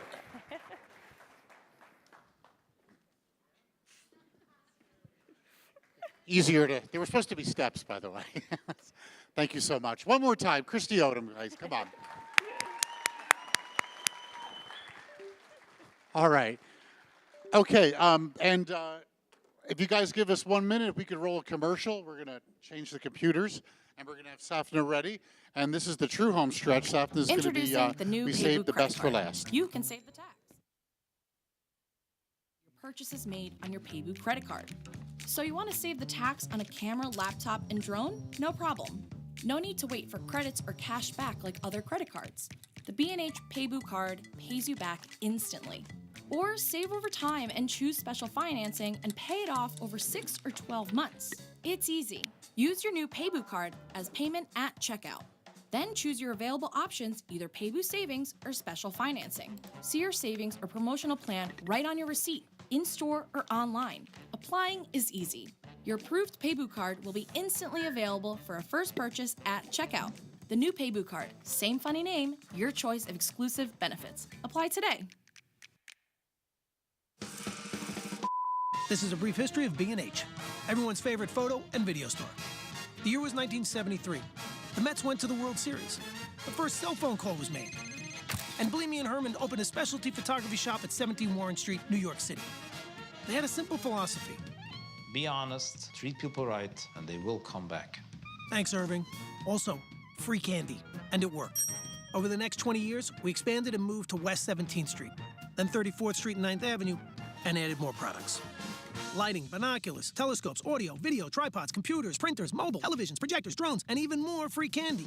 Now it's 3 stories and over 400,000 products and over 1,000 employees. We take millions of orders online and ship to 179 countries and counting. You can talk to us in person, on the phone, B&H, how can I help you? or online. Check out our checkout baskets. Also check out our checkout numbers. Also check out the flare on Marae's vest. And everyone's favorite part, our conveyor belt. The benefit of the conveyor belt is you don't have to worry about the product or schlep it around anymore until checkout. Nice. These are the owners. They still come to work every day. They're around here somewhere. Anyway, this is Jeanette. Oh, sorry, she's busy. This is our warehouse. This is Yakov and Levy fighting over lighting kits. B&H is not a chain. B&H is open every day, except Saturdays, of course. Now you know almost the whole story. We are B&H.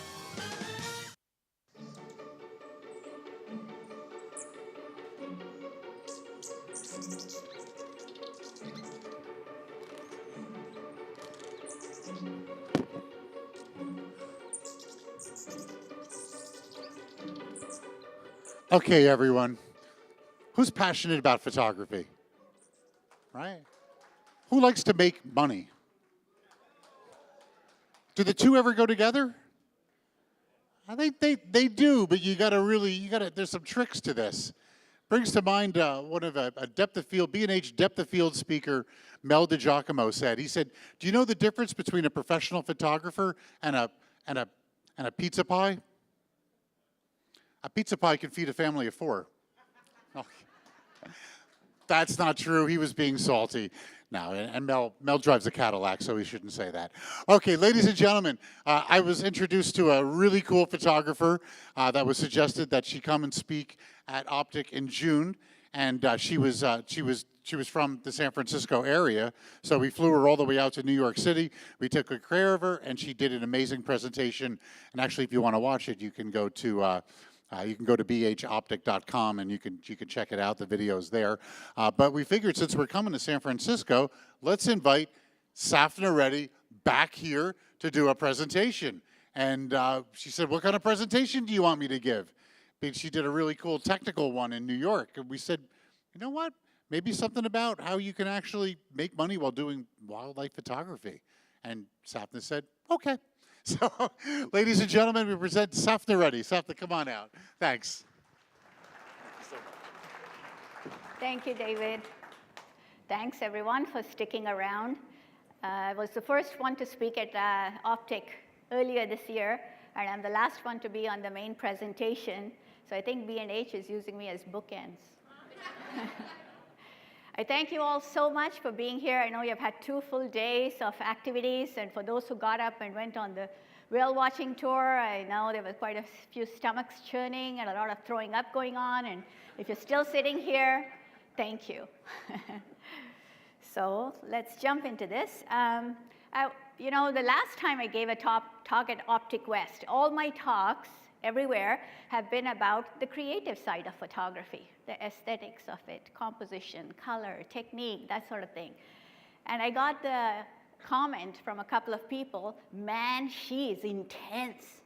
You know, they felt I was way too intense when I was talking about photography. So I watched myself, and I thought, yeah, I am kind of intense. And I was like, I need to chill a little bit. I need to take it easy. How do I do that? Maybe talk about something I'm not so passionate about. Making money? So that's how this came about. I don't see too many people talking about monetizing image making. So I was like, well, let me jump into that and talk a little bit about it. And there's a reason why I used this image as the title image, because we are all looking for that proverbial pot of gold at the end of the rainbow when it comes to trying to make money from photography. This was taken at Westerhorn during an Iceland workshop. We had gotten to this place, it was raining, it was overcast, you know, it's cold, it's wet, we're all kind of miserable. We're sitting in the car and contemplating, should we get out or should we just skip it and go back to our warm cabins, you know? If we were logical, normal people, we would have gone back to the cabins. But we are not, right? We are nature photographers. So what do? We get down in the rain, set up our tripods, and hope and pray that a miracle will unfold before us. And sure enough, it did. The clouds parted. This gorgeous rainbow draped itself over the mountain. And what was even better is that it started to reflect on the beach as the water washed in and out. So we got this phenomenal opportunity to photograph it. This kind of reminds me that if you are thinking of either starting a career in photography, or you're thinking, you know what, this hobby of mine is getting to be quite expensive. I wish there was a way to monetize all these beautiful images I'm making. We won't know if it's possible unless we try, right? Just like we stood there in that rain and storm and said, let's wait for the rainbow. You gotta try. And if you don't try, you will never know whether there is a chance to succeed or not. A little bit about myself. I am a physician and a photographer. So you're probably thinking, why the heck is she talking about making money? I don't think it's that important for her, so why is she here? You know, think about this. If you have a duck, right? A duck that is really, really hungry, and he's trying to catch some fish to eat, he's going to have his head under the water, and he's going to be paddling as fast as he can, searching for those fishies, right? He doesn't have time to look up and see what the other ducks are doing. He's so lost in finding his own food. On the other hand, if you have a duck with a half-full stomach, that duck is not paddling as hard. And that duck has the time to look around and see what the other ducks are doing, where they seem to be catching more fish, which part of the pond seems to be more successful for them, I am that second duck. So I am often looking around at others and wondering, well, how are they monetizing their photography? What are the different avenues we have open to us? And so I am coming at it from a different perspective, and hopefully will be able to offer that insight to you.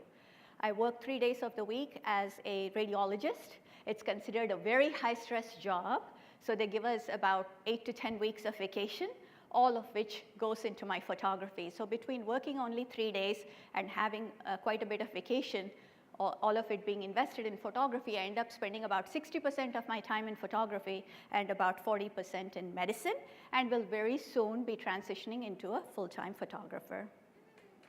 Yeah, I gave my notice. Okay. So these are tips that I wish to share with you in monetizing your photography. This is just my personal journey. Hopefully, some of this will resonate with you. Hopefully, I will be able to share some insight of how things have come about, especially for someone who has not invested 100% of their time in the pursuit of photography. How do things work out? How can you end up as a professional photographer when you did not quite start on that route?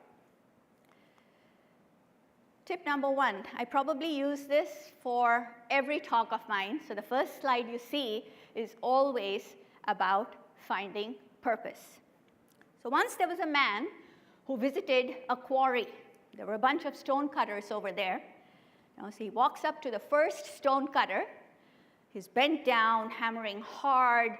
It's hot, he's sweating, he's grimacing, and he's working really hard. And the man walks up to him and asks the stone cutter, "What are you doing?" And the stone cutter replies, "I'm working hard to earn a living." Then the man walks to the second stone cutter, and he asks, "What are you doing?" Now this guy is super busy. He's hammering as hard as he can, doesn't even look up at the person questioning him, and he says, "I am working to be the best stone cutter in the county." Then he walks to the third stone cutter. And this guy is whistling as he works. He has a gleam in his eye. He has a smile on his face. So the man walks up to him and says, "What are you doing?" And he replies, "I am building a cathedral." So you see, the attitude with which we approach the very mundane tasks makes a huge difference in our overall journey. So when we're talking about photography, there will be times when it feels really painful, isn't it? When we're standing out there, hiking up these mountains, standing in really bad weather, don't get our shots. If we focus on those moments, then we forget to focus on the big picture, which is we are creating art. One image at a time to make this world a better place. So it's important for each one of us, I feel, to first identify the purpose behind our photography. Why are we making images? And we need to have that purpose transcend our selfish individual needs and reach out to the greater community. If we have that purpose within us, the journey becomes much more bearable, much more rewarding. And the hurdles we face along the way don't seem as stressful. So for me, the purpose was basically to create art that could be used to create an ambiance of healing in medical centers. I work in the hospital, and I felt that it was necessary to approach healing in a holistic way and create an environment that does not feel intimidating, that does not feel scary or anxiety-causing. Rather, it should be one that you walk into and feel like you have walked into a safe haven. So that's what I started doing, creating images that would have that sort of healing impact, and started putting them up in hospitals and medical centers. The first place that I did that was the very hospital I worked at. And for those of you who watched my panel talk earlier, you remember what I said? This happened very early on in my career, 2011, 2012. I had just learned how to start shooting landscapes, did not understand a lot of the technique, compositions were still a little bit off, made a ton of mistakes. And when I pitched the idea to the hospital board, they absolutely loved it and said, "Yeah, let's start putting up these images." So the next thing I know, the entire hospital is flooded with my images. Literally, that was the entrance to the hospital I showed earlier. This is the waiting room for the big outpatient centers, and all of the lobbies and hallways. Everywhere, the pictures were flooded up. The first week was extremely painful for me to get through. You know why? Because when I walked in, that sensor spot that I had missed was staring at me as big as my face. They were all printed at like 8 feet, 10 feet, and I was like, holy cow, how could I be so bad at photography? How could I have made this many mistakes? So I went to them and said, could you please take them down? Because if my photographer friends saw this, they would laugh at me. So can you please take them down? Of course, they did not. They said, these images are great, because they were looking at the feeling they produce. And they had a very positive impact on the atmosphere in the hospital. The staff loved it, the patients loved it.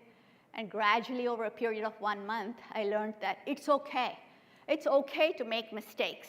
Did you know Pablo Picasso painted 13,500 paintings? We know how many? 5? If Picasso can do that, so can we, right? It's okay. It's okay to generate not so perfect images. It's okay to generate quantity and then look for quality, because without quantity, we don't get to that quality factor. So don't be afraid to make the mistakes and find that bigger purpose in life. So that's tip number 1. Tip number 2.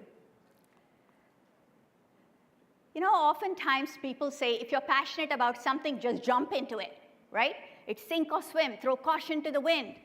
Just throw yourself into it. That probably works if you're in your early 20s and you have, a trust fund or something. I didn't. I cannot take a chance. I was a mother before I was a physician. I did it all backwards, right? Married in my early 20s, had the kids before I even turned 25, and now I'm in medical school and I'm a mom, and I have no money. All the money goes into paying the tuition fees. So if I start thinking about having an alternate career and giving up some of my medical career income, that's scary, because what's going to happen to my kids? How are we going to pay for all the expenses? So even though I say be fearless, that's not exactly what I'm trying to get at. This is the bayou, right? Probably a bunch of you have been there, photographed it. It's very beautiful to photograph. In autumn, I was just there 2 days ago. The cypress trees change color. This picture is literally from maybe 2 or 3 days ago. And it's just such a glorious atmosphere. The water is really cold, so the alligators and poisonous snakes and everything else that lives down there is sort of sleeping for the most part, hibernating, or so you hope. And you can sit in your kayak and sort of enjoy that ethereal atmosphere of going around. The very first time I went there, that was about 5 years ago, I went with a guide who was well experienced in kayaking, knew the swamp like the back of his hand, and had done a lot of photography there. He was also a good 1 foot taller than me and stronger. So we get there, and I'm happily paddling away in the kayak, so happy that I'm doing a great job. He gets down into the water, sets up his tripod, looks at me, and he says, what are you doing? You need to get out of your kayak. You need to get into the water, you need to set up your tripod, and you need to start doing long exposures. I thought about this for a second. I was getting plenty good pictures in the kayak. I was like, is this really necessary? I was like, I don't know about that. Then I was like, Sapna, you gotta be fearless, come on. You gotta step out of your comfort zone. You gotta push yourself to make these images. So I got out of the kayak, set up my tripod, and started shooting. A realization crept in that the person who's 1 foot taller than me, the water level comes only to his knees. For me, it's up to my hips. And I'm thinking to myself, wonder if this was a logical decision. How am I going to flip my legs back into the kayak without tipping it over or getting my gear into the water? How's this going to be accomplished? Then all of a sudden, I feel a little bit of coldness and wetness at my feet. Guess what? I bought some cheap waders because I was being cheap, and they started leaking. So the water started coming around my feet. Next thing you know, past my ankle, up my calf, and the next thing I know, I have freezing water completely around my legs. If I thought it was difficult to get into the kayak without the water, imagine what it would feel like with waterlogged legs there. And that's how people drown and die in the swamp, right? So now I'm thinking, now that was a stupid decision. Thinking I should be fearless, that was an illogical, stupid decision. Shouldn't have done that. And as I'm thinking, what am I going to do now? I'm in the middle of nowhere. How am I going to make it to the shore? I can't walk through this mud. I can barely move. How am I going to get myself out of this trouble? In that instant, I feel something slithering between my legs. To this date, I do not know if it was a snake, if it was an alligator, or it was my pure imagination. I swear to God, I don't know. But what I do know is that I, in that instant, turned into Wonder Woman. I was able to lift my legs onto the kayak, 10 seconds flat, second leg comes on, grab my tripod, grab my camera, out of there paddling like I have a motorboat. So you know what? Fear is actually a great motivator, isn't it? So instead of saying fearless, here I am photographing, maybe I should tell you, be afraid. Be very afraid. Sometimes that comes in handy. But really what I'm trying to say is you gotta weigh the risk versus the reward. You have to take baby steps. We start off with passion, but we have to acquire the knowledge. We have to be persistent in acquiring that knowledge, and finally gain the ability to go ahead and do what we really want to do.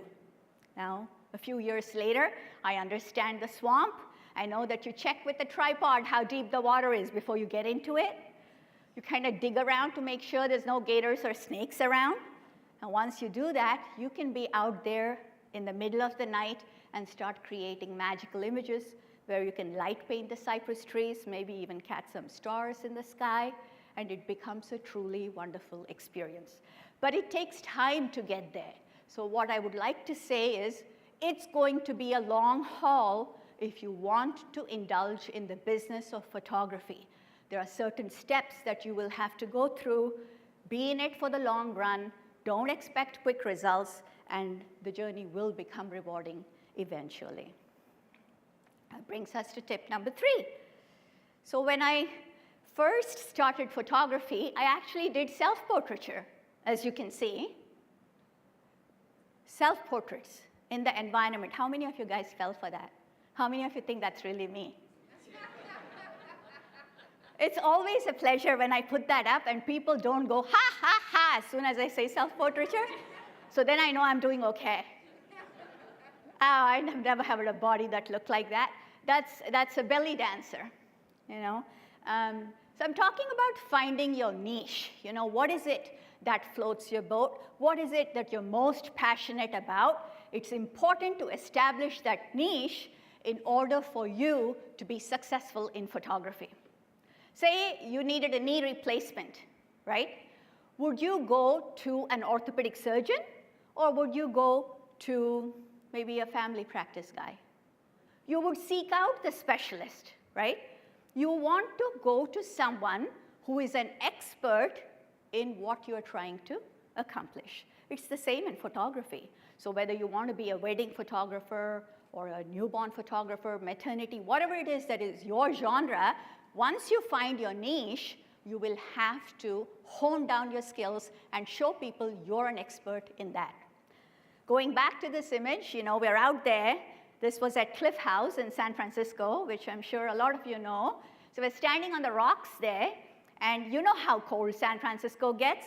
This girl is covered in goosebumps, but she's so intent on getting that portrait for her website. She's standing there, and I'm using her boyfriend to hold on the reflector and throw some golden light on her. And we're very immersed in, you know, making this image.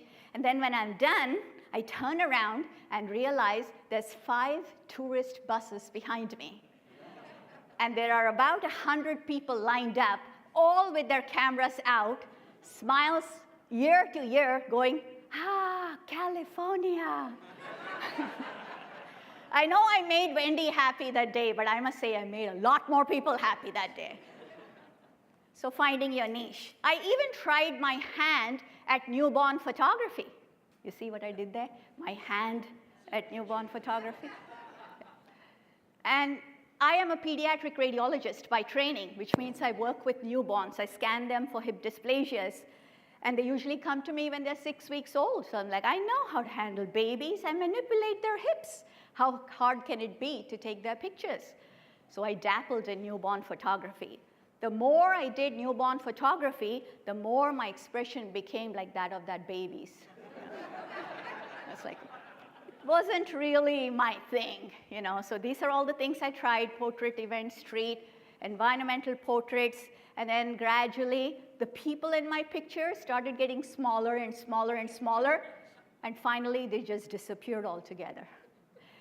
But this goes back to that purpose I was talking about, where if I want to display images in a hospital, obviously I cannot be shooting people. I have to be shooting something, find a niche where it'll serve my purpose. So that's what I encourage you to do. By the way, if you haven't heard the good news, we have 7 feet of snow coming this week to the Eastern Sierra, which means this scene is about to unfold, people. I say we all just jump into the cars and drive there after this conference. Okay, moving on. I don't like slides with a lot of text. I tend to tune them out, so I apologize for this.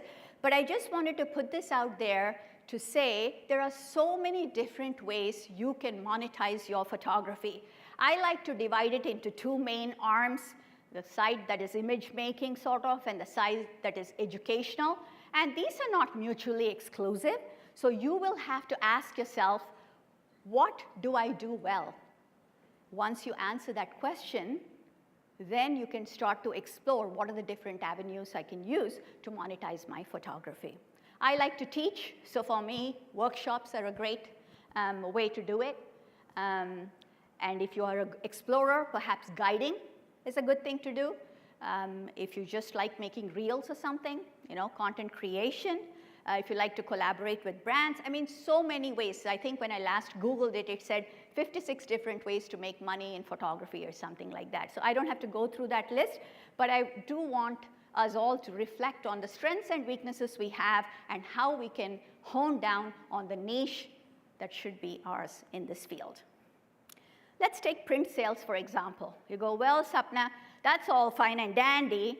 I make good pictures, but you need to tell me where I can sell my prints because there is so much competition. Yes, there is. This image that you're looking at on the left-hand side, last light on Horsetail Falls. We know about this phenomena, right? We're all Californians, so we know about this. Galen created this image in 1973.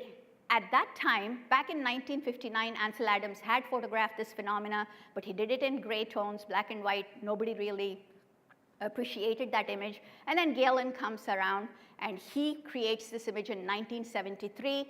And if I can use the term, it went viral even back then. Since then, it has inspired so many of us to go back there and shoot these images, right? Galen sold hundreds of copies of that print. What is the chance that you or I have a chance to sell this picture now? Very low. Why is that? Because we are not being innovators. We are emulating something that has already been done.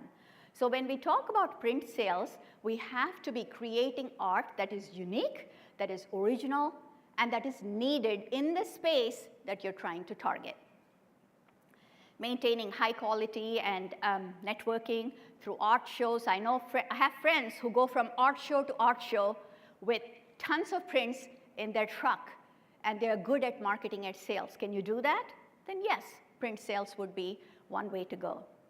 But I feel it's important to start locally, right where you are. I have a client, Sister Grace. She's a nun, but she likes photography. I should say, and she likes photography. So what she did is she borrowed a used camera from the church, went out into the garden, started creating images, and before you know it, she had a collection of floral images. Then she was like, what do I do with my images now? Aha, what if I put them on the cover of hymn books? People come into the church. They need a cover for the hymn books, so she put them out.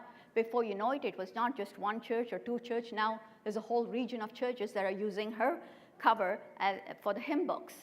And the next thing she was like, let me be a little bit more ambitious about this. what if I can generate tens of thousands of dollars to build an orphanage in Africa? She had gone for a mission to Africa, seen the conditions there, and she felt moved by it and said, I have a greater purpose in life now. I want to use my photography to generate enough funds to fund this orphanage. So she comes back, she collects all those floral images that she used for the hymn books and says, I'm going to make a photo book out of this. By now, people who came to the church saw her work. So as luck would have it, a publishing company came forward and said, that's a noble cause, we'll publish that book for you. And they did. And then a very wealthy family came in and said, well, that's a noble cause, we'll buy 75% of the books that you're going to publish, and 25% can go to the rest. Next thing you know, she has the orphanage up and running in Africa. So you see, wherever you are, there are opportunities, but we need to think outside the box and say, what can I do to make this work for me? And you start small and then scale up. Which brings us to tip number 4, a business plan. Did I have a business plan when I first started monetizing images? No, most of us don't. Is it absolutely essential to have one? No, but it's nice to have a roadmap, isn't it? So all that a business plan does is forces you to sit down, reflect upon your journey in photography, and ask yourself, where am I headed on this journey? So if you have a description of the business, who you essentially are, what are the products and services you offer, who is your target audience, how are you going to reach them, what is your marketing strategy, what are your goals, what are you going to go do in the next 6 months, in the next year, what are you going to do in another 5 years. Having that sort of discipline and setting yourself goals makes it easier to travel in this business world. So I suggest we all do that. And that brings us to tip number 5. I can't just be talking about these dry topics without talking about the images, guys. Isn't this a spectacular image? So let me just pause for a second and talk about this. This is Degvlei in Namibia, okay? So there is a river that sort of comes towards the ocean, travels through the desert, and never really makes to the ocean and just dries up, so it's like huge salt pan. And in the middle of the salt pan, these dead trees are so graceful in their architecture, so that's what people go to photograph. The trick here is to wait till the light traverses in such a way that the salt pan is in shadow and the dune behind it is in light. So that's what we do here. Wait for that right decisive moment, and then you get this nice separation between warm and cold and this beautiful minimalistic image. So one of the most important steps in the business of photography is to have a really good website. You know, people often just brush that aside. They say, I have it on Instagram, I have it on Flickr, or whatever. No, because you need a website in order for you to look legitimate, in order for you to look professional, in order for you to go ahead with the legal implications that will develop in the business of photography. So what does a website need to do? Another image from the bayou. Some of the things are very intuitive, isn't it? You want it to be reliable and efficient, it has to be aesthetic, you have to be able to manage it. But some of the more important things that people tend to neglect when they first start a website is, one, it should be tied to an e-commerce platform. So even if you don't have anything to sell at this point, the idea is that you're setting yourself a goal where you will generate an income from the work or products or services that you're offering on the website. So when you're developing a website, keep that in the back of your mind and say, I need to be able to integrate an e-commerce platform. So you could do that on something like Wix or Squarespace and have like an integrated platform from the start. SmugMug does that too. But if you're using a WordPress or something that is more custom, then you have to go and link a Shopify or something like that. An e-commerce platform has to be linked from the very beginning to your website.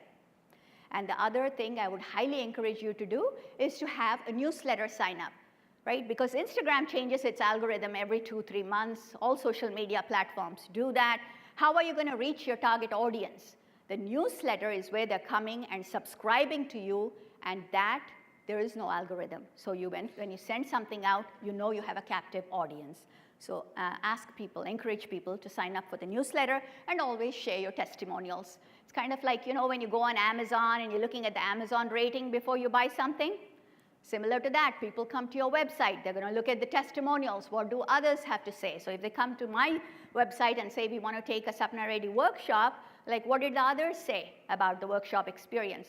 And I have the unique advantage of sharing just the good testimonials, so I can make it look really good, right, in terms of ratings. So definitely take advantage of that.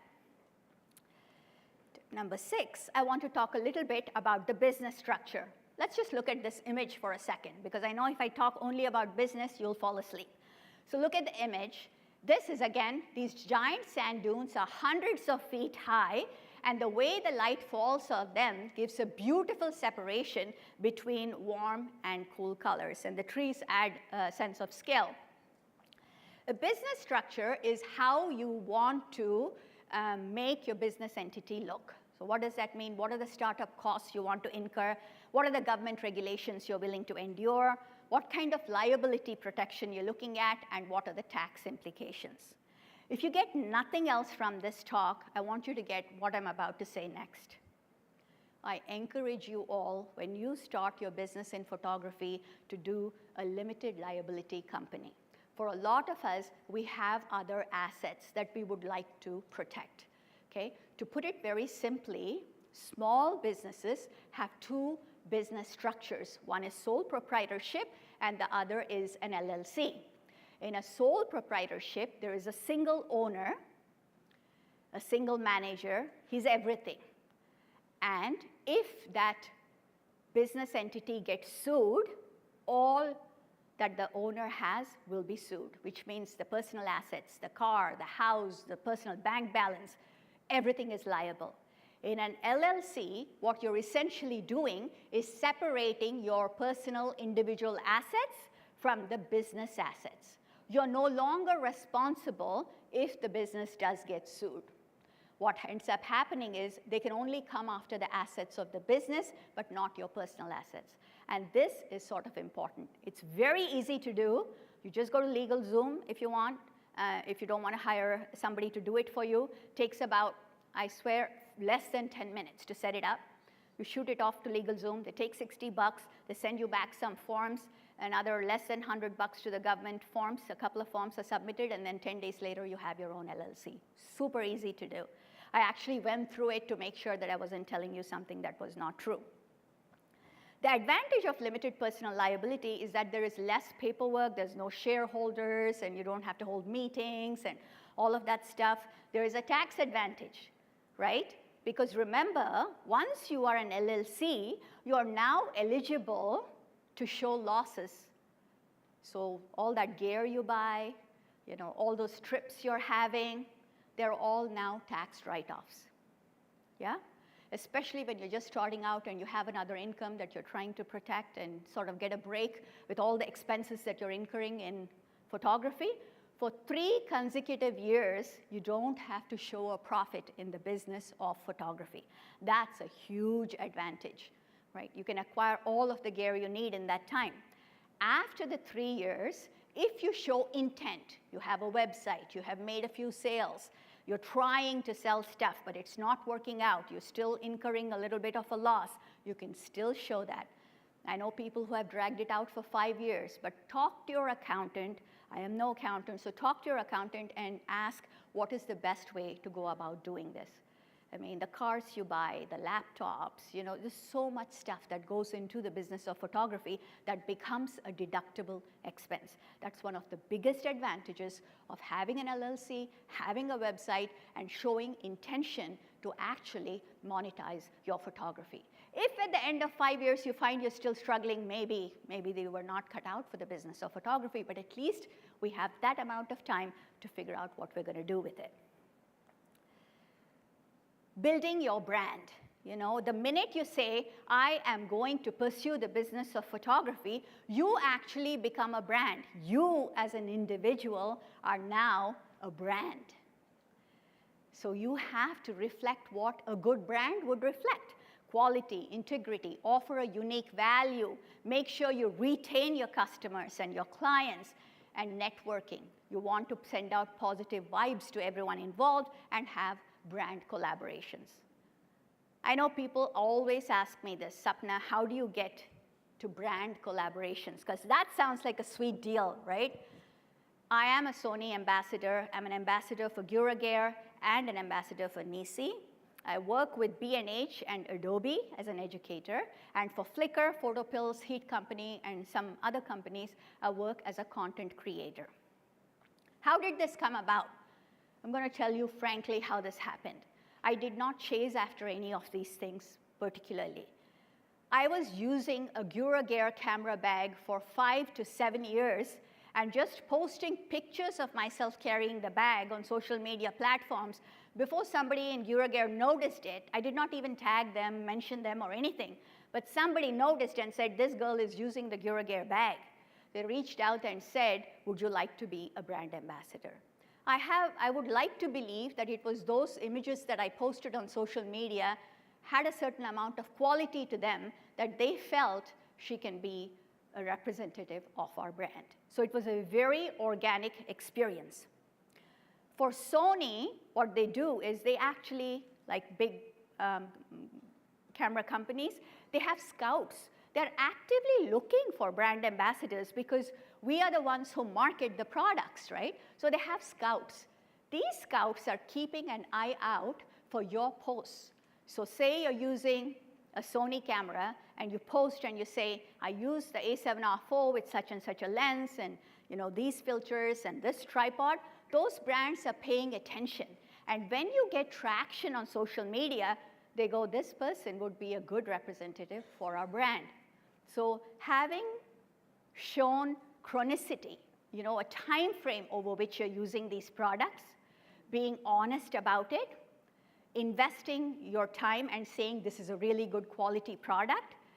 And then the most important thing that people sometimes forget is your online persona. Brands don't like it if you're heavily opinionated or get into fights or arguments, or somebody gives you a suggestion and you're like, you can go suck an orange, I'll post whatever I want to post, You might feel that on the inside, but realize that you are now a brand, you're not an individual, and therefore, what comes out on your online platform should be clean. And it should not, in any way show lack of humility or lack of professionalism.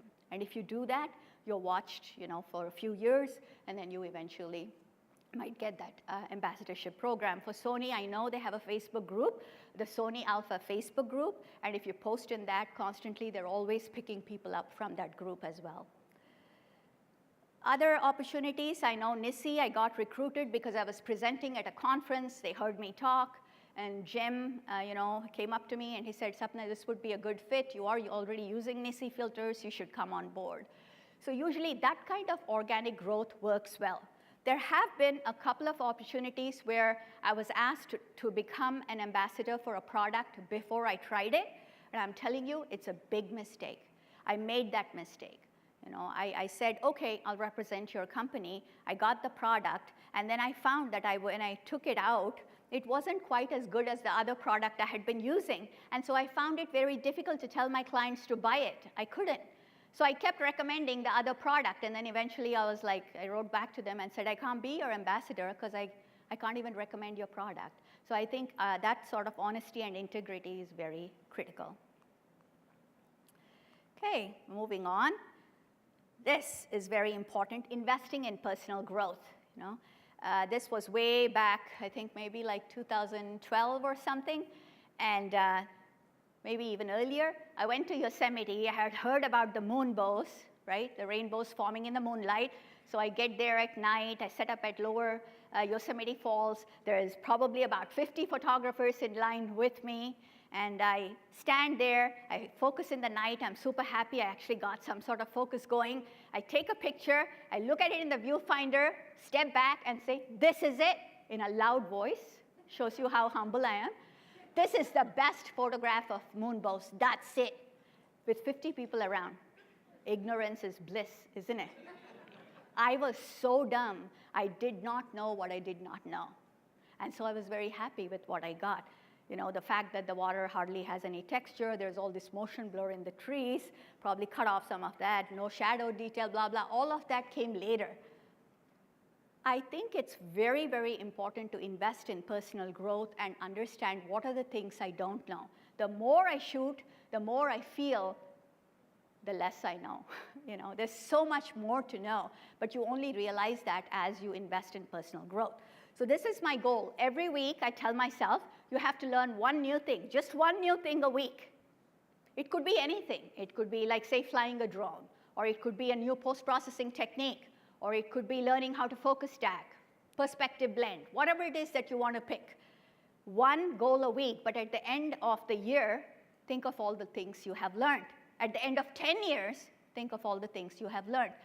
Keeping oneself occupied with personal growth is extremely important, because if we don't do that, we lose relevance. And we will not be able to succeed in that business. And moving on, I love this picture, guys. This was also in Namibia. And absolutely love those sand dunes. And you know, I was chasing some oryx in the light, and all of a sudden we turn around and we see this disparity in the shadow and the light on the sand dunes. And this little solo tree had like that sliver of light going across it. Absolutely loved the scene. Ran back towards it and photographed it. One of my favorite images from Namibia. And I just want to mention that networking, marketing, and community over competition are the pillars on which we should be building our business. You never know where the opportunity is going to come from. You know, B&H, I actually did not know anybody in B&H. It was a friend who was presenting at one of the conferences, and I said, oh, how do you do that? And she said, oh, I know somebody who, one of my friends works for B&H, so I'll just put you in touch, and she did. And that's how I got into B&H. So you never know where opportunities come from. It's important to be polite to everyone, and you know, the doors open automatically. Works great for marketing as well. And this feeling that I was talking earlier about community over competition, we are all part of a larger family. And I think there is enough for all of us. And if we develop a culture where we are fighting over each other, you know, fighting with each other over the same slice of pie, it becomes a very unpleasant experience. Instead of that, I think it's better to think outside the box and see what can I do a little bit differently that others are not doing, and so reduce the competition for myself. And that brings us to the last tip. Because I wanted only 10 tips, I added a bunch of tips in the last tip, as you can see. I said, do not compare yourself, okay? You are on an individual journey. There will always be someone who is way better than you, and there will always be someone who is trying to catch up to you. Always, no matter how good you are. So it doesn't make sense to compare yourself. You know those times when you feel a creative rut? You feel like, God, everybody's taking over. I'm not going anywhere. I suggest you open up Instagram and go to the regular pages, not the ones you follow. Look at all the garbage over there. You're going to feel so good. You're going to feel so good about your images. Your confidence is going to be right by like those people. That's nonsense. What I'm doing is much better. If you are looking at people who are performing at a higher level, it is to draw inspiration from them, not to berate ourselves. So we need to stay inspired. And I think, you know, we become so serious that sometimes we forget to have fun. And my clients, God bless them, when I get intense, they start imitating me. Because I have a certain way of talking. I'm like, this is it, guys. This is it. You better be getting the shot. So then when we go back to the house, they're like, this is it, guys. This is it. You better get it. You know, they're like just making fun of me. I'm sure they're watching now and laughing, even as I say this. But it's important to do that. It's important to have fun on this journey.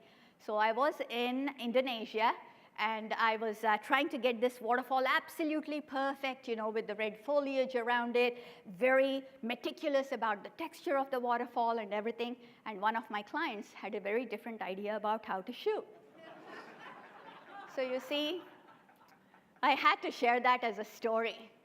You know, I remember, and there was another picture where we were standing at the Aegean volcano. We had hiked several hours to get to the summit, and we are there at dawn trying to catch it, and he's standing there, and there are fumes coming out of the volcano, and he's just pretending like it's his smoke. You know, that sort of thing. I think that's very endearing. I think maintaining, not taking yourself too seriously, you know, like Lizzie said yesterday. I think it's important to keep that in mind and have fun on this journey. Well, going back to the original one, it is very tempting to be that second stone cutter who's so focused that you want to be the best in your field. But I want to remind you, if we do that and lose the big picture, the journey can become very stressful very quickly, as you can see right here. So I encourage you to be the third kind of stone cutter who takes in the big picture and realizes this is a community effort. We are creating art together, and the art will be our legacy. It will live long after we are gone, right? And we're making this world a better place, one image at a time. Keeping that in mind and the bigger purpose will reduce the stress we place upon ourselves on the day-to-day tasks that need to get accomplished in order to get monetary gain. I just want to thank you all again for giving me this opportunity. I really enjoy speaking to people who share this common passion with me. So B&H, thank you so much. And as usual, you know, the most important rule of business, you can't stop hustling, gotta hustle. So here's my hustle. I'm doing workshops, people. Get to them. Okay, that's it. Thank you all so much.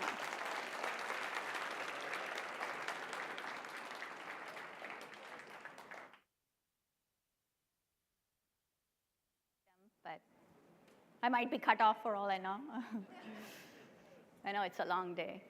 Where do those numbers for 3 years and 5 years of not showing profit came from? Is it from IRS or is it just? So 3 years is,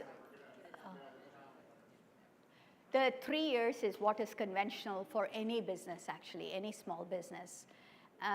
The 5 years, I had to actually look it up, and it said that if you show intent and you show that you have made progress, you do get some slack. You know, I just did like Google the tax, all the information that was there. I used Google basically to say how far can you push it. But definitely talk to your accountant because, you know, I'm no expert in that. Yes? What are you doing to protect your images? To protect my images from being stolen? Okay. Yes. Yes. So you know what? Actually, I sell my images through international art gallery chain called Yellow Corner, and they just found me organically. They saw the images on Facebook, wrote to me and said, would you like to sell your images through our platform? So I released about, I don't know, I want to say like less than 10 images to them. This was a while ago. Those images are now sold in 80 countries worldwide. Is there any chance I will know how many copies were sold in each country? What is the chance that the people who are selling them are telling the original parent company how many they actually sold? There's no way to keep track. But you know what? Because I let go, that has been a source of passive income for me for the last 10 years. That image that you saw hanging out of the redwood forest with the light streaming through, I call that hope. That has sold hundreds of thousands of dollars worth. There is no way I could have achieved that if I held on to the image. So I had to let it go. I realized that some people might be stealing it, but in the long run, if it pays off, I think it's okay to just sit back and say, there is only so much you can do. It will happen. People will steal your images. People have stolen my images, printed them, and sent me a photo saying, I put it up in my bedroom. They didn't even pay for it. They just downloaded it from Flickr. And I say, well, it looks great. And keep quiet at that. It's not worth our emotional energy. And if somebody steals your picture and says, I took this picture, they must be such a big fan of yours. And they must be in such desperate need of raising their self-esteem. Just think of it as offering therapy and say, take it. It's really not worth it, guys. You know, and like I said earlier, post the lowest resolution possible so they can only print it to a certain degree, and the quality is not going to be as good as your quality. And I was talking to a wedding photographer the other day, and he said, every time I set up a family now, the family members come out and take their pictures with the iPhone. What does that feel like? They're not going to buy his prints. They're just taking their own damn pictures now. Everybody does that. Imagine what will happen to that wedding photographer. You can't fight it. It's just so pervasive that it's not worth the mental energy. You know, if a brand does it, I say go after them. Use a cease and desist letter. You can hire a lawyer because then there's big money involved. But if it's tiny individuals doing it, just don't rent space in your head for it. Not worth it. Yes? Yellow Corner, but the K, it's a Korner. Yeah, they are like an online presence, but they also actually have physical galleries in multiple countries across the world. And I honestly don't know how they're recruiting nowadays. During the pandemic, I didn't hardly sold anything in Europe, but now the sales are picking up again. You know, SmugMug, I probably shouldn't say this because I work with Flickr, but honestly, SmugMug did not work much for me. Because unless people know, unless you tell them, right? They come to you and they say, oh, I want to purchase this image, and then you now go to, because I have it on SmugMug, go there and buy it. But SmugMug in itself doesn't generate much. Facebook is actually better because you could, like, say Thanksgiving is coming up and you put out your images and say, I'm going to give you a 20% discount. These are the prices, and these are the 4 images I'm going to sell. That's actually, that works.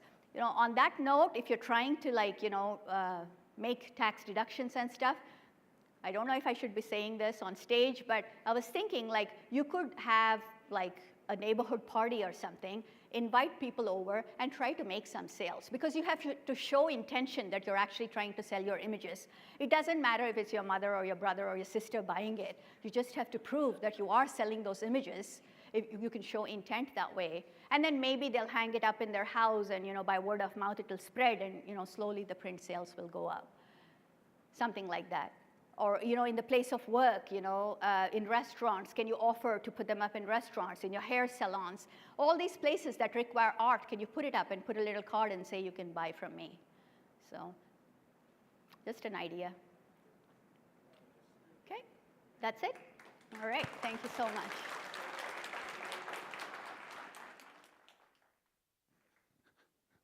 Thank you, Sapna.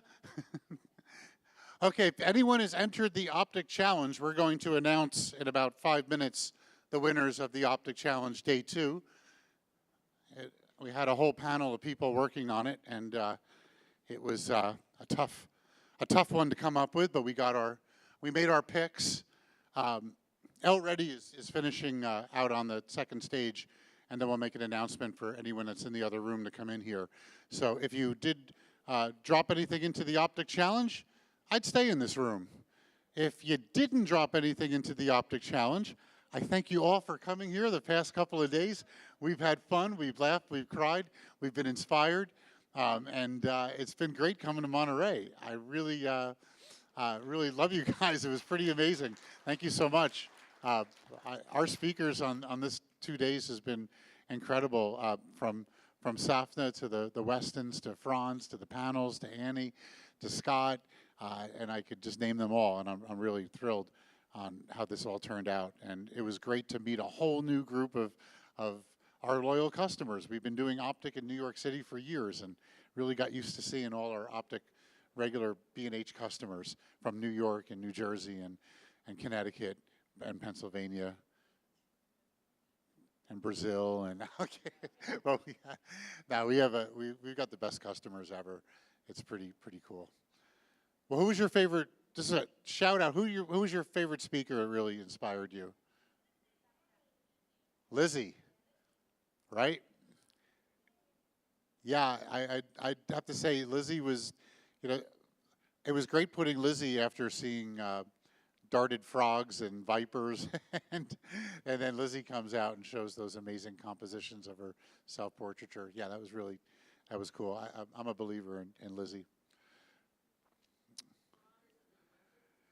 Frans, yeah, well, they're really all good. Yeah, Frans takes it to another level.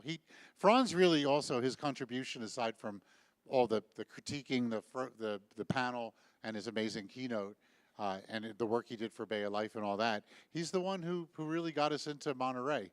It was his thing, and then we researched it, and and got in there, and it looked like Monterey was a good place. Let's also hear it for excuse me, our tech team from Encore and Tricord. They did a really great job. There's Bob in the back. Great. Yeah, you guys were a pleasure to work with. I was a little worried coming out across country to work with people I never really didn't know. So thanks. No, they rocked it. It was good. It was a pleasure, and thank you. I'd say the only disappointing thing that I could really match in this whole thing was that when I came out here in September, all the California seals were right at the lip of the harbor, right across from the Pacific House, the Custom House. And when I say there was like, I don't know, 400 of them, and just singing and making the noises. And I'll tell you, 400 California seals in a small area, that guano smell that's going to live with me forever. And I was looking forward to having Eisenhower meet the California seals, but they evidently moved to the other jetty. And they said that one morning they were gone. So I don't know what, I think one just had a bad slice of pizza and was like, we're out of here and we're going to go the other side. But that was my only complaint, was that they weren't right here. But we don't have California seals in New York City. We have rats. We have really cool rats. No, I'm serious. We have Google the pizza rat. This is a famous thing, the pizza rat. I'd say we have great cockroaches, but really Florida palmetto bugs beat our cockroaches. But we got you on mice and rats. All right, we're almost there. We're in the home stretch. Let's see. Yes. Does B&H have printing services? We don't. We have a DMP, developing and processing, drop-off in the store, so we have that. And we had a lab in our basement when the Republican National Convention came to New York City, which don't know if that was really the smartest idea for them, because there was a lot of heckling and booing that went on in New York City. But when we had them there were so many journalists. Fuji put a mini lab in our basement, and we were like a focal point for that. I think that was 2004, I think. But no, we don't. Our lab is really not. Funny thing about labs in New York City, and I'm a New York City guy, and there was in Chelsea, where B&H used to be on 17th Street. It was called the Photo Ghetto, and it was a lot of studios, a lot of professional photography was in that neighborhood, and there was a proliferation of labs, like a real lot of labs. And during the digital revolution, and those labs all disappeared, and now there's only a small handful of labs. And guess what? They're doing really good, because film is back. It's kind of, I say film is back, like 0.0010 of pictures being taken is being done analog on film. But that's the, we're almost done out there. So those labs are doing really good. But there was a time on 17th, 19th Street, there were a ton of labs. Photographers would shoot E6 chrome film, and they would shoot like mad, catalogs, whatever, the fashion, and then they would drop it off, and it would be done in a couple of hours. The art directors would get it, and it was the old days. Now it's all digital service bureaus and all that stuff. All right. Any other questions for anyone? I'll take any question you got. I'll give you. You're welcome. Thank you for coming out. Thank you very much. It's the guy who won the Nikon Z6 Mark II, just for sitting in the right seat. So funny story about that. I do that trick frequently at big events where I'll put something underneath a seat and ask people at a strategic time to pull it out. And at the last optic, so people start coming in and they're checking the seats because they got used to it, because New Yorkers figure it out. So I had to stop. So I said, I think we could do that here. I don't think anyone's going to know that secret. I didn't see anyone checking out seats underneath them. But don't think that you should go just like and checking out seats underneath thinking you're going to win, because there's a good chance you're going to get like somebody's gum. It's gross things can happen under a seat, so don't think you're going to get ahead with that. People are still. Hey, Kristi, is Elle Reddy still on the second stage, Explorer stage? She's finished up? Okay, great. Okay. All right. I'm gonna spin her around. Do you want me to get back on the stage, or can I do it here? Okay, I can do it. Thank you. Okay.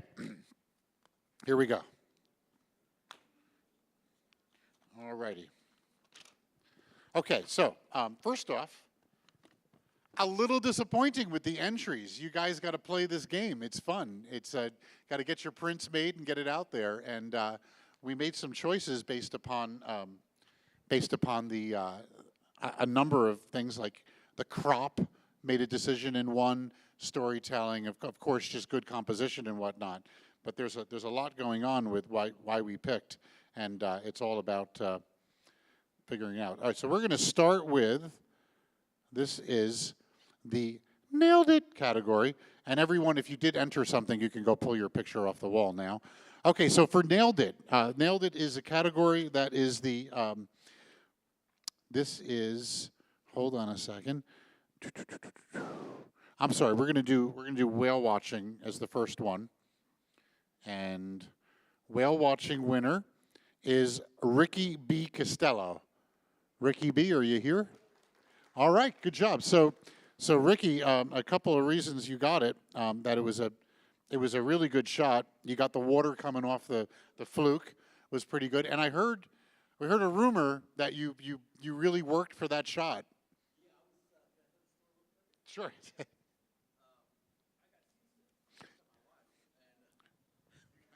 Okay, I got seasick for the first time in my life.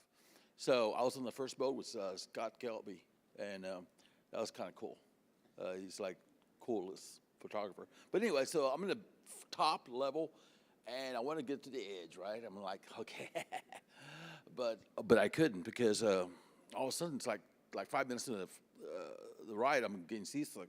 So I got my Canon 7200 lens with a monopod, and so I just go to the back of the boat, and I'm like holding on to this rail here, and I'm like, oh. And people are saying, there's a whale over there to the, on 3 o'clock, 9 o'clock, 11 o'clock. I'm like in the middle, I'm just picking up my, I'm just pressing, this is what I'm doing. I never looked. I'm just doing this. There's a whale over here. I'm like, I'm stretching, because the people right in front of me said, I'm doing this. I'm hoping that I'm going to catch something, you know? So then there's a whale that comes right behind me. I'm like, oh. So I'm doing it really fast, hoping that it's working, because sometimes if you press it too much, it's going to bog up. But I did. I got a little lucky. I got real lucky. But sometimes it's better to be lucky than good. A little bit of your insides got outsides and earned you a $250 gift card. It's a really good shot. So congratulations. Well done. I like that. You improvised. Cool. Okay. Well done. All right. So the next one is a sunrise photo walk. And, I got just another announcement. There's a lost camera, and you can go to the registration desk. I'm not going to say what camera it is, but there is a camera, and if you can name what it is, they'll give it to you. And also, there's a piece of jewelry that somebody lost and we found on the ground, and it was that was a ring. So we want to check that out. It wasn't one of the rings of power, so it didn't turn anyone invisible. It wasn't made by elves. Okay, so that's our announcement for that. Okay, so we're going to do the sunrise photo walk now, and the sunrise photo walk was, you know, the pictures are on the wall, and I really have no way to show the pictures. So it's not, we tried. I mean, I got the picture on my phone if you really want to see it, but maybe you can zoom in on that. I don't know if I can. But this is the sunrise photo walk. It's a beautiful shot of the cobblestone streets.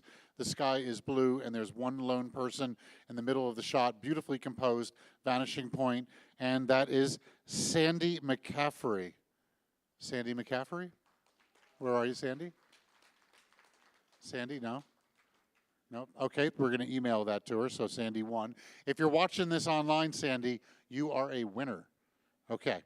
All right, next up, this is going to be, okay, this is Nailed It. This is a big one. Actually, I'm going to start with the honorable mention. I'm not going to go to nailed it yet. So this is the honorable mention, and this is in nailed it. Honorable mention means that the photograph happened in the shooting areas outside.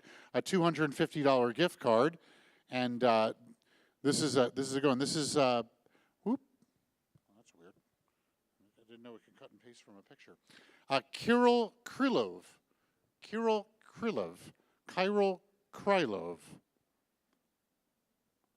Nope. Okay, then they're going to get it emailed. And they did a double exposure of a bug, and then they did it on Aaron Sullivan's little photo dioramas. So it was like this bug was attacking the canoeist. Kind of pretty cool. So that got the honorable mention. But now the big one. This is for a $500 B&H gift card, which is no joke, right? $500, huh? And this is, are you ready? Is there a, let me make sure that's right. Is there a Lori Miller in the audience? Yes, right on. Congratulations, Lori. Well done. Do you want to say some words? Okay. She's like, just give me the $500. I got a new lens I want. The nice thing about B&H gift card, you know, if a lens costs like as expensive a $1,200 lens, only $700 now. Now check this out. If you do buy that $1,200 lens and use your $500 gift card, use a Paybu card. You don't have to pay the tax on it. It just gets better and better. All right, everybody, thank you so much. This has really been a great time. We've really enjoyed it, and I think that we're going to be taking Optic on the road. So we'll see how. Keep your eyes on where this ends up next in the country. Thank you so much. It's been an honor and a pleasure. Thank you so much. Thank you, everyone.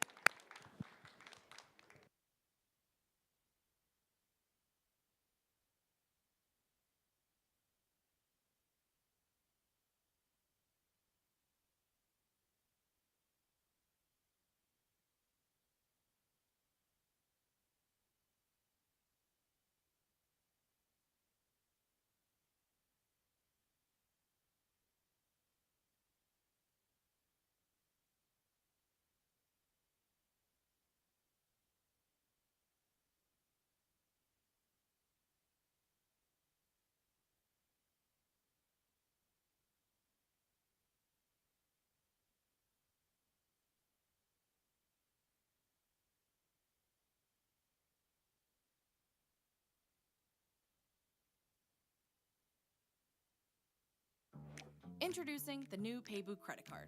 You can save the tax or choose special financing for your purchases made on your Paybu credit card. So you want to save the tax on a camera, laptop, and drone? No problem. No need to wait for credits or cash back like other credit cards.